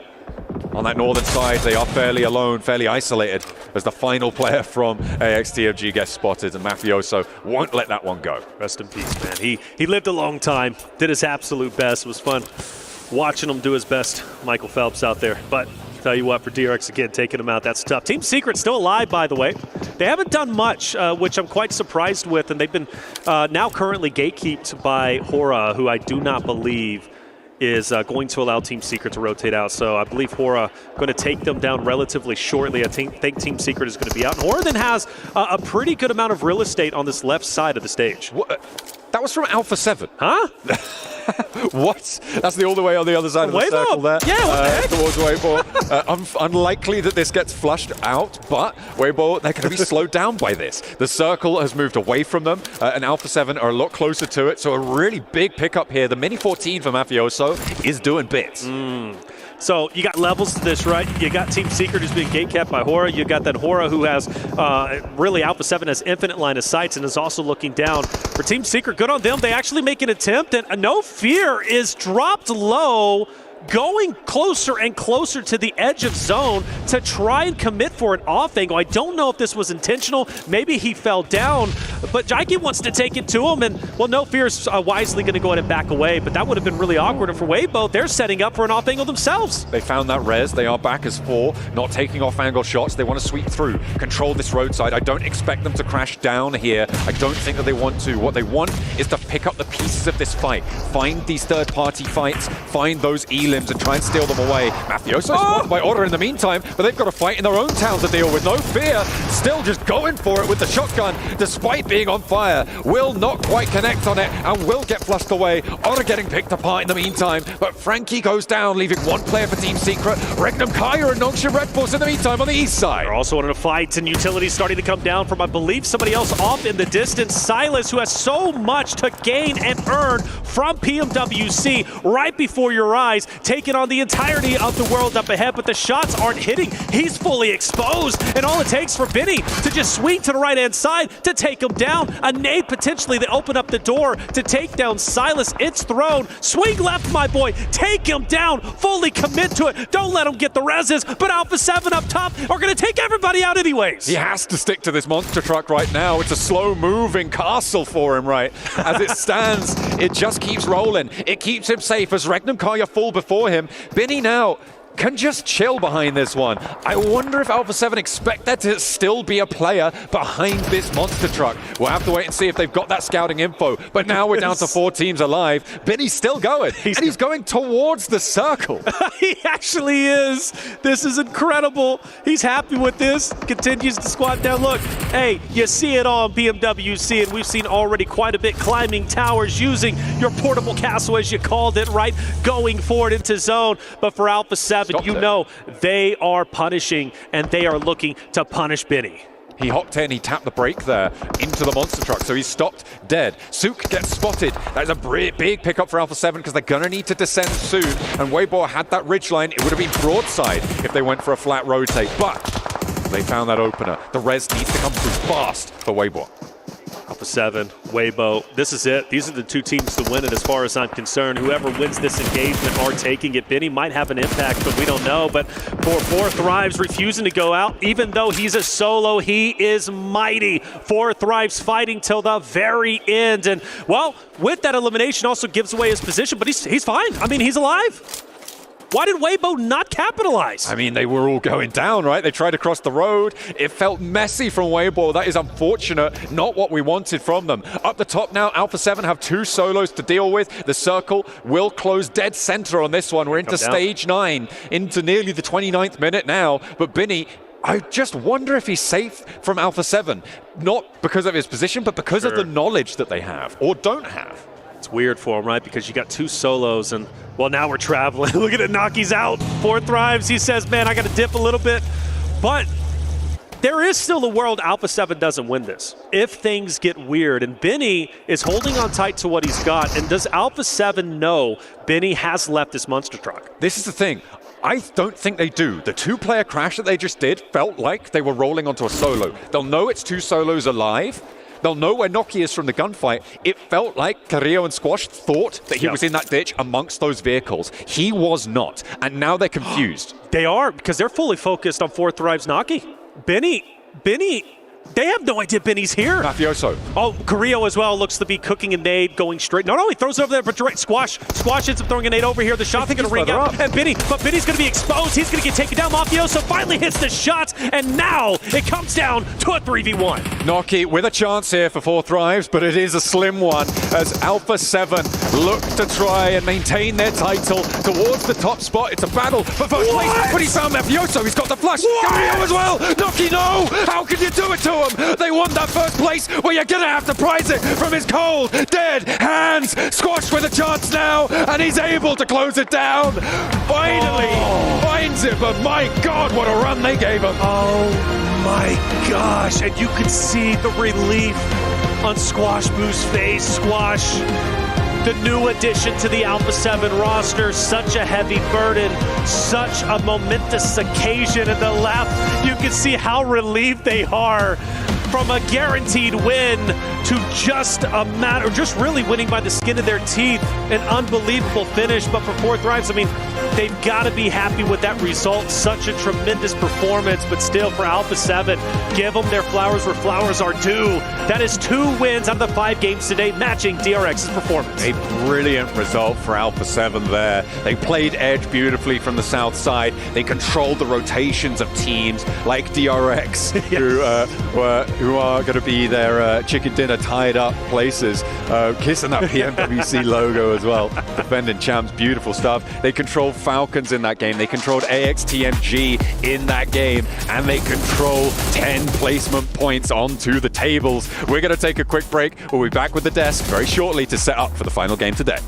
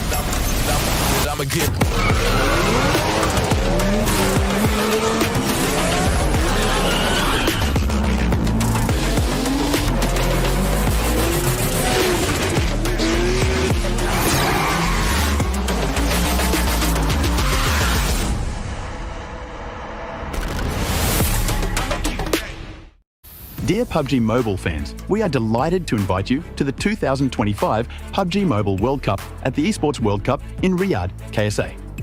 This exciting event will take place from July 25th to August 3rd at the Boulevard City. We've prepared tons of event perks, such as the PMWC avatar frame, Esports Passion set, Esports Passion parachute, and tons more items. Let's check out how you can get all these rewards. During the tournament, go to the Pandora event page via Lobby, Event Center, Esports to join the event. Mormon from SEA, Top from CSA, Pedrinho from the Americas, Silas from the EU, and Prestige from MENA will guide you through the 5 major parts of the event. They consist of tournament celebration, prediction rewards, esports shop, themed outfit, and champion challenge. Join these activities to earn rewards and collect esports tokens to redeem even more gifts in the esports shop. The more esports tokens you collect, the better rewards you'll get. You can get up to 2,870 esports tokens from the prediction event. It takes place from July 23rd to August 5th and consists of 3 stages that coincide with the tournament: group stage, survival stage, and grand finals. During the group stage, get 20 esports tokens by predicting the 8 teams you think will advance directly to the grand finals. Each correct prediction will grant you an additional 60 tokens. Make a total of 3, 6, and 8 correct predictions to get 300, 680, and 720 tokens, respectively. You'll get another chance during the survival stage to guess the other 8 teams that will make it to the grand finals. The rewards are the same as the group stage. During the grand finals, you must try and predict the ultimate champion. Just predicting will grant 30 tokens, and a correct prediction will grant 400 tokens. If you're unsure about your predictions, you can let your friends' predictions guide you. Find someone reliable, copy their predictions, and wait to be rewarded. The 3 prediction rounds take place on July 27th, July 30th, and August 3rd at 10:45 UTC 0. Rewards are issued the second day after each stage ends at 4 AM UTC 0. You'll receive esports tokens based on your prediction results. Note, esports tokens don't expire and can be used in future esports events. Who do you think will be the ultimate champion? Join the 2025 PMWC event and share your predictions. Invite your friends to join the predictions and watch the tournament unfold.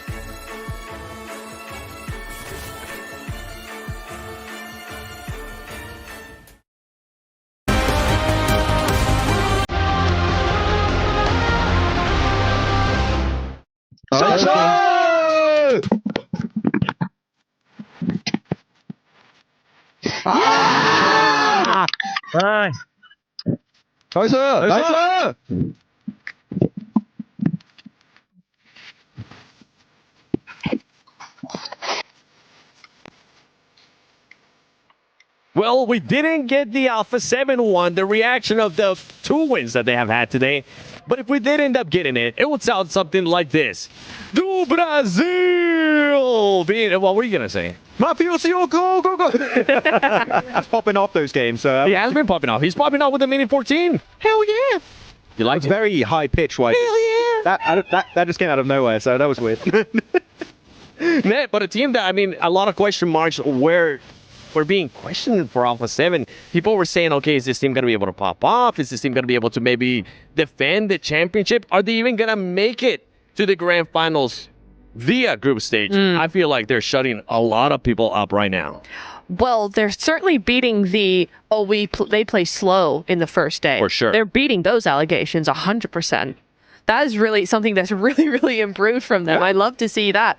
But I love that they're a team that once they know they've got a good thing going, they just go for it 110%. They knew that up there on top of that hill, they had the perfect opportunity for a 30-point game.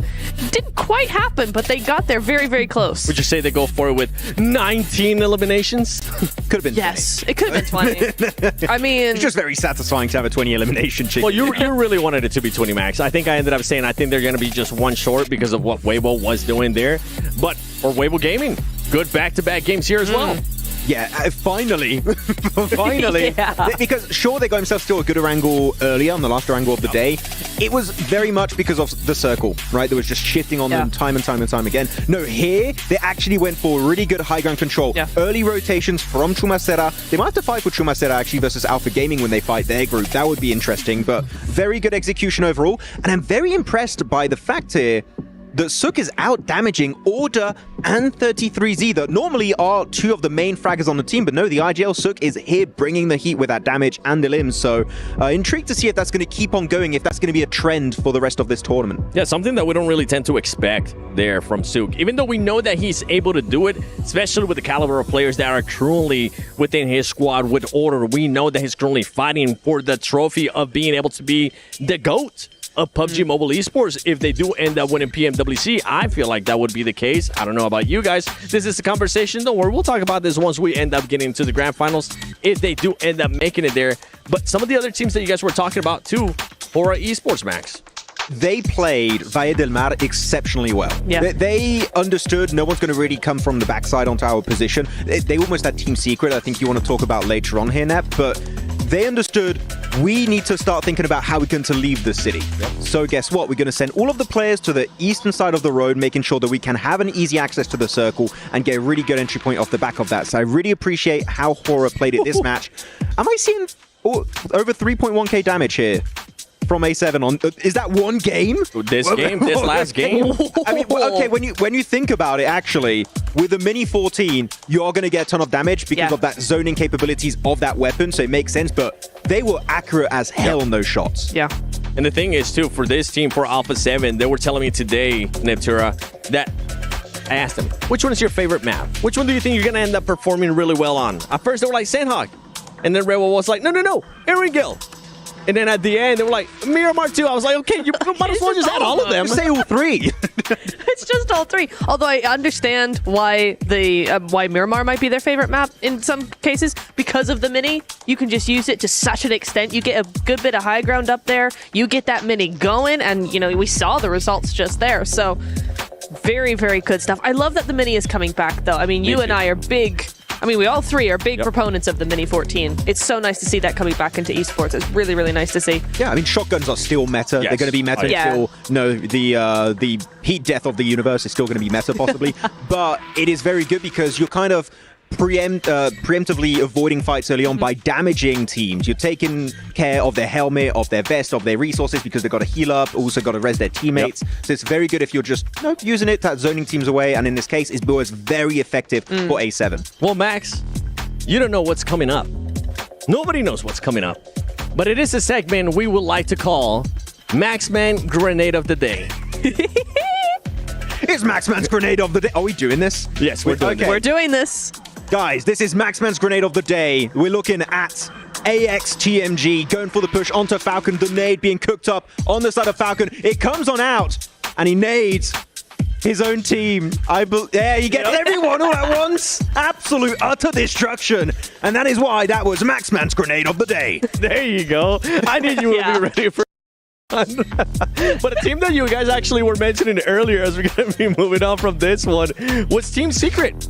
You really wanted to talk about this team, Natura. I did, because they're doing something that's a little unorthodox, perhaps. Ooh. I feel like it's odd. I'm not really sure how to feel about it, but I will say they are doing this weird, like, 3-1 split. They're making an anchor point, which is very standard for this level of esports. This is the standard. 3-1 split as an anchor, but they're using it to actually kind of hedge their bets and go, oh, we're not too sure this is going to work, so we're going to keep one player off just to be safe. One player in the water, one player off in a shack somewhere. It's a little bit odd for me. They did make a really nice rotation round onto actually the small island, so they were able to do some really good stuff there and actually obtain a bridge play across back into zone behind Hora. But it was just like this split thing. They've done it in the last Miramar now into this first last Erangel into the first Miramar. It's odd because there's not anything coming out of it except kind of a few placement points, like 2. It's like a good idea, but the execution tends to fumble a little bit. I just don't know where they go with this. Yeah, actually, I want to ask you one thing about Team Secret, because you're talking about the way they rotate onto the island. What did you think about when they went for a little bit of a swimtation, or they just swam across into Valle del Mar behind Hora? Because I think the game plan was to just deny information, right? Yeah, I can understand why they did that. It was quiet. They were trying to be very quiet. They're trying to be very sneaky. They did lose a few time points, maybe. It took a little bit longer. but that initial trio push was fine. They did that either swimming or on a boat. I'm not sure which one, but they did end up doing that without any issue. Their anchor player did come up over the bridge in a vehicle through the blue. Yeah. So yeah, it was definitely about being quiet, which I can appreciate. And they do end up fighting, I think it was Horror on the eastern side of Valle del Mar at some point. And I want to call out Horror. Yes. They left him out. No Fear in a 1v2, and they're like, they didn't even try and help him. They were like, No Fear, you're solo in this fight. You're getting no assistance, because they were getting third-partied by WBG eventually, but I thought that they would try and give in some kind of help, but like, no Fear. You better be scared now, because you're taking that 1v2 while you decide to do so. Sorry, Max. Oh, wait, what? I'm just reacting here to the overranking, especially after that last match. Remember, Fourth Drives had a healthy lead. That has been cut down, and Alpha 7 has now pushed to that first place with 55 points. Okay, so... Wow, sorry, hang on. DRX coming in with 19 elims with 2 wins. Alpha 7 with 2 wins, 34 eliminations is a crazy stat to have. Yeah, I mean, we did see only 1 placement point outside of the chicken dinners for Alpha 7. There's a little bit of a scary prospect here as we go to the second page, and it goes away. You see what I saw there, too, from Power? Power, all of their points are just coming in from eliminations. We'll see maybe in this last match they're going to be able to clutch up some placement points and some more eliminations as well, as they send it over to Reflections and John Allen. As we take a look at Alpha 7, the previous winners of that Miramar, we have another one on the cards. We'll see if they can repeat that performance here, but there are plenty of other teams looking to try and change the story now. A pretty dramatic circle set that we had at the start of that last match. I think it's safe to say, especially that hard south shift to kick things off. That's it, yeah. Falcons punished, right? And I think I look at them to potentially be the team to make an impact. What would have happened if they didn't run into literally 4 or 5 teams as they tried to full send it into the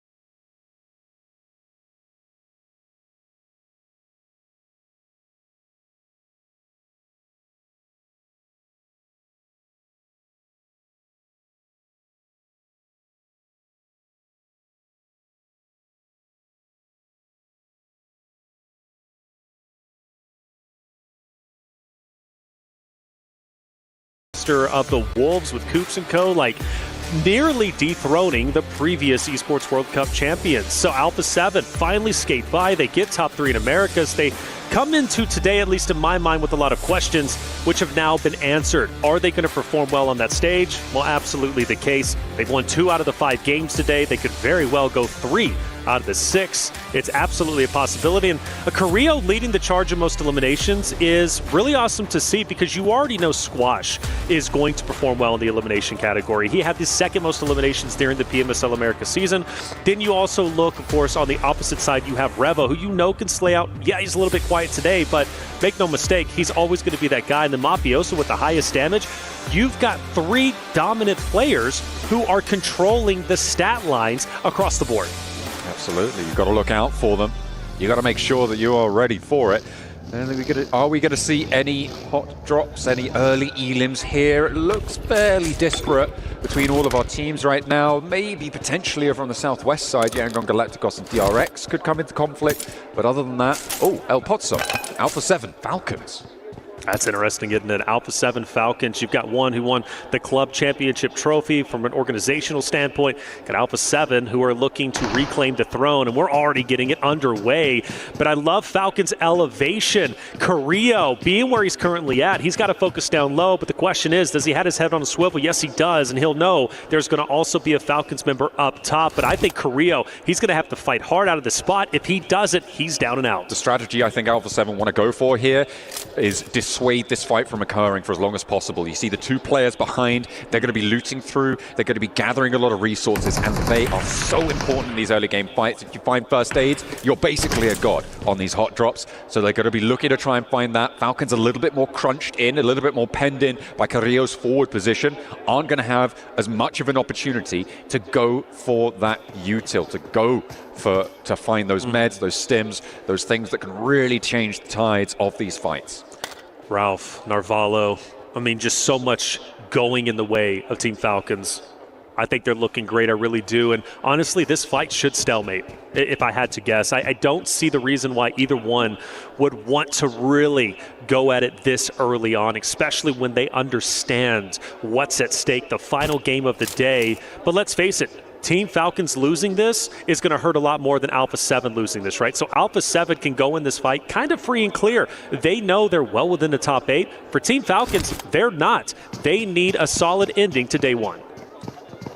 They definitely do. It is, as you say, something they can't afford to let slip from them. Just like Falcons are going to continue. I mean, a fight for El Pozo between these two teams seems like they're fairly committed. But Narvalo grabbing a little bit more. It's burning time for this looting phase as well, which is what we ought to always talk about when it comes to these hot drops, especially on Miramar. Rotations take a little bit longer. You do need to get on the road as fast as possible. Mafioso thinks he's got enough to be getting on with, does have a med kit in tow, and will be able to get all the way up to the top, get that high ground unchallenged. First shot. I thought the first shots were about to ring out. Mafioso, good trigger discipline, because the question is, does Falcons know where Mafioso is currently at? So if they go to let's say Falcons get a knock on Alpha 7 and they go to transition right to capitalize on that down, Mafioso could be the thorn in the side of Falcons' rotation. Certainly could. It's oh, hang on a minute. Influence Rage trying to rock up to Team Secret. They say no, thank you. We're keeping our teammates safe, thank you very much. And that's 2 knocks already sent back their way. There's 1 player knocked off in the distance, but we saw they had the guard on. And now it's Lorazin and Lil Boy both looking to try and get away from this. They're not going to re-engage. They're just giving up the ghost. 2 of their players down, and they're even going to allow this res to come through. Yeah, I think Influence Rage for them backing away with the 2 players. Hey, that's probably the play. There's been a large conversation, at least in the Americas region, and I want your opinion on it. Is it worth it to just full send with your remaining 2 players, your remaining solo, and try and go for the eliminations, or live to fight another day? Because there are some opinions that it's much better to just full send and fully commit. Even if you're the first team out, it's a better option than just surviving for another engagement. Well, take a quick look at that replay. That was a pretty sick mow down there with the M249. I think certainly you could argue either way. The question is, as it comes to with all decisions, I think, in PUBG Mobile, is what is the expected value of a play, which means, on average, how many points you get for a play like that. Is it easier to make, say, 2 points and lose the fight in that engagement when you go in 2v4, or is it easier to try and live until 6th, 7th place as a duo, right? I think that it's a lot more predictable to earn that sort of placement points in that strategy. So for my money, I do sort of favor it. Well, obviously everything always it depends. That's right. Yeah. But for my money, I think that the disengage is the correct play there. I think so too, and I was trying to explain that because I'm like, disengaging, getting additional points when you know you're fighting for a championship here. You're fighting for hundreds of thousands of dollars, right? Literally life-changing money. Why not stay alive? Why fully commit when you know you're just going to be a martyr, right? I don't think there's any point in that. There are times, like you said, it's situational, and that's the beautiful thing about BRs. It's a beautiful thing about PUBG Mobile specifically. Yeah. Every fight is different. Every engagement is different. No map is the same. Yeah, you'll have similar situations, but every single time you drop into Erangel, Sanok, Miramar, you can't expect the same result that happened in the previous maps. Absolutely not. I also think that there's several factors that come into play when it comes to the it depends side of the argument. One, the length of the tournament that you're playing in, because if you're playing high volatility strategies, you can take those into a longer form tournament and be a lot safer, right? Because on average, it's going to bear out earning the points, right? Sure, maybe 4 out of 5 times you get nothing, but 1 out of 5 times, all of a sudden, hang on a minute, I've got loads. But you don't see those 5 opportunities in a short form tournament. So for 12 matches, you do want to take a little bit of a safer route. And it goes back to what I was saying about earning 12 points in one map versus 1 point in 12 maps. It's the same impact on the tables either way. Sure. And when you shrink that tournament size set, those lower volatility plays, those more certain plays, become more and more valuable. Sure. In this specific scenario, in terms of points earnings. Looks like Alpha 7 finally striking first onto the Falcons roster. Mafioso will drop one for Falcons. Not a guaranteed cleanup, I don't believe anyways. I take a peek, no. So Falcons going to have a downed player. That fight's still going to be extended. You've got a couple of rosters, kind of close, right? Hora could be moving in. Maybe the duo from Influence Rage for the third party. But as the zone starts to shift in just a couple of seconds, we've got to ask ourselves, does Falcon and Alpha 7 finally have to give up the siege? Oh my gosh, okay. Absolutely they do. Okay, we're over to the Chumasera Hills, again a little bit further north than we were last time. This is going to be a mad dash. Right now, there are no players on the south side of Chumasera into those hills that we were witness to the last match. Now, who's going to be able to get there? DRX on a wide swing, currently passing via Demar. It looks like AXTMG... completely forgot the acronym there. AX TMG, baby. TMG going to be heading in to the east edge of Chumasera. Yeah. So they're not even going to go for those hills down to that side. A lot of teams descending just straight into that urban environment. But I feel like DRX have the right call on this one, heading further south and into those hills. Mm-hmm. That's exactly what they're going to do. DRX, a team, a shining star really of day one. Yeah, third place currently, but at one point was well within first. And you got to owe that to obviously their winner chicken dinners. Two of them today only matched by Alpha 7. And Fireflux kind of, poking the bear a bit onto Power. Power says, go ahead and back away. I've been waiting for this roster to wake up. I will say, and again, I give them credit. I know they're in last place, but watching them get more active on Influence Rage in a map previously excited me and showed to me Power is willing to make moves. They just have to fully commit to it and make that play call. But when they do, they can show that they can win fights. So for Power, I'm not giving up on them yet. I still think they're a talented roster. Yeah, absolutely. It is just a question of delivering on that talent, right? And in a lobby like this, it doesn't mean you're not talented if you're not doing well. It just means that you're not up to that standard of the rest of this phenomenal lobby, which, we have seen some pretty excellent players coming on through. Teams are looking to start to break past these boundaries. At the end of this match, it will be 6 matches played, and you're hoping that you're going to be somewhere in that 42 to 48 point boundary to stay up to scratch with that top 8 bubble. At the end of the day, overall, they should be looking in that sort of ballpark. Obviously, 80 points is where that bubble should be, in towards that 8th place at the end of all 3 of our days of games.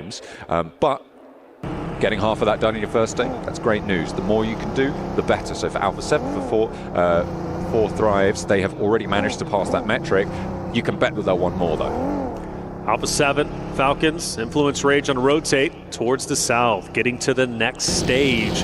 Falcons had a down player earlier. Mafioso managed to get a drop, but you notice they are now officially 4 strong. Falcons live to fight yet another day. The blue zone's not going to be too much, and I believe everybody's going to come in relatively unscathed. The question mark I do have, however, Falcons and Hora, because they're relatively close to each other, and Falcons are going to skate just by them. Still not quite fully in conflict here. Hora could potentially divert, so could the Falcons. They haven't fully committed yet. The circle bounces back, so we had a hard southeast shift, but we do go further up north. I mean, this is good for all the teams that sent in towards Chumasera. It helps them out a little bit. For DRX, it looks like they're going to try and rejoin that mass of teams in the center. But that conflict on the west that you spoke about just before their reflections is going to pop off. And at the moment, it looks like Hora are going to be eating dust first. But Redox doesn't look super healthy. Will get knocked in turn. Yeah, you got No Fear, who's also down. Jiggle from off in the distance. Falcons look to be winning this in style. Granted, 1 player down, and well, they're not out just yet. In fact, they look like they're trying to dip, which means they're going to be leaving their teammate to bleed on out, which is so unfortunate for Hora. Putting up a wonderful fight, and Falcons are feeling the heat. Sleepy able to spray them down, and actually Hora staying as live as 4, with Novalo getting felled as well by 4 thrives. This is disastrous for the Falcons. They couldn't afford to have a bad game. They weren't able to leave El Pozo uncontested, and they are now flagging horribly. They are not going to be able to earn a lot of points on this map, and it looks like they're going to be ending their day on 22 points. Alpha 7 have taken a knock over towards Carrillo in the meantime, but they are looking a whole hell of a lot healthier. Unfortunately, there's an IQ nade sent over the top. Is it going to connect? Doesn't look like it's going to find that knock, and will be allowed to find the reds for Carrillo. 4th Lives, they got history, but hey, there's even a third party off in the distance. Things are getting spicy. To be expected on the final map, teams are fully committing. IQ finishing off Revo, that's going to hurt. Typically the lead slayer for the Alpha 7 roster, but Mafioso also gone, and just like Falcons, same fate for Alpha 7, it seems, right? Both of those rosters started at a standstill. We thought they were going to explode into an engagement. It doesn't happen. By the time they have to shift all the way down south, well, they run into some issues. Our top rosters, unfortunately, falling a little bit early. And for Alpha 7, time is running out for them to get their last teammate back onto his feet. I just don't think it's going to happen. It's most likely going to be a solo trying to take on the world. Same story for Falcons. Both of those two teams too slow off the mark. The hot drop, that was terminal for them, and Koa will go down on a rotate. Team Secret plays spoiler on that rotate from the north side to Alpha 7. Without the influence of Team Secret there, it would be a different story. It would have been a fairly even fight, I feel, between them and 4th Lives, but it was not to be. They were too slow off the mark, and the circle continues to push us ever closer to the center here. I'm looking at teams in Chumacera. I'm thinking they're not going to have an easy time of getting out of this one, but these hills hold a lot of nooks and crannies, so potential to play Snake, to play slow, try and survive as long as you can. That's it. Zone shift relatively soon. Vision, not a bad day from them per se. But still, finishing this game off would feel great for them, of course. And they've got to now travel once again further in. And well, they're going to have to cross paths with AXTMG, which is not going to be a good feeling, because I do think AXTMG is going to take the building just up ahead of them. Depending, you've got a lot of company in that one area. For example, right, you've got Nongshim Red Force who's going to be rolling in. You also have, of course, E-Arena, and AXTMG finally starting to lay down some bullets downrange onto the Vision roster, who have to make a decision, swing wide or go straight in. They can't stop off in that building because the blue zone will push them out. Meanwhile, over in Chumacera, Fireflux are trying to go for a mad dash into the middle. They are heavily punished for it, but not getting knocked just yet. There is the push coming on through as they will crash straight into Yangon Galacticos here. They're not going to get any further than that. Scarface flushed out. Fireflux tried it, but they weren't able to get much more than that single knock on the Smile. All the teams we knew crashed into this area, now forced to fight against each other. And if you're looking at the perspective, of course, the Fireflux, well, they're still taking a bit of damage. And, well, they're in shambles with only a duo left. Weibo up ahead. You also have, of course, Nongshim Red Force, who might be crashing in on you. It's going to be a tough one, but you would have to expect that. Going to these compounds this deep in the zone, you understand and fully know it's going to get active, it's going to get busy. You need to be ready to fight. Vision rotating down to this south side now. They go for a wide sweep out wide. It's one of the decisions they had to make, and they have gone up towards Chumacera. Look to go downhill off of this one. Where DRX started to play, they are going to look to push in from this south edge, with DRX already much more central here. I like this from Vision. I feel like potential misstep from the teams who pushed all the way into Chumacera. And could be a little bit of an open run for Vision, where it didn't need to be for those teams who will now feel that threat from the south. But I still feel, even with that early pressure from AXTMG, you got to appreciate Vision still staying alive despite them being spread out. I thought it was going to be a lot worse than what it ended up being. Squash, unfortunately, last alive from Alpha 7. We talked about it, and, well, he's going to try and survive as long as he can. But for 4th Thrives, they're looking to put the final nail in the coffin, and IQ is looking straight at Squash. I don't know. Are we starting to set up a bit of a storyline? 4th Thrives, the boogeyman of Alpha 7? Could be. I mean, these guys came in. They're hugely popular. They've got a lot of support. Now they've got the numbers to back it up here on the global stage. It is really good to see. Coming through for the CSA region, having a massive impact there.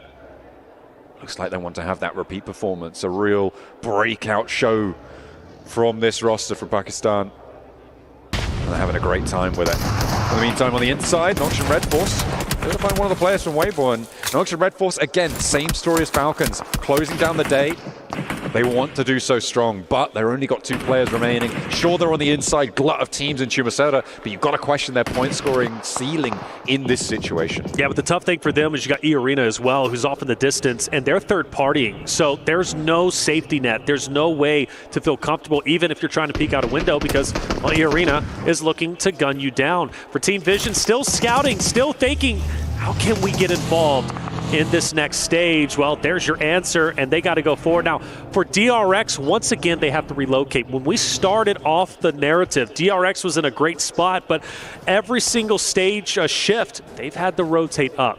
And now the job gets even more difficult because you got to go through Weibo. You've got to go through another roster, of course, of Nogsham Red Force, who is now getting third party by E-Arena. Then you have Galactico, too. DRX swinging left, maybe swinging wide where Hora is currently positioned. Is that a realistic option, or do they have to go forward straight into the other rosters? It's such a difficult decision. I feel like fighting through these urban environments is always really difficult, especially with the road that's on your screen right now being as bad as a river in terms of getting across this one. There's so many teams in the circle on the far side of it. You have to think, maybe try and go around, right? Maybe try and sweep out wide, take a fight on an off angle, and try and play that west side against Hora. Potentially one of the options there, but they've taken a knock, and that is, again, just going to slow DRX down. It's going to make their lives a lot harder towards this next rotational set. But all of those teams in Chumacera should hopefully keep each other busy.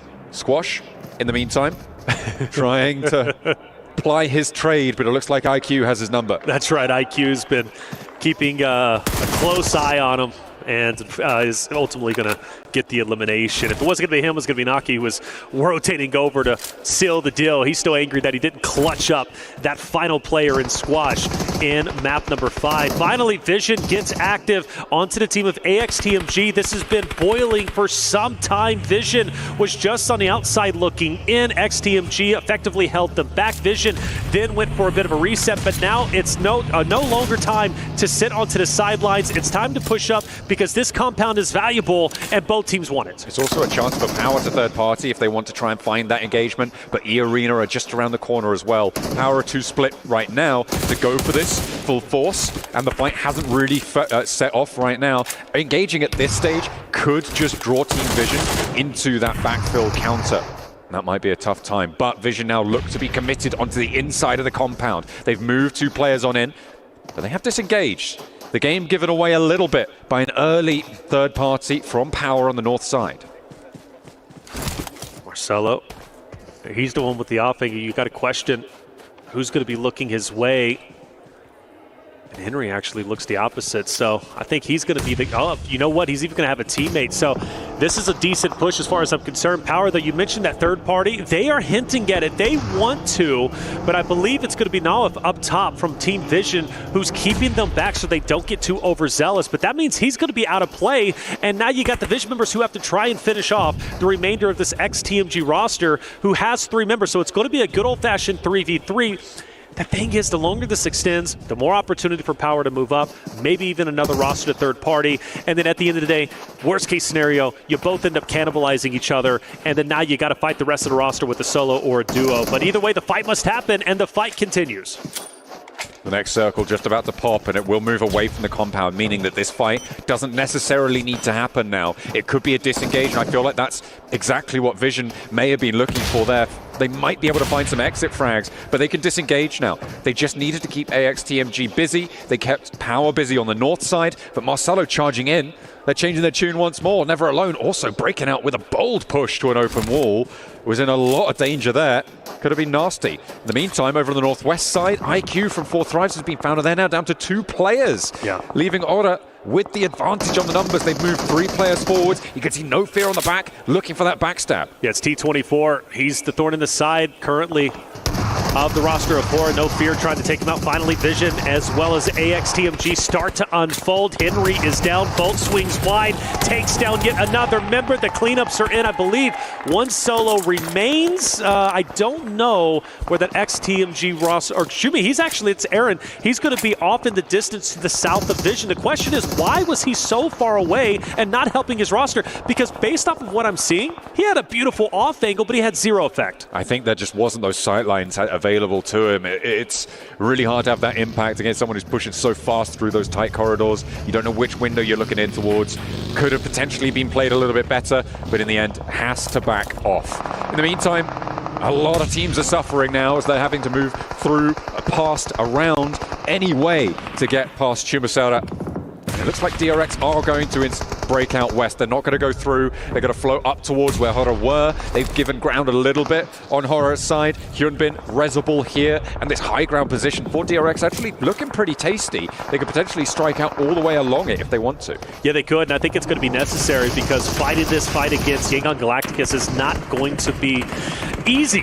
They already got one down, like you said, back on the feet, though, for DRX. They're going to be a four-man unit, but Galacticos is looking straight at them. There is an opportunity, maybe, if a third party comes in onto Galacticos from the likes of Fireflux, maybe Weibo, who's just to the right-hand side of them. But for the meantime, Hora also, T24 going up against Jiggle, who is going to get taken down from the backside. I believe that was a third party from DRX. T24 finds the opportunity, takes a little bit of damage, but gets the finish nonetheless. There it is. And Horror now down to one player alive. They had four on that angle, but DRX moved up. They got a knock and a flush, I believe. I don't know where all of their players went down, but we just saw that Four Thrives kept it together towards the top side of those tables. DRX having a big impact here on all of these teams. They've managed to now get ahead of this Chumasaura rotation. The flank out to the west, unchallenged anymore by Horror, is huge for DRX. This high ground spit of land is absolutely massive when it comes to the shots that they can take towards Fireflux, to Weibo, to Yangon Galacticos, and across the circle towards Regnum Karya. Yeah, they've managed to take a power position. I'm so impressed. This could very well be the roster right before you to win 3 out of the 6 games today. A heroic effort for a roster that has played so very well. Already at 3 eliminations. One of the things we discussed was they're in 3rd place with 2 wins of the day. And that means because they're not necessarily slaying out per se, but this game could be incredibly valuable based off of their positioning. Now, I do want to say rest in peace, right, to one of our rosters, Four Thrives, who is out. I feel like they put up a wonderful fight and a good engagement against Alpha 7 a little bit earlier, but they exit a little bit earlier than they were wanting in our final game of the day. But yeah, at the moment, I think DRX are in a great spot. The question is, though, for Galacticus, how can they get out? Can they effectively lead? Because I think DRX is going to gatekeep them. It feels that way. Might just be power in the meantime. With 4 players, Alhaji wanting that res. It will be enacted right now. Ragnar brings him back to his feet. And they will play on us 4. Fidan now on the top ground as well as they open up.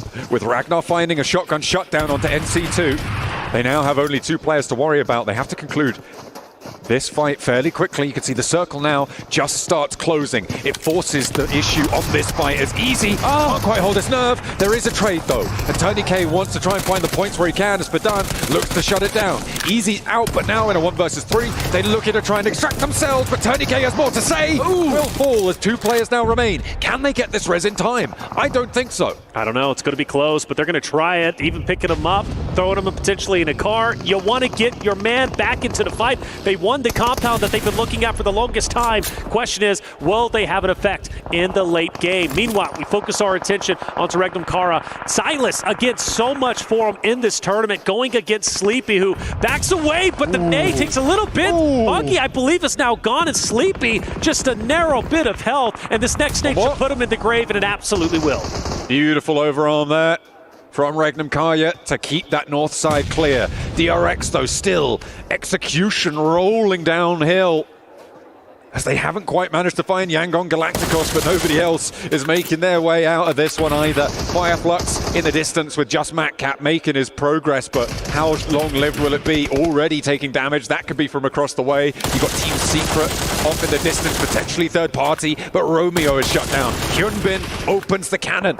DRX are down to 3 players, but they've got such an advantage on this high ground. They absolutely do. Say Cloud Smile. I think this is going to be the ending. You have really nowhere to go, and DRX DRX are all focused on you down below. And this is such a power spot that's been set up a little bit earlier in a future stage. You know, you look at where DRX is currently at in the standings, what they could potentially do in this moment. Yes, they've lost a player, but they're taking down the big dogs. But do they get tunnel vision? Because my only concern is Silas is also in the distance, and there is a chance potentially he's able to third party from where he's currently at. But in the meantime, DRX can't really worry about that. They've got to focus down low. Taking down Yangon Galacticus could very well put DRX in a winning spot in game number 6.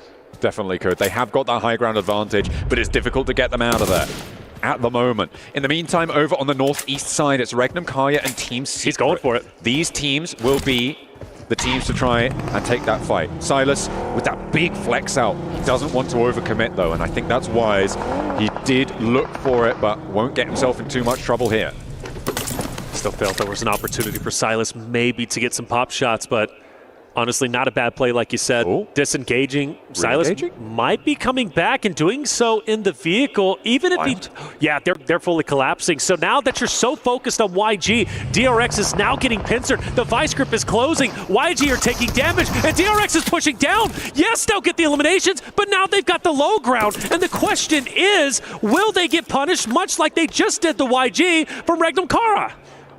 They've left Soaz up on the high ground. That will slow down Regnum Karya because that high ground is not fully under control. They don't know that 2 players from DRX have dropped down. They know that a fight has concluded there, sure. Matcap is also a thorn in the side of this position, and DRX need to be careful here. A misstep, and they lose a player, and that could be devastating. A nade in hand for Matcap, and there's a lot of damage being poured on in. Team Secret are here to play as well, and they can't quite get back up towards the top here. Matcap spotted, and the nade no longer an issue. 3 teams remaining. It's Team Secret, it's DRX, and it's Regnum Karya. That's it. You've got all 3 teams with 3 members alive. It's anybody's ball game without question. Team Secret, a win here would be tremendous. We haven't seen them in the winner's circle just yet. This will be their first opportunity for DRX, though. They won 3 out of the 6 today, and that's going to be a massive drop.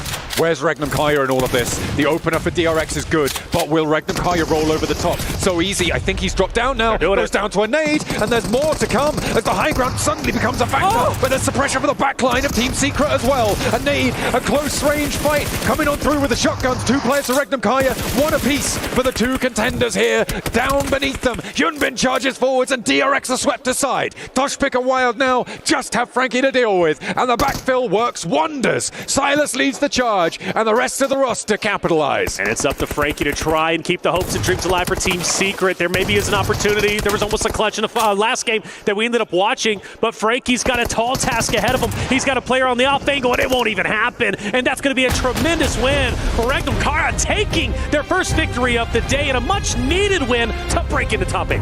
A beautiful result coming through from Regnum Karya. As you say, much needed.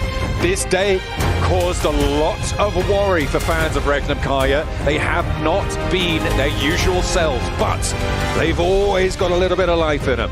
There is a reason they are the PMGO champions. There is a reason why they are here and why we talk about Silas with such reverence. They do manage to pull it out in the final match of the day, but their job is not done.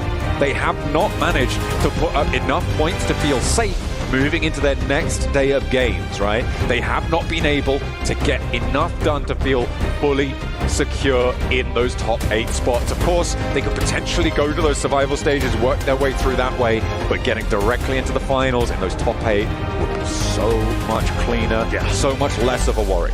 Without a doubt. Big plays coming out from DRX, though. In this meantime, you think they look great, you think they look strong, but I gotta say, man, a tremendous victory. Let's hear what the desk has to say. 7, what's going on in that last game?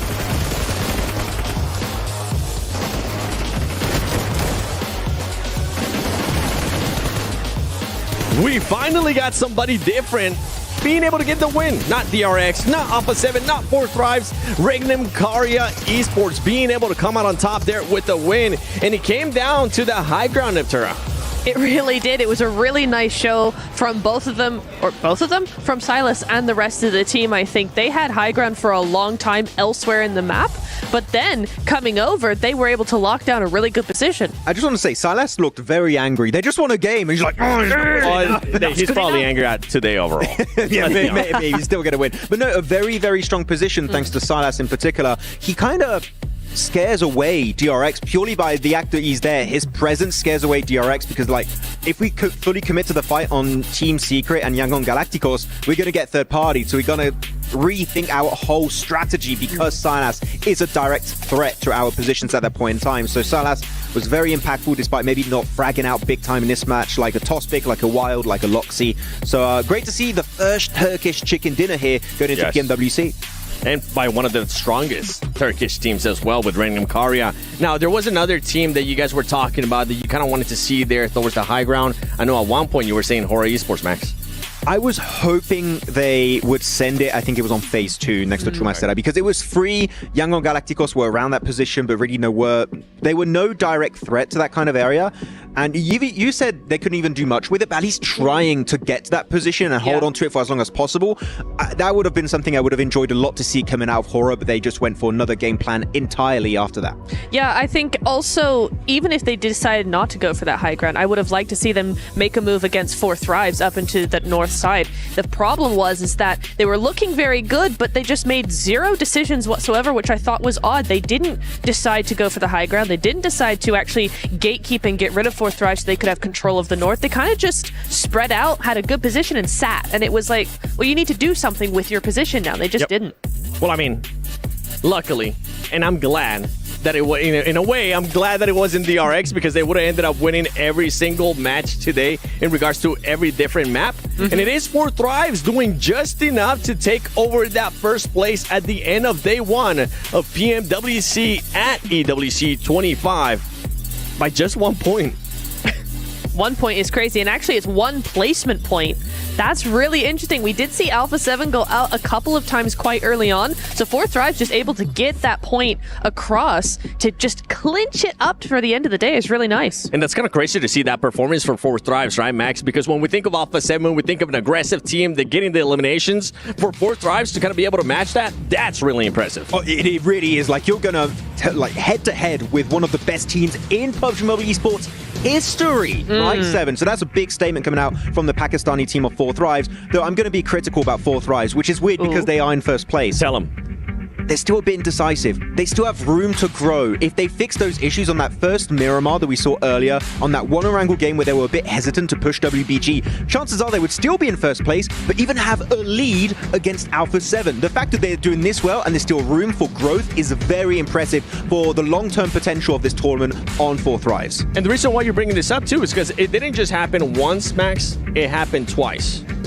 Yes. The fact it happened twice really hindered them. But you know what? Noki saved the day. He got the second place on Miramar, and that gave them still a few extra placement points, which were very important, as we saw there on the leaderboards. And that's another thing we got to mention about 4 Thrives, too, Neptura, is that it's not just Falak, it's other players also starting to step up.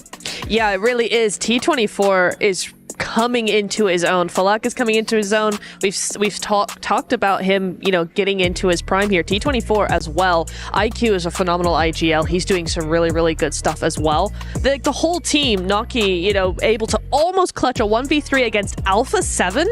The fact that he didn't do it doesn't matter. He almost did it. It was down to the wire. I mean, that is huge for them. So just a really, really big squad of some really great players coming into their prime all at once. I can imagine Crypto being like, guys, is there space? Like, full season? Please. Guys, I swear I could do Don't send me DM, guys. I don't want this heat right now. I'm not going to say anything. All right.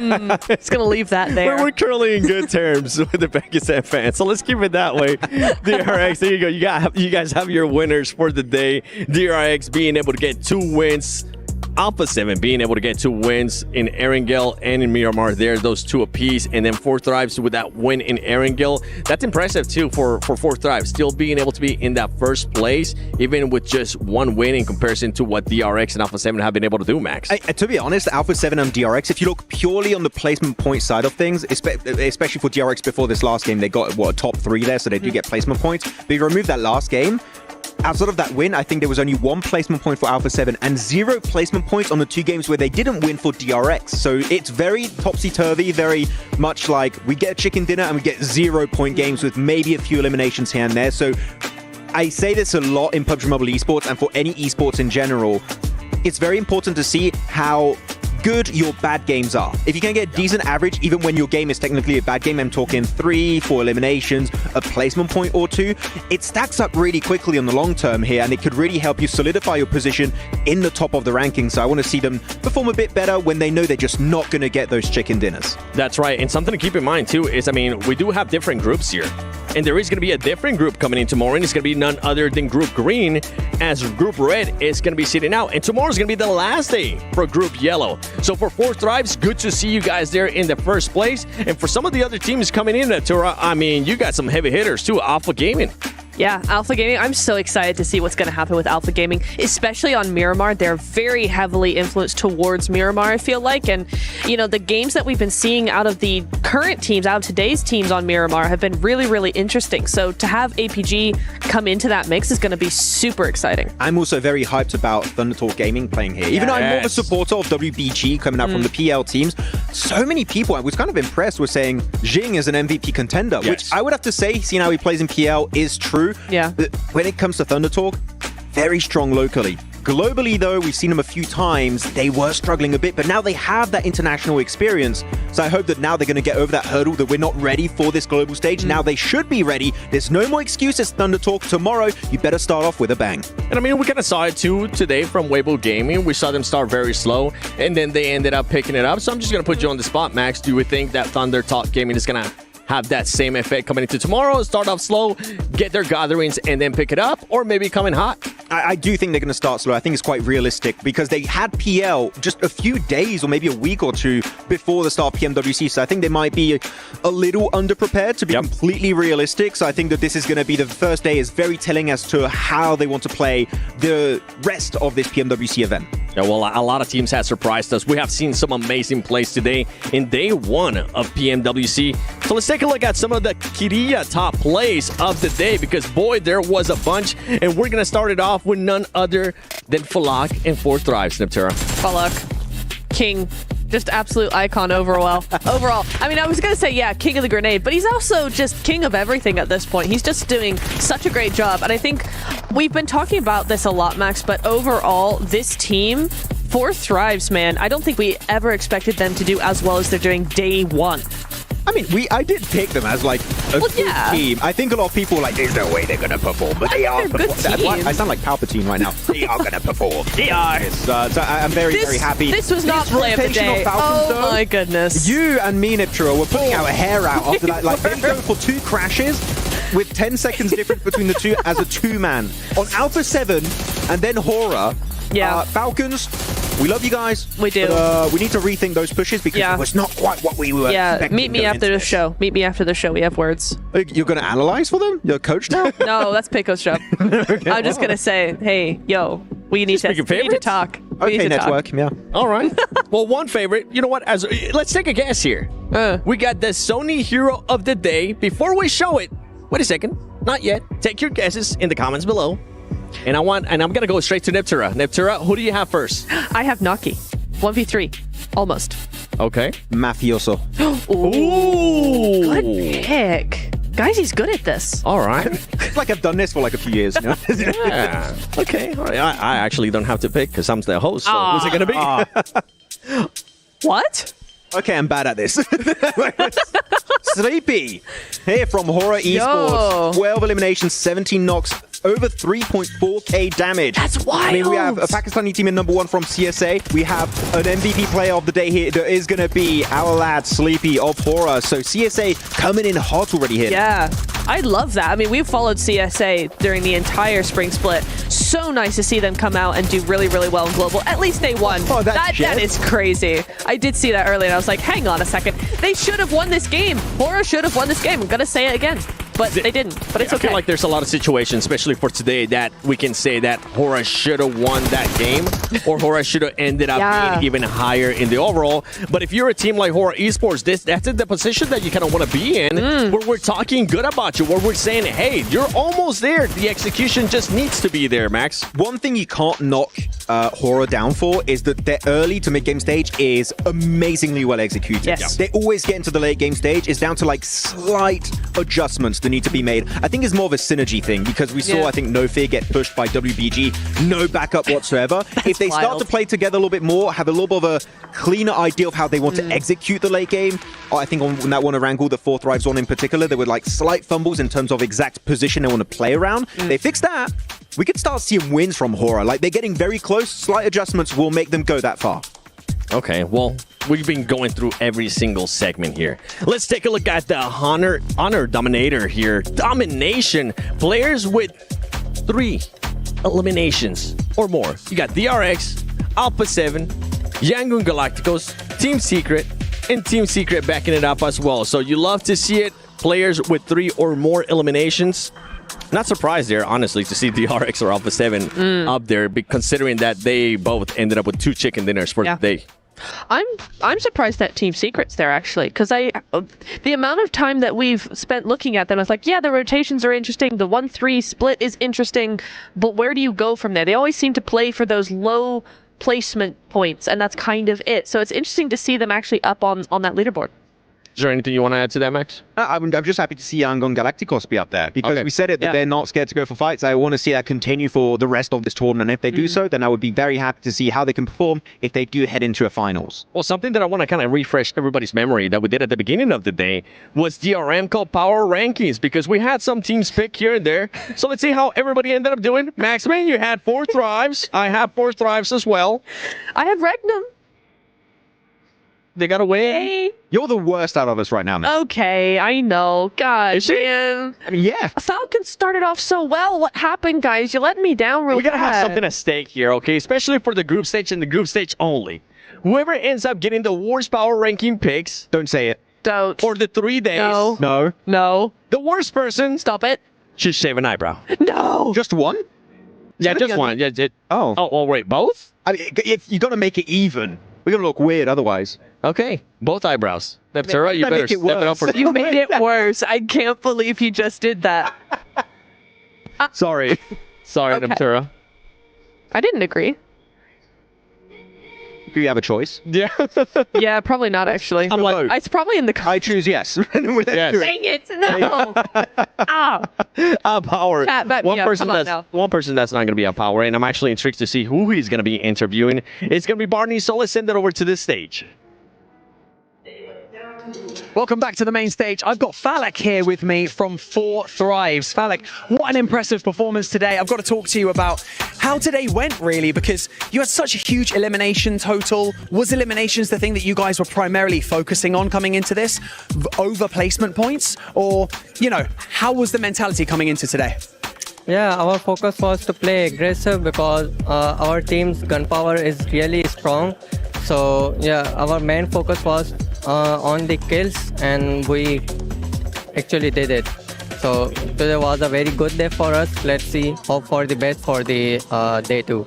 Yeah, it was a really good day for you guys. I've got to talk to you a little bit about, you know, some of the teams that you're familiar with, because Alpha Gaming, who weren't here today in your lobby, you're quite familiar with them. Typically, when you drop an Erangel, you guys drop in quite a similar zone, and you often end up fighting early game, and that can sometimes ruin either one of your games, right, of getting into zone nice and early. Because they weren't here in your lobby, you guys managed to execute really well on Erangel, but I'm curious to know that when they're in your lobby in the coming days in the group stage, are you guys going to change your strats at all? Yeah, definitely we will make a strategy for them. I would not like to leak here. That makes sense. Yeah, don't tell. But maybe some adjustments will be made. I like to know that. Now, lastly, you know, we've got to talk about your team individually because, you know, you and T24, really strong fraggers. You've got your IGL IQ, but Noki today, he popped off. What an incredible day for him. He managed to secure the chicken dinner on Erangel, and then on Miramar, he managed to secure second place for you when he was the only one alive. You know, give some props to your team. Like, how do you feel about their performances today? Noki is a really good player, and people underestimate him, but he's proving himself right now at the biggest stage. So every player is doing his role. Hope for the best. Let's see what happens tomorrow. He's amazing. You guys played incredibly well. Congratulations on today and coming out on top. We can't wait to see you guys in the coming days at the group stage. So best of luck. Back to you guys.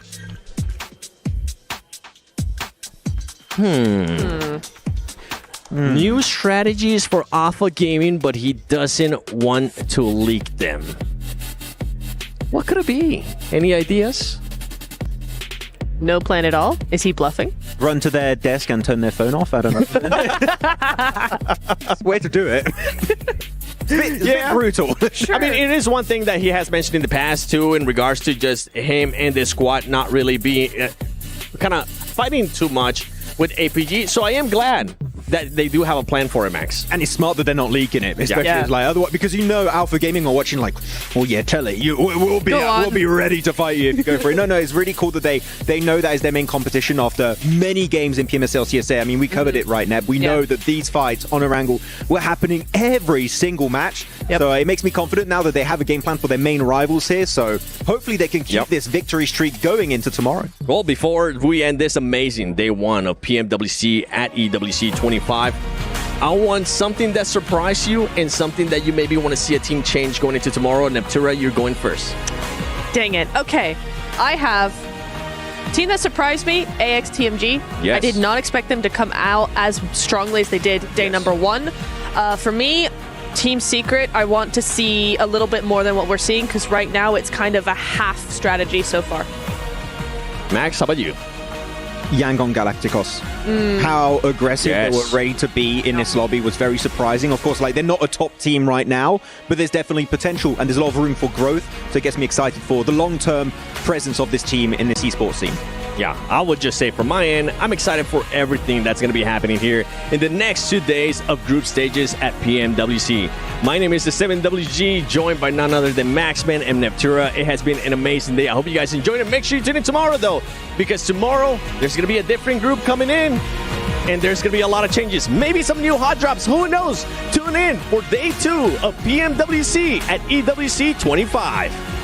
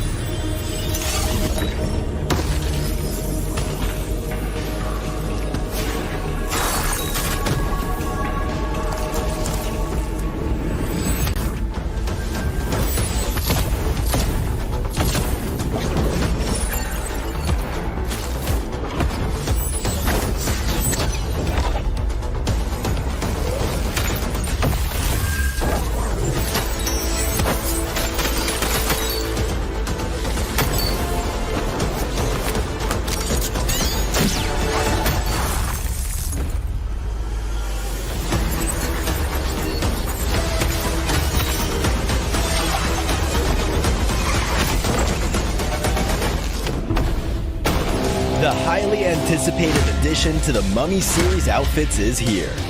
Paired with the new Ice Tomb Glider, the Polar Spectrophage set is just what you need to freeze your enemies. Or send them ablaze with the Inferno Fiend set's new upgradable Chain Inferno Uzi. All the Mummy outfits are back.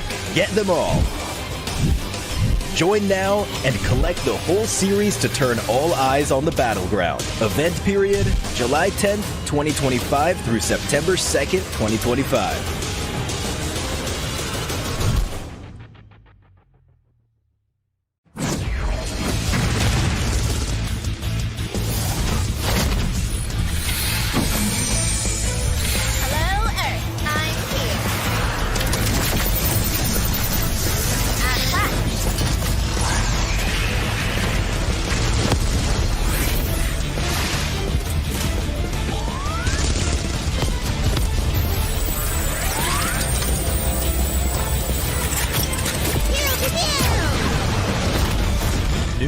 Pulsar Legionnaire available now. First outfit with special head animations and voice lines. The Pulsar Legionnaire set comes with its own super cute voice lines that can be toggled on or off. What happened? Bye, friend. Hello, Earth. I'm here. It also features the upgradable Hyperion ship DSR and Jet Reaver glider with special animations. Experience parachuting like never before. That's not all. Even more rewards await. Event period, July 25th, 2025 through August 26th, 2025. What are you waiting for? Get the new Guild set now.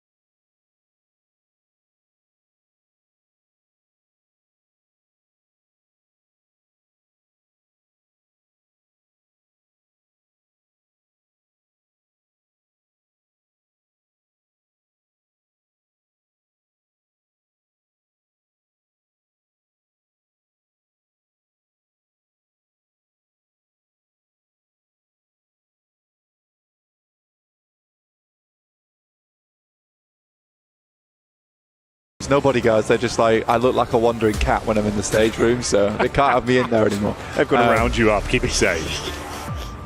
But we're starting off things here over on Sanok for a fantastic day number 2. With 4 Thrives currently thriving at the top, and you're going to hear that one quite a few times. I'm not letting it go. It's an easy one. It's a low-hanging fruit, and I'll take that where I can. It's a staple. It's a classic. Yeah. You can work it in, make the most of it. Yeah. I respect you calling it a classic. Yeah. A classic, yeah. Low-hanging fruit classic.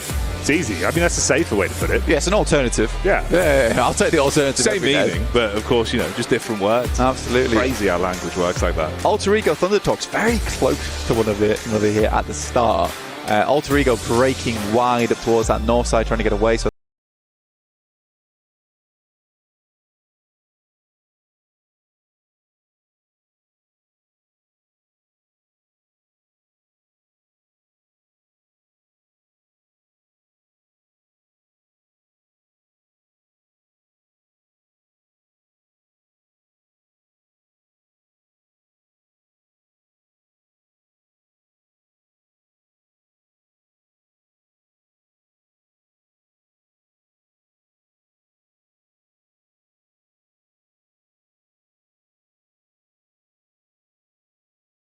they have control of full of Camp Alpha.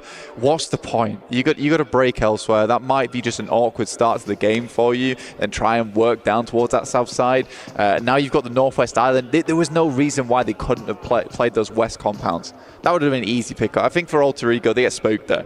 They get spooked there massively. Yeah, thrown off a little bit. Seems like Rosemary's got a little bit of damage back over as well. Knock picked up there. Of course, dialing in at the minute. We get to see a little bit more from Yangon Galacticus. I think they looked really crisp yesterday. It's obviously a good start on a drop. Could be a nice way to get them straight back into that same mindset from what we saw on day 1. Yeah, I mean, day 1, Sanhok for Yangon Galacticos. Fantastic 14 Elim throw to pick up there. So it was a really, really good first match for them. Kind of fell off a little bit towards the rest of the day. You can see there. 42 points, though. So they were bringing it back over on the final 2 Miramars, but the Erangels looked a little bit lackluster for game 2, game 3. Not bad so far, though. Scent of Rosemary certainly in the air. You can see he's still keeping himself above water with some of the pickups back over. It was that initial knock, full takedowns, obviously leaving the free. Yeah, I mean, for Krypton, again, it's like your entire team's sent out. Yeah. No one's with you. I don't know why he tried to go for a solo drop inside of Camp Alpha. Maybe there's miscommunication there. It wasn't made fully clear. He's already full committed over towards Camp Alpha. He's like, where's my teammates? Nowhere near. The boys are not to be seen. They could have easily had center northwest on the hilltop. I don't know, man. Bit of a weird one, but they can adjust. They can adjust. Yeah, we'll see if they can bounce back from it. A little bit worse for wear. Seems like they've got some to work with, though, topping themselves back up. But Yangon Galacticos actually leaving that engagement. Smile takes a lot of damage, actually. Coming through from R8. Do you send them off? So they'll take the entirety of Paradise Resort. Doesn't really matter too much. I think for Yangon Galacticos getting out from Paradise Resort early, especially when this is leading up towards that northwest side, you're wanting to get away from it early. It's not the greatest of positions to be in Paradise Resort. Getting locked in there as well is a very easy thing to do. I think it's more of an ego thing as well, where you really don't want to lose that fight in Paradise Resort. But with the fact that for Yangon Galacticos, there was a free rotate down towards that southwest side, I think that shows character. It shows maturity. Yeah, it definitely does. I think it was nice as well because obviously it was the mid-portion of that game 1 for them where they really started to turn up the heat and just kept compounding it. They had a good read on when to get stuck in with the third parties. Rotates were nice, obviously. Rough early game would not be the ideal recipe going into this. Rigo again, though, it's Moana being absolutely unloaded on from the sidelines. DBS up close, but they give him no distance to playoffs. Zol's able to grab that one. Full commit, another man goes down from the squad. This is a ridiculous team, by the way, for Alpha Gaming. I mean, if it's your first time seeing them, they have many players that have been up to the hippity top of the international level. With Ziol on the team way back when on Zeus Esports, getting huge amounts of work done there for Mongolia.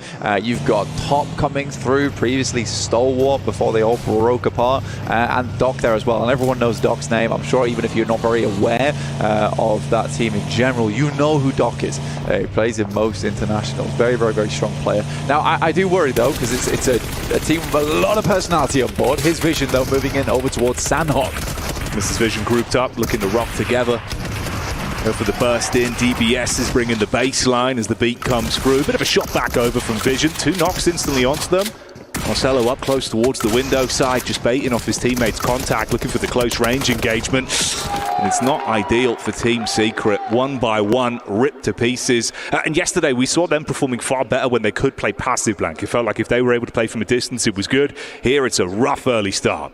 You do wonder if 4th Rise are going to get involved on this. I mean, Falak has seen this. Takes a good angle down towards that south side as well. Gets a little bit of damage in. Will finish off that final player of Team Secret as well. But that's a 3 knockdown there coming through for Vision. It's a hard one, though, because you don't really want to give up the bridge crossing on the north side.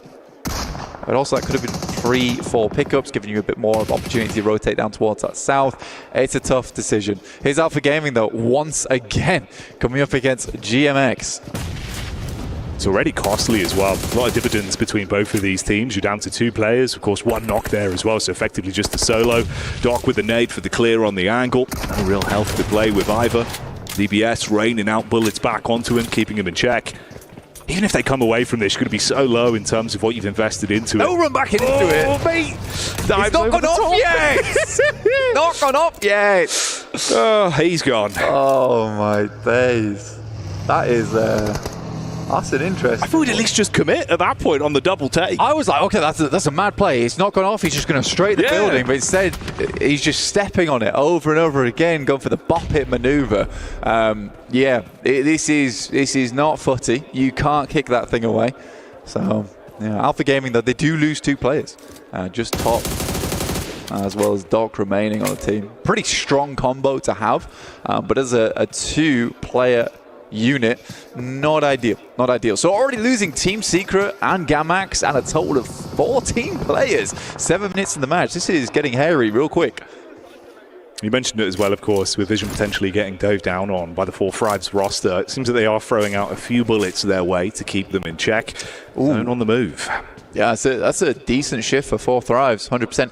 And Falak was having a look in. You're right. You're absolutely right. He was having a look in down towards that south side. But now I would say their position in the circle becomes way, way, way stronger in terms of real estate. You do have this difficulty, though, Jackie, I will say, where you've got 2 players up towards Hatin. You've got T24 as well as IQ down towards the southern compound on the bridge. You're a bit fragmented right now. If they feel like they can hold all that area, sure. I suppose we'll see if they do overcommit to it. Seems like Falak is still curious if they can actually get anything from it before they back up and play a little bit more for the long game. Could be a risk you run into. You had Rosemary up on the hill as well, just taking shots down, and he was able to find some impact there, of course, towards Alpha that got pushed up on. It was a rough early fight for them. I think losing 2 from it, considering how they were hoping, obviously it'd just be a quick smash and grab, is not ideal. They haven't made out like bandits. Yeah, it was 2 fights back-to-back, right? And they were just forcing that position on the south side, which can actually be a really, really strong place to play and keep you in check for a long time, because it's the slope that comes down from where APG are currently playing down towards Kinotropa, who's just making it in now. Thunder Talks currently playing in the Watchtower. You got Intense Game looking their way. But there's another shot coming through from Rosemary. Doing some great job on these pot shots. 600 damage already into the match here. Lovely stuff, because I think Kino Troop was trying to find a little bit of presence here, playing up on the cliff tops, but they're disconnected now. And they're quick pop-ups as well. Actually, the shots he's been hitting, you can see how crisp he is from distance, which is nice to see he's still on it. Finding influence here, considering obviously the rough opener they had going into this. Dive in of the top, Silence getting aggressive. Got the nade ready as well. 3 seconds on the cook. I don't know how he just keeps doing this. Yeah, absolutely is dominating. Just from that one position on high. He's been given so much freedom to rip his way through anyone that dares to step up. Oh, that is going to sting. Smited back down to the ground. Up close with the DBS. You feel the full force in your chest on that one, Blank. That's decent coming through from Intense Game. Very respective of their region as well, right? It's a very aggressive region that Intense Game playing. They see an opportunity, they're going to take it. And they only lose Rafa as well for it in the process. Adrian, very, very strong player on that team. Really, really good fragger. But it's nice to see that Rafa and Silence also having a lot of success there in that engagement. So 4 elims so far coming through for Intense Game. But yeah, Alter Ego, it looked bad. It looked bad. They had to have a bit of a reset there and try and find some compensation. They didn't find all of those knocks and flushes, but Rosemary's certainly been putting the fear into these teams surrounding them. You love the heads-up call as well, obviously, just playing off one another, have the respect to play from distance, just go for those more solo maneuvers. They're not just thinking, okay, slow this one down massively, look to rat it out. They're actually keeping themselves involved. They've got the gun skill for it, bro, so it makes sense. Like, even with a rough start, just see what you can do, play your own game. It looks a lot more confident as well from Alter Ego. In the past, you see a lot of these teams coming through, especially previous iterations of Alter Ego, a little bit too passive. And again, it reminds me a lot of Sook from yesterday, where he was just going for plays where in that moment, it was the necessary play to make, but it was risky. So they go for this 1-1 split here coming through from Alva as well as Rosemary. And you're right, they were playing off each other very, very well. Fourth Rise, they don't over-egg the pudding here. They play Hat in. They've got Noki in the back line there. Influence Rage is on the way from that western side. So at this point in time, I'd quite like to see Falak pull himself off from this position. I think it's just more worth his time to hold Hat in and give up the ghost on that compound. Just hand that over towards Vision. They can hold your south side. Yeah, it's a good call instantly as well. You can see they've got the audio from this. So as soon as they've got Vision, call for the backup, like you said, they reposition from it. They're not going to guard towards the circle edge there on Vision. And you can see everyone starting to make their move over. It's DRX that are close behind Influence Rage on that crash up towards Hatin as well. Yangon Galacticos back on screen. Sanok Demons, but a little bit quieter in this one. DRX are backstabbing over towards Influence Rage, using the shallows to get the car across, but for how long will RA be able to hold on to this one? They're heading over towards the compound that Vision would have desperately liked, but Vision is late. Rosemary still finding impact in the Elim feed as well, keeps it going, but let's see if they've got crystal clear vision on this one, or if in hindsight it'll be problematic. Getting the nades ready for the burst over. Meanwhile, looking rough as well for Fire Flux as they're being burned down, but still get a knock over onto Lil Boy. So at least some influence there back over onto the Rage squad. Yeah, nades are just primed a lot earlier here from Vision. Yeah, R8 does have to back it off, but no one's focused down towards this fight, so R8's not getting stabbed in the back by anyone on that north side. So Influence Rage, DRX, Fireflux, who even took a fight in the middle of all that, didn't find anything off the back of it because they got sandwiched between two very hard stale pieces of bread in DRX as well as Influence Rage, which is not a comfortable position to be in whatsoever. Not the sort of sandwich you want, mate. Crumbs absolutely everywhere on that one. Placemat would need a wiping. It would. Or just removing entirely. Yeah. There's no saving it. Rosemary is literally living his movie immediately. How much has he done? It's got to be up there. In the thousands at this point. Nuts. Alpha Gaming have Doc very, very close by to Rosemary as well as Alva. Alva's probably passed that information back, and Alva will just find him. Doc's down for Alpha Gaming. Not the most amazing start. Definitely some presence was shown, but only the 5 elims on that match. But it's better than some teams. Better than some teams. It feels like one of these actually where they're kind of just inciting it as well. It's like Rosemary going, feed me more. Give more to him. And there's more on the menu, Blank. He's just seasoning the team at the moment.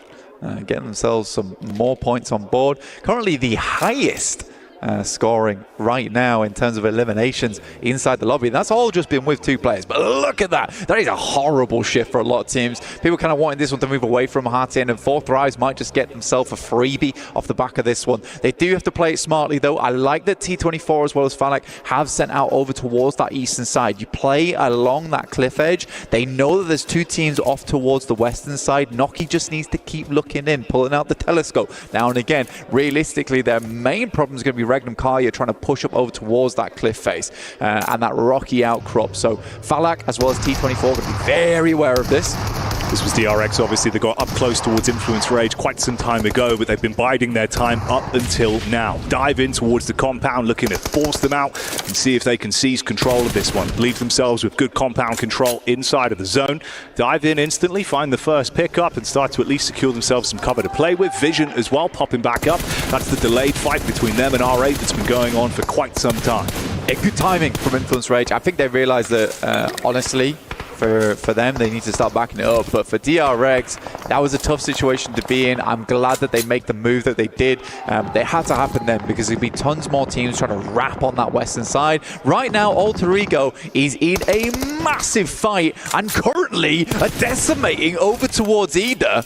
Only Emre still up and kicking. This is 7 Elim, 6 for Rosemary. Both players doing a hell of a lot right now. Well, this was the thing as well, right? Obviously, he's been playing for that position up and high for so long. They got vision. Oh, they realized they were ahead of them. Tried to go for the backstab into it. Rosemary found some impact now. Down and out. All up to the last remaining member. Falls out. They're able to keep themselves in it. I mean, fair play for the amount of influence they've had on the lobby. For 2 players, Blank, with Rosemary popping off, that's big. It's pretty nice. It's pretty nice, especially with how it started as well with Bugs. I do think that's a classic Rosemary moment. Didn't really wait for Alva to get in a position and just try to gun it, try to finish that one much quicker. Yes, they had to get a move on, but that could have been played better. I think he was hyped, if I'm honest. He was feeling it, right? Yeah, he was feeling it. It's just one of those. He's gone for the solo play, thinking mechanically he's just going to pick it up on himself because he was really just absolutely slaying. Like the quick shots he was getting from on high, you could see. It didn't matter. Distance wasn't real in his mind. Yeah, try to get Medieval on him, but it's not meant to be. Vision. Trying to make their way up, but Regnum Kai is in good spots. Whenever we see Regnum Kai, typically underneath the bridge. Where they feel most comfortable. It is. They need a roof overhead. I understand it. Sometimes you've got to just tuck in. It's like being underneath a desk. Let's see what they can do, though. When push comes to shove, so many bullets raining in from either side. Marcelo is able to get into a little bit of a cheeky angle around the backside as well. So he's got cover here. Focus drawn over from the other side as that's Falak that gets beaten onto them. It's a big pickup. Yeah, that's what we talked about earlier. Falak was just holding this angle for that eventuality when Regnum Kai is starting to move up. You can see that cliff face exactly what I'm talking about, but you have a small amount of vision as they make that cross. They didn't quite get Loxy, who's going to step up now. Falak immediately retreats back into cover. He's playing around that hard cover as well. Awesome stuff. Yeah, again, I love this player, man. I really